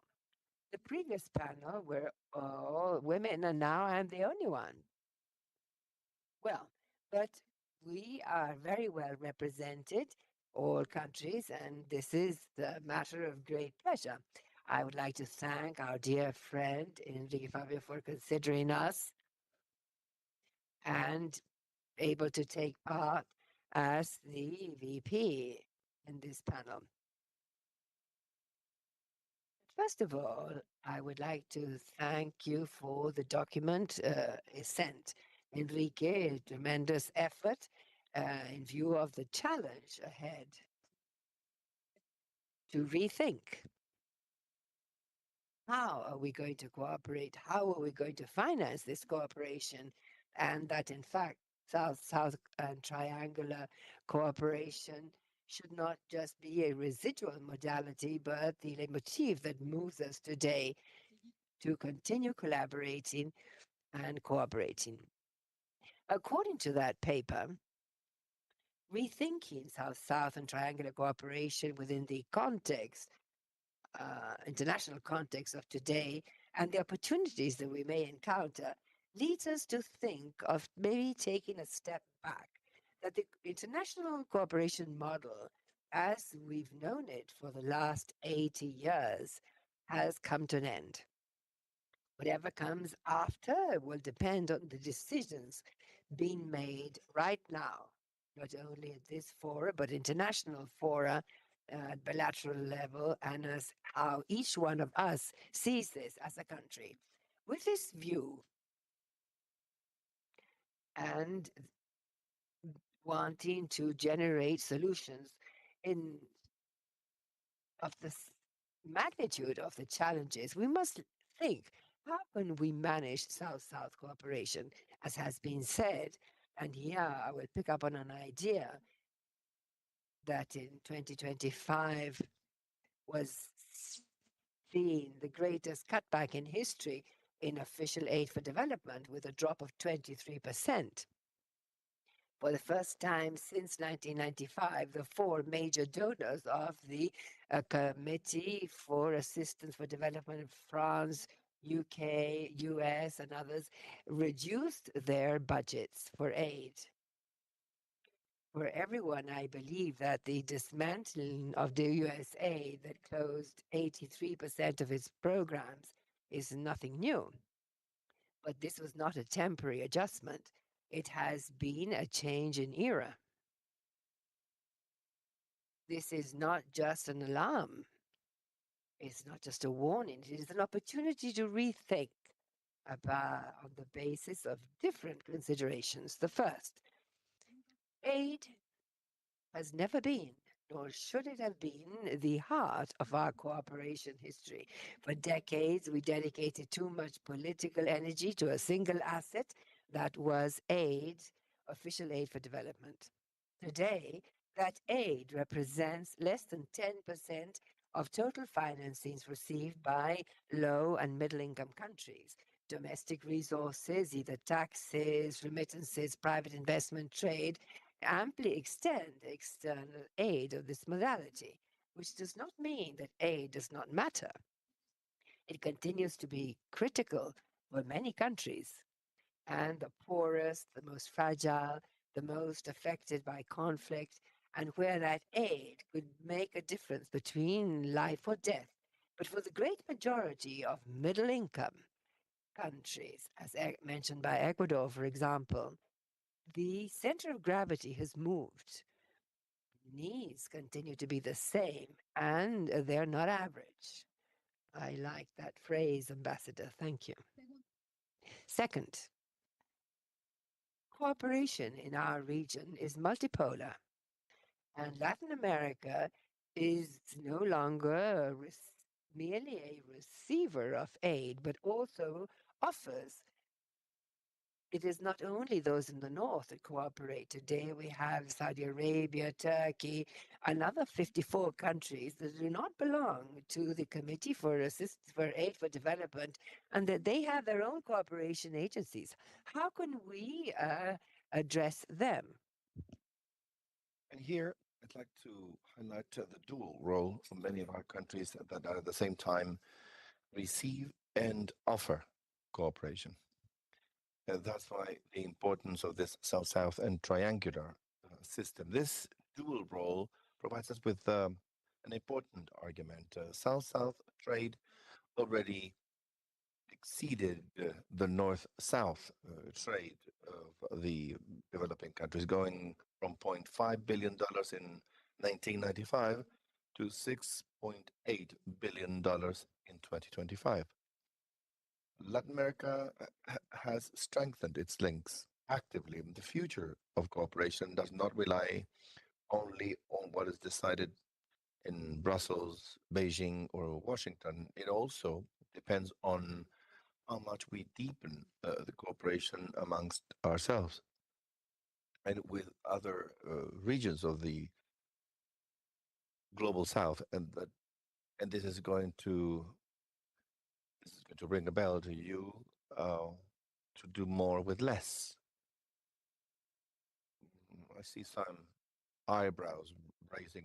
The third consideration, I'm taking longer than I should. Okay, third consideration, countries are not demanding money. We appreciate capabilities. 85% of the countries appreciate technical assistance and institutional support as high or even higher than financing itself.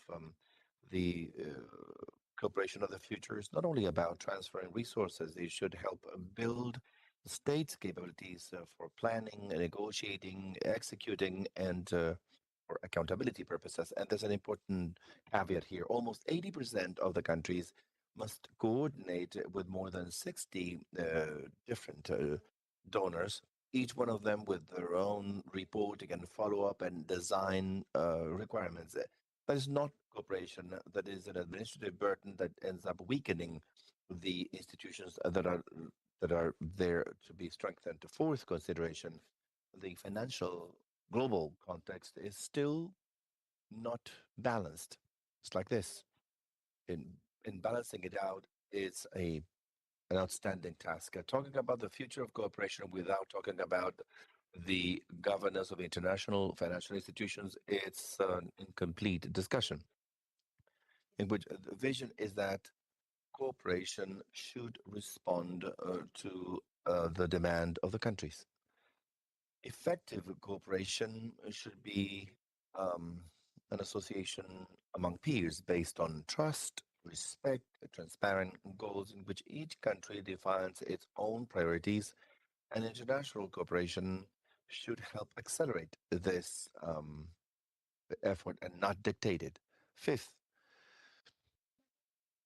according to the vision that financing the search for results is more than relevant, and that in that sense, we should talk about a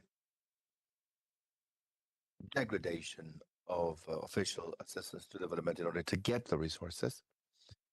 South-South and triangular cooperation with that Mexico offers considers that the response needs to be bold and with vision of the future beyond traditional models and focusing on increasing its scale, systemic transformation, and the partnerships that will mobilize all the financing and knowledge sources in order to contribute to strengthening institutions, catalyzing investment, and accelerating structural transformation of our economies in different topics. And more than ever, regional cooperation with the strategic sectorial approach, and we've seen this during the other presentations, may mean the way to raise South-South cooperation and triangular cooperation at a new scale.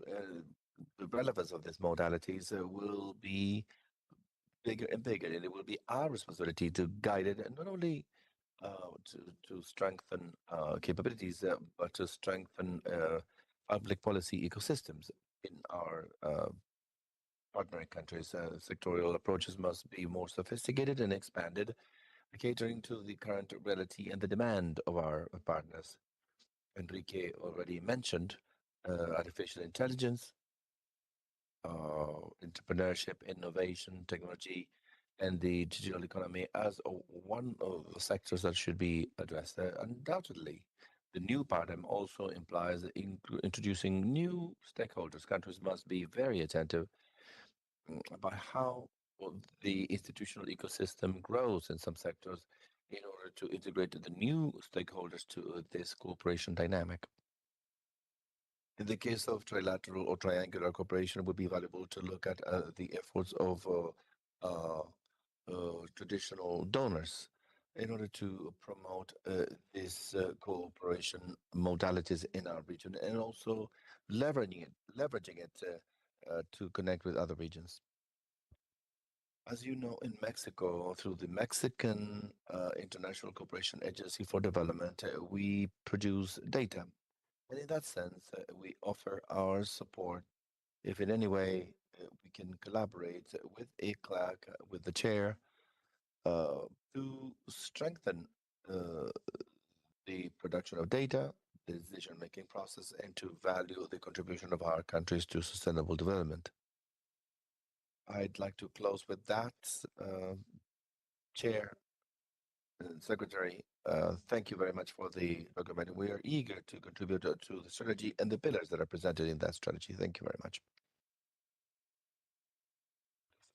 I'd like to thank Mexico for your commitment and for your incredible history in terms of cooperation. All those cooperations are extremely important in this context. Martín Clavijo, Executive Director of the Uruguayan Agency for International Cooperation. Good afternoon. Of course, I'd like to first thank Enrique for the invitation. Of course, ECLAC, thanking ECLAC for this venue because it allows us to think together today. I would also like to, on behalf of the Uruguayan administration, and we've been hearing this since we're talking about cooperation and solidarity, of course, so we'd like to express our solidarity to the people of Venezuela after this tragedy that they are experiencing, and to express all our support. I know that many of the administrations that are here represented are articulating actions in that regard. And so, from that point of view, our support as well. And following up on the preceding speakers, I'd like to just share a few thoughts from the point of view of the role of the Uruguayan Agency for International Cooperation and the reality is that we have today as the chair of the strengthening of cooperation, South-South cooperation. In the current context, with increasing uncertainty, geopolitical tensions, and conflicts for sustainable development, these regional spaces have a renewed importance. These areas allow to align priorities, to articulate collective response, to connect the national agendas with global commitments, and to generate political trust frameworks that are needed in order to sustain integration and cooperation processes in the long run. South-South cooperation in Iberoamerica has a vast history and an identity and a cumulative capacity that allows us to continue to evolve and expanding its contribution for the development of our countries. An example of that is the South-South cooperation program in Iberoamerica.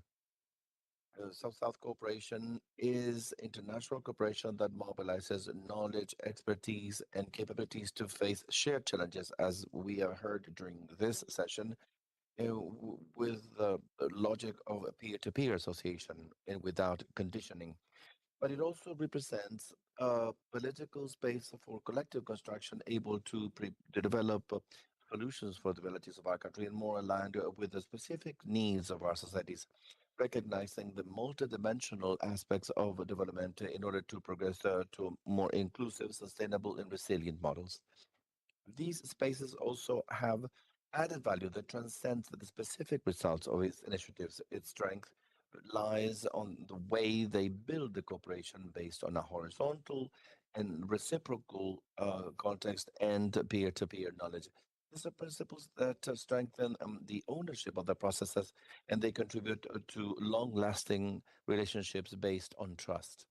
That's why South-South cooperation and triangular cooperation must be understood as strategic assets of the global South. However, they face the challenge of confirming their relevance in a transforming context, making the specific contributions visible, the ones that they can make in order to accelerate the fulfillment of the 2030 agenda and to respond to new development demands. It's their role relies on some of their strengths as well.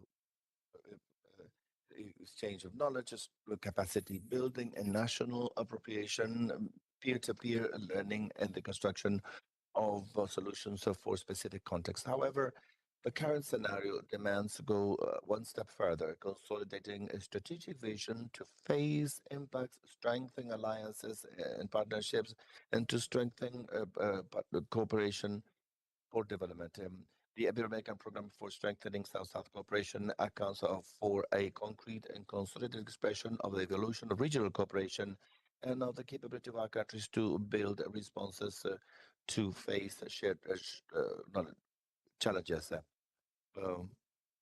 We see diverse realities, but committed with common objectives and shared principles of trust and peer-to-peer work. It also constitutes a space that connects Latin America and the Caribbean in conditions of equality, strengthening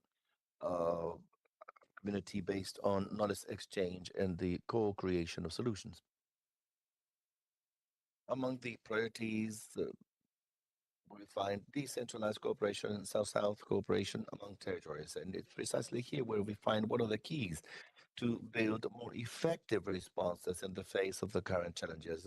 Some national governments and territories are more important actors in the cooperation systems. It is in those territories where we see the convergence of public policies, where the expression of inequality is clearly seen and that adds a concrete dimension, strengthening cooperation from and among the territories in constant dialogue with the national institutions and a logic of multi-level governance not only expands the scope of South-South cooperation, but it also contributes to generating solutions that are closer to the local realities and with a larger possibility of achieving sustainability. The existing potential is huge and is one of the most promising spaces for the future of regional cooperation.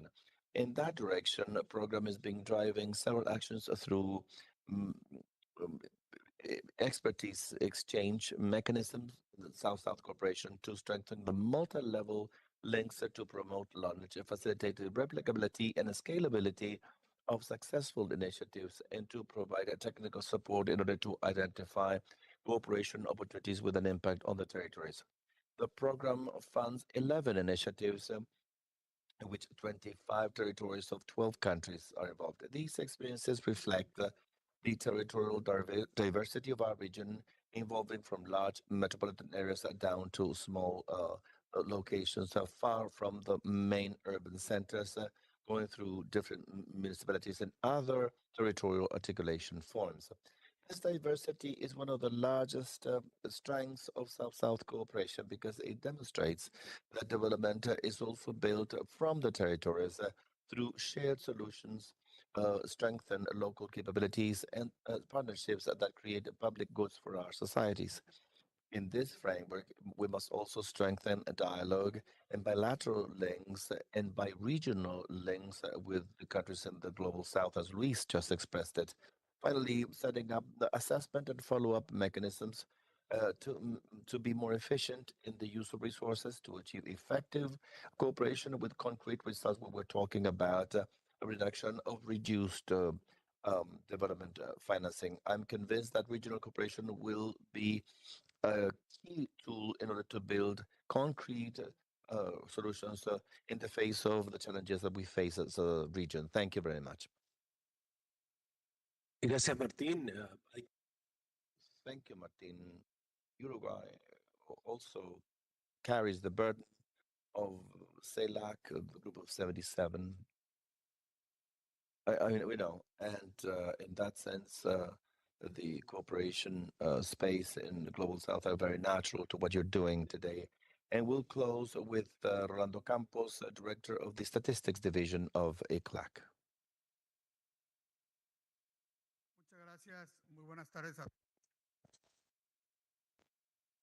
Thank you. Good afternoon. I have a presentation, but before that, I would like to remark upon and refer to the aspects mentioned by Minister Paul Chet Green in terms of measuring and quantifying contributions of South-South cooperation. And also the moderator referred to strengthening statistics offices in their capacity to quantify South-South cooperation. So what we would like to present now refers to an exercise, project already carried out and underway, still being continued, that is, in terms of measuring South-South cooperation in Latin America and the Caribbean. First of all, I would like to mention that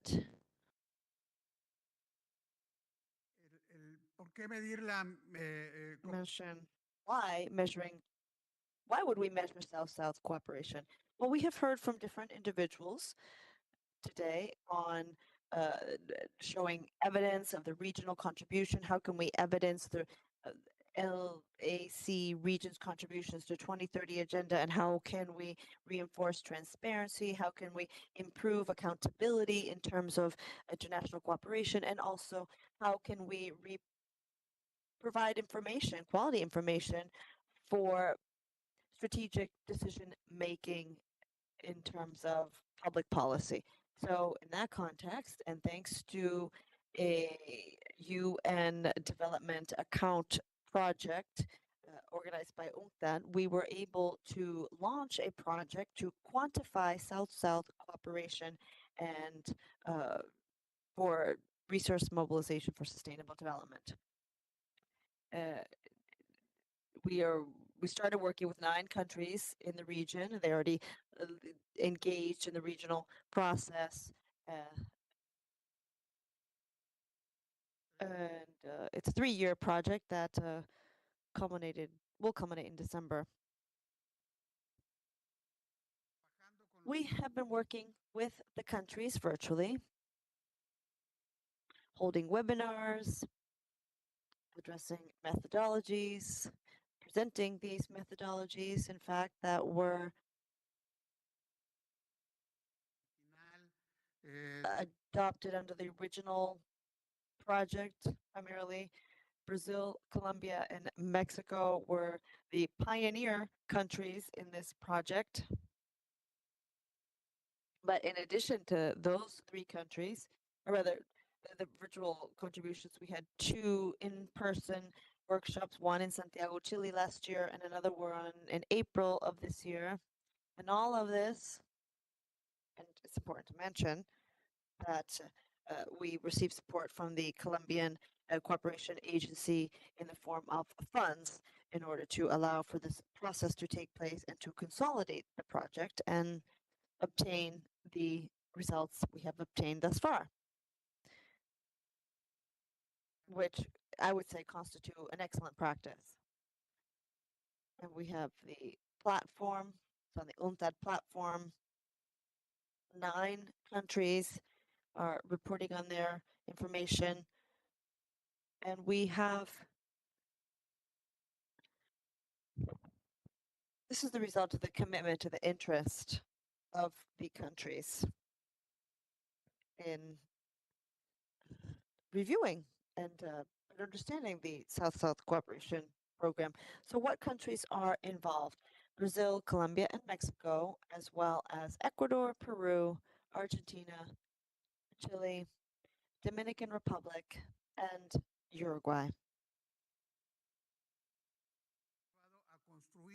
And all of this has led us to create a consolidated regional network of specialists and organizations that are committed to these measuring activities.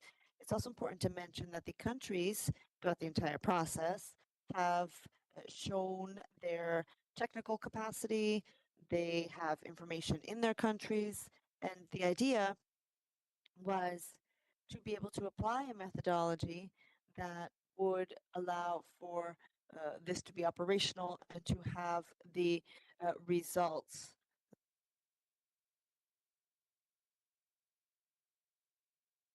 that we've obtained. So what are the primary lessons learned and challenges identified during this process? Well, first of all, one of the key lessons learned is that this is valuable in terms of strengthening institutional capacity. And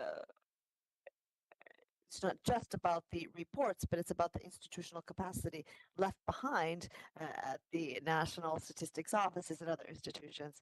Moreover, another lesson was the peer exchange. This has been quite valuable in that it has allowed for compiling information and for country-to-country support. And we would really like for other interested countries in this process to experience what the first 9 countries have experienced.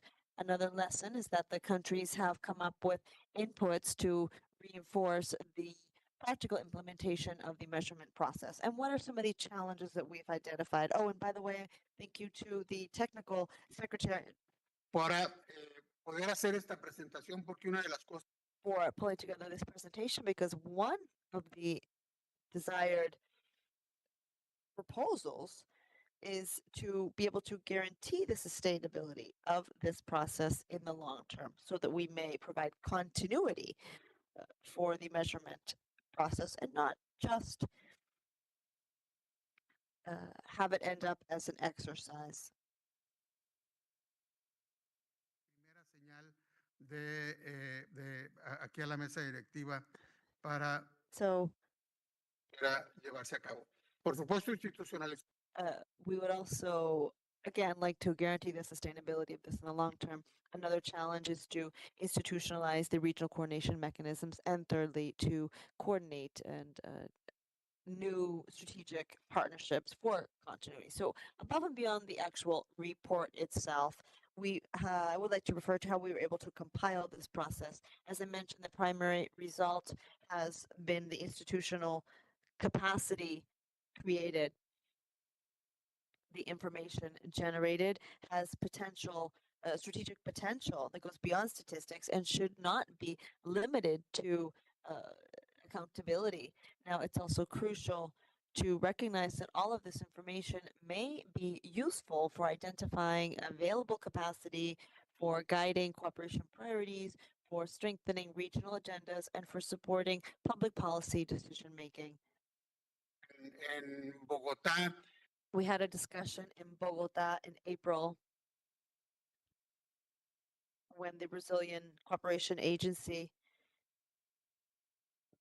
provided some presentations, and in March, they were talking about how we should not only include aspects related to figures and numbers, but also the platform should include other items. That is, how can one add public policy in aspects that would be helpful for regional or South-South cooperation. So the idea was for all the statistics information to be helpful for reports, for strategic planning, for public policy drafting, for regional coordination, and for the 2030 agenda. ¿qué oportunidades? What opportunities have we identified? Well, there are opportunities to forge new partnerships. For example, we were able to replicate the model with the APC Colombia ECLAC model with other partners in the region. So I brought a pen and a pad to jot down what other countries might be willing to provide resources for this, but this has also been key for strengthening national statistics systems, for national coordination efforts. In other words, how can this be helpful for intergovernmental endeavors with international cooperation? And then another opportunity here is creation of a regional community of practitioners. For example, this can be within the framework of a network of peer learning or standing technical exchanges. It's just a matter of issuing a call to participate. We have, for example, 11 communities of practice of practitioners that are already functioning and are constantly involved. That could be expanded. So I think this is a good example, and I just wanted to reiterate that the Colombian aid agency's support was very fruitful, and thanks to them, we were able to meet in person a few times and thus provide continuity for these activities. So we have two propositions for you. One is the creation of a regional community of practitioners that would allow for having standing theoretical mechanisms for a technical exchange and peer learning, as well as having an opportunity to share experiences in terms of implementation and good practices in other countries, to reinforce institutional capacity, etc. The second proposition is to use this platform to propose to the UNCTAD global platform a transition towards incorporating more information on South-South cooperation. In other words, to identify and record available capacity. This involves mapping and recording institutions, actors, experience, capacities, and methods of implementation for South-South cooperation. This also involves connecting capacities and needs for supporting development initiatives. In other words, we have this platform, the measurement platform, and as statistics, we already created this with UNCTAD, with the statistics division at UNCTAD. But let's go further. Let's consider further working on this process. So that's essentially the idea that we are referring to and proposing. As far as final insights and messages are concerned, I would like to mention that the region has shown that it has the political will and capacity to measure South-South cooperation in a coordinated fashion. Two, we have come up with valuable information. There is shared interest among the countries with regard to the need to maintain this. Allow me to mention that we are also prepared. ECLAC is prepared, and Alfonso has been a key player in coordinating all of these efforts. And it has been mentioned that it is possible that at the next meeting, we come up with a report on the results and to have UNCTAD provide a presentation on the outcome of all of this as a way to provide incentive to others to keep going forward. Again, we have the capacity, resources are also always crucial. So you all know that the UN system is undergoing difficult times. And finally, the fifth message is that we wanted to mention this calls for support from the presiding officers to move forward with the institutionalization of these spaces. Thank you, Rolando. By the way, we are behind by 1 hour, just for your information.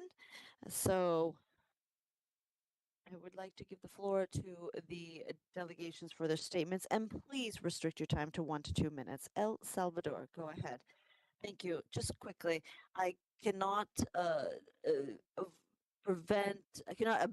not mention what Uruguay is doing, the technical unit for reinforcing South-South cooperation. There are other opportunities out there that other countries are currently working on, and also in terms of decentralized cooperation. We no longer just have MEX, by the way, which is the result of the BIP, but we have the MEDS. The MEDS is also specifically devoted to working in the territories, and essentially we are seconding what Martin Clavijo said. And I just was want to refer to what Martin was saying in terms of the platforms. I think all the countries here are also moving forward with measuring and statistics. There are also 2 major systems out there. Maybe Martin would like to talk about the TOST and the CDIX and the UNCTAD system. So I think ECLAC could also work through the Chilean chair to recognize the efforts of cooperation agencies in the Americas. As El Salvador, today we only report to CDIX.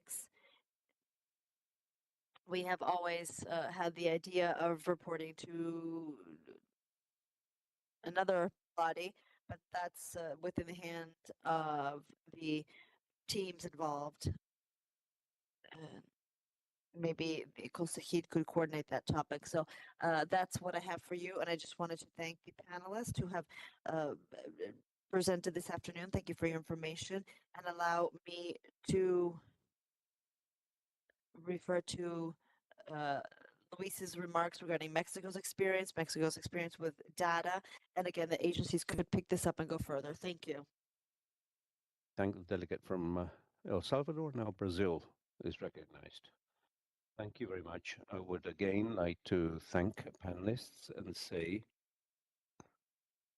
that Brazilian cooperation and the cooperation of other Latin American and Caribbean countries in the present that is underway at present, and UNCTAD with regards to South-South cooperation is very important, and I would like to highlight Brazil's interest and the creation in the creation of a community of practice or of a regional group of experts in order to provide continuity to technical exchanges and to strengthen institutional capacities. Thank you very much.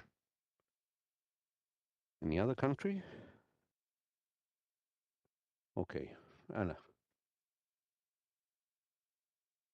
Muchas gracias, Lucho. Thank you, Lucho. I greet the chair, the delegates, and I thank you for putting at the very center this issue of South-South and triangular cooperation and challenges in order to ensure sustainable development in the region.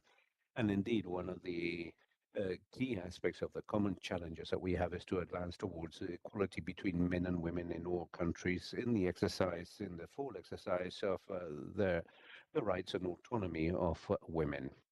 I would like to report that in addition to this conference, the region has already, for 5 decades, held a women's conference in Latin America and the Caribbean that has a regional gender agenda around these aspects, which is progressive, cumulative, and comprehensive, and that held its last session in August 2025 in Mexico.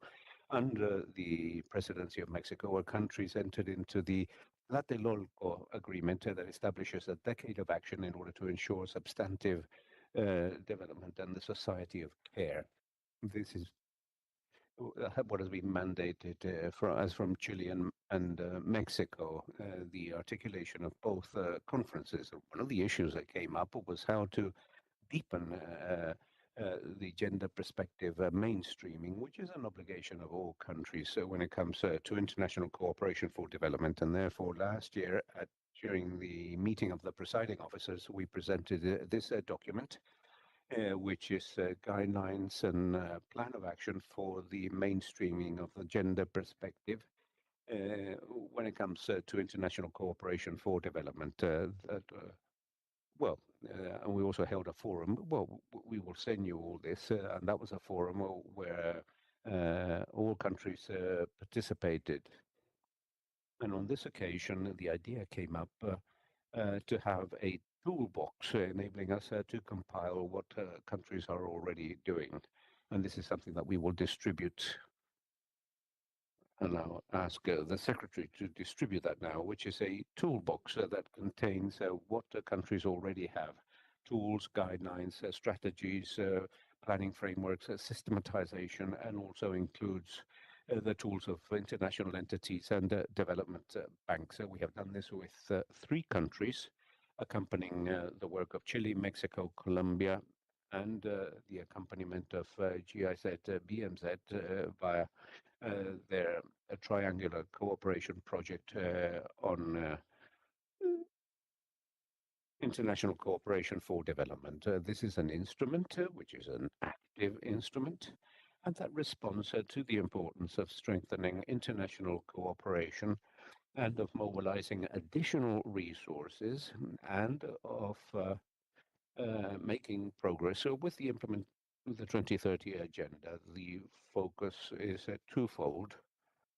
We, of course, are living in a context of important restrictions, but the idea that has been put forward in both conferences is a dual approach. We need to increase investments, and likewise in Seville, when we talked about the financing for equality, more cooperation projects and more programs that seek gender equality as their focus, and on the other hand, mainstreaming, because there is no area of cooperation, neither of climatic change or disaster management or of any other area that focuses on cooperation and that does not need to incorporate this strategy. So we share this document, and certainly we will continue to work with this idea, and hopefully in the next strategy we will be able to incorporate a substantive dialogue and also a dialogue with the conference so that this strategy can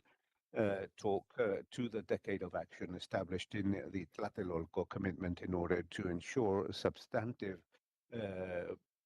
progress in terms of equality and the society of care, and also the regional compact on care that has been undersigned by the whole European Union and likewise 16 countries of Latin America and the Caribbean. So there is an effort there, a leadership on the part of Latin America and the Caribbean in this sense. And this would be a complementary product, dear President and Lucho. Thank you, Ana. Well, President, I bring this panel to an end, and You're in charge of leading the rest of the meeting. Thank you, Luis. Now, the Bureau or the presiding officers have to approve the draft agreement document, which, in the opinion of this chair, contains the main agreements of this meeting. I submit these agreements to the consideration of delegations, and if there are no comments, they are considered approved. Thank you very much. Paraguay. Nada más a pedido de mi delegación. Thank you very much. My delegation has asked me to clarify something in the second paragraph when you refer to the gender perspective. In our case, we could place a footnote there and an approach on equality between men and women. This is a comment that we would send via the Secretariat. Thank you, Paraguay. Any other observations, comments? Si no, lo damos. Otherwise, we will consider it approved. No. Argentina.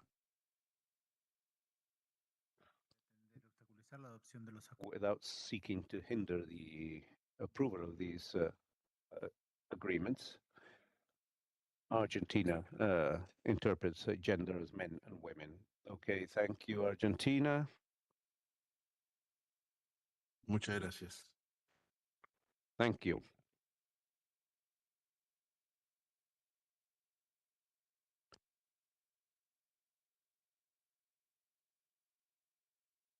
Bueno, señoras y señores, llegamos al final.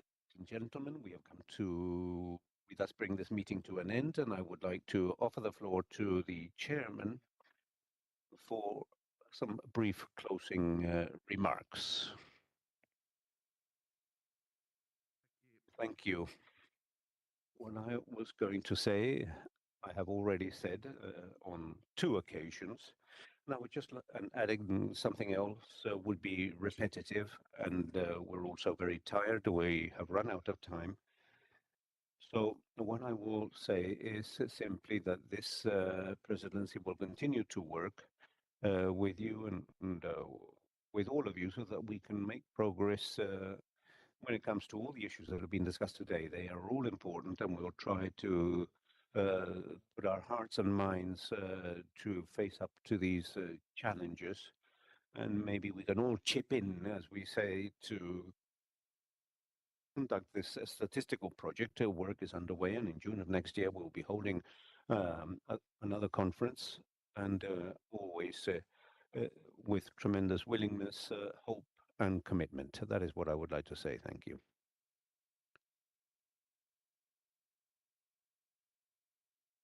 No, con las palabras de with the words of the chairman and on behalf of the secretariat, we would thus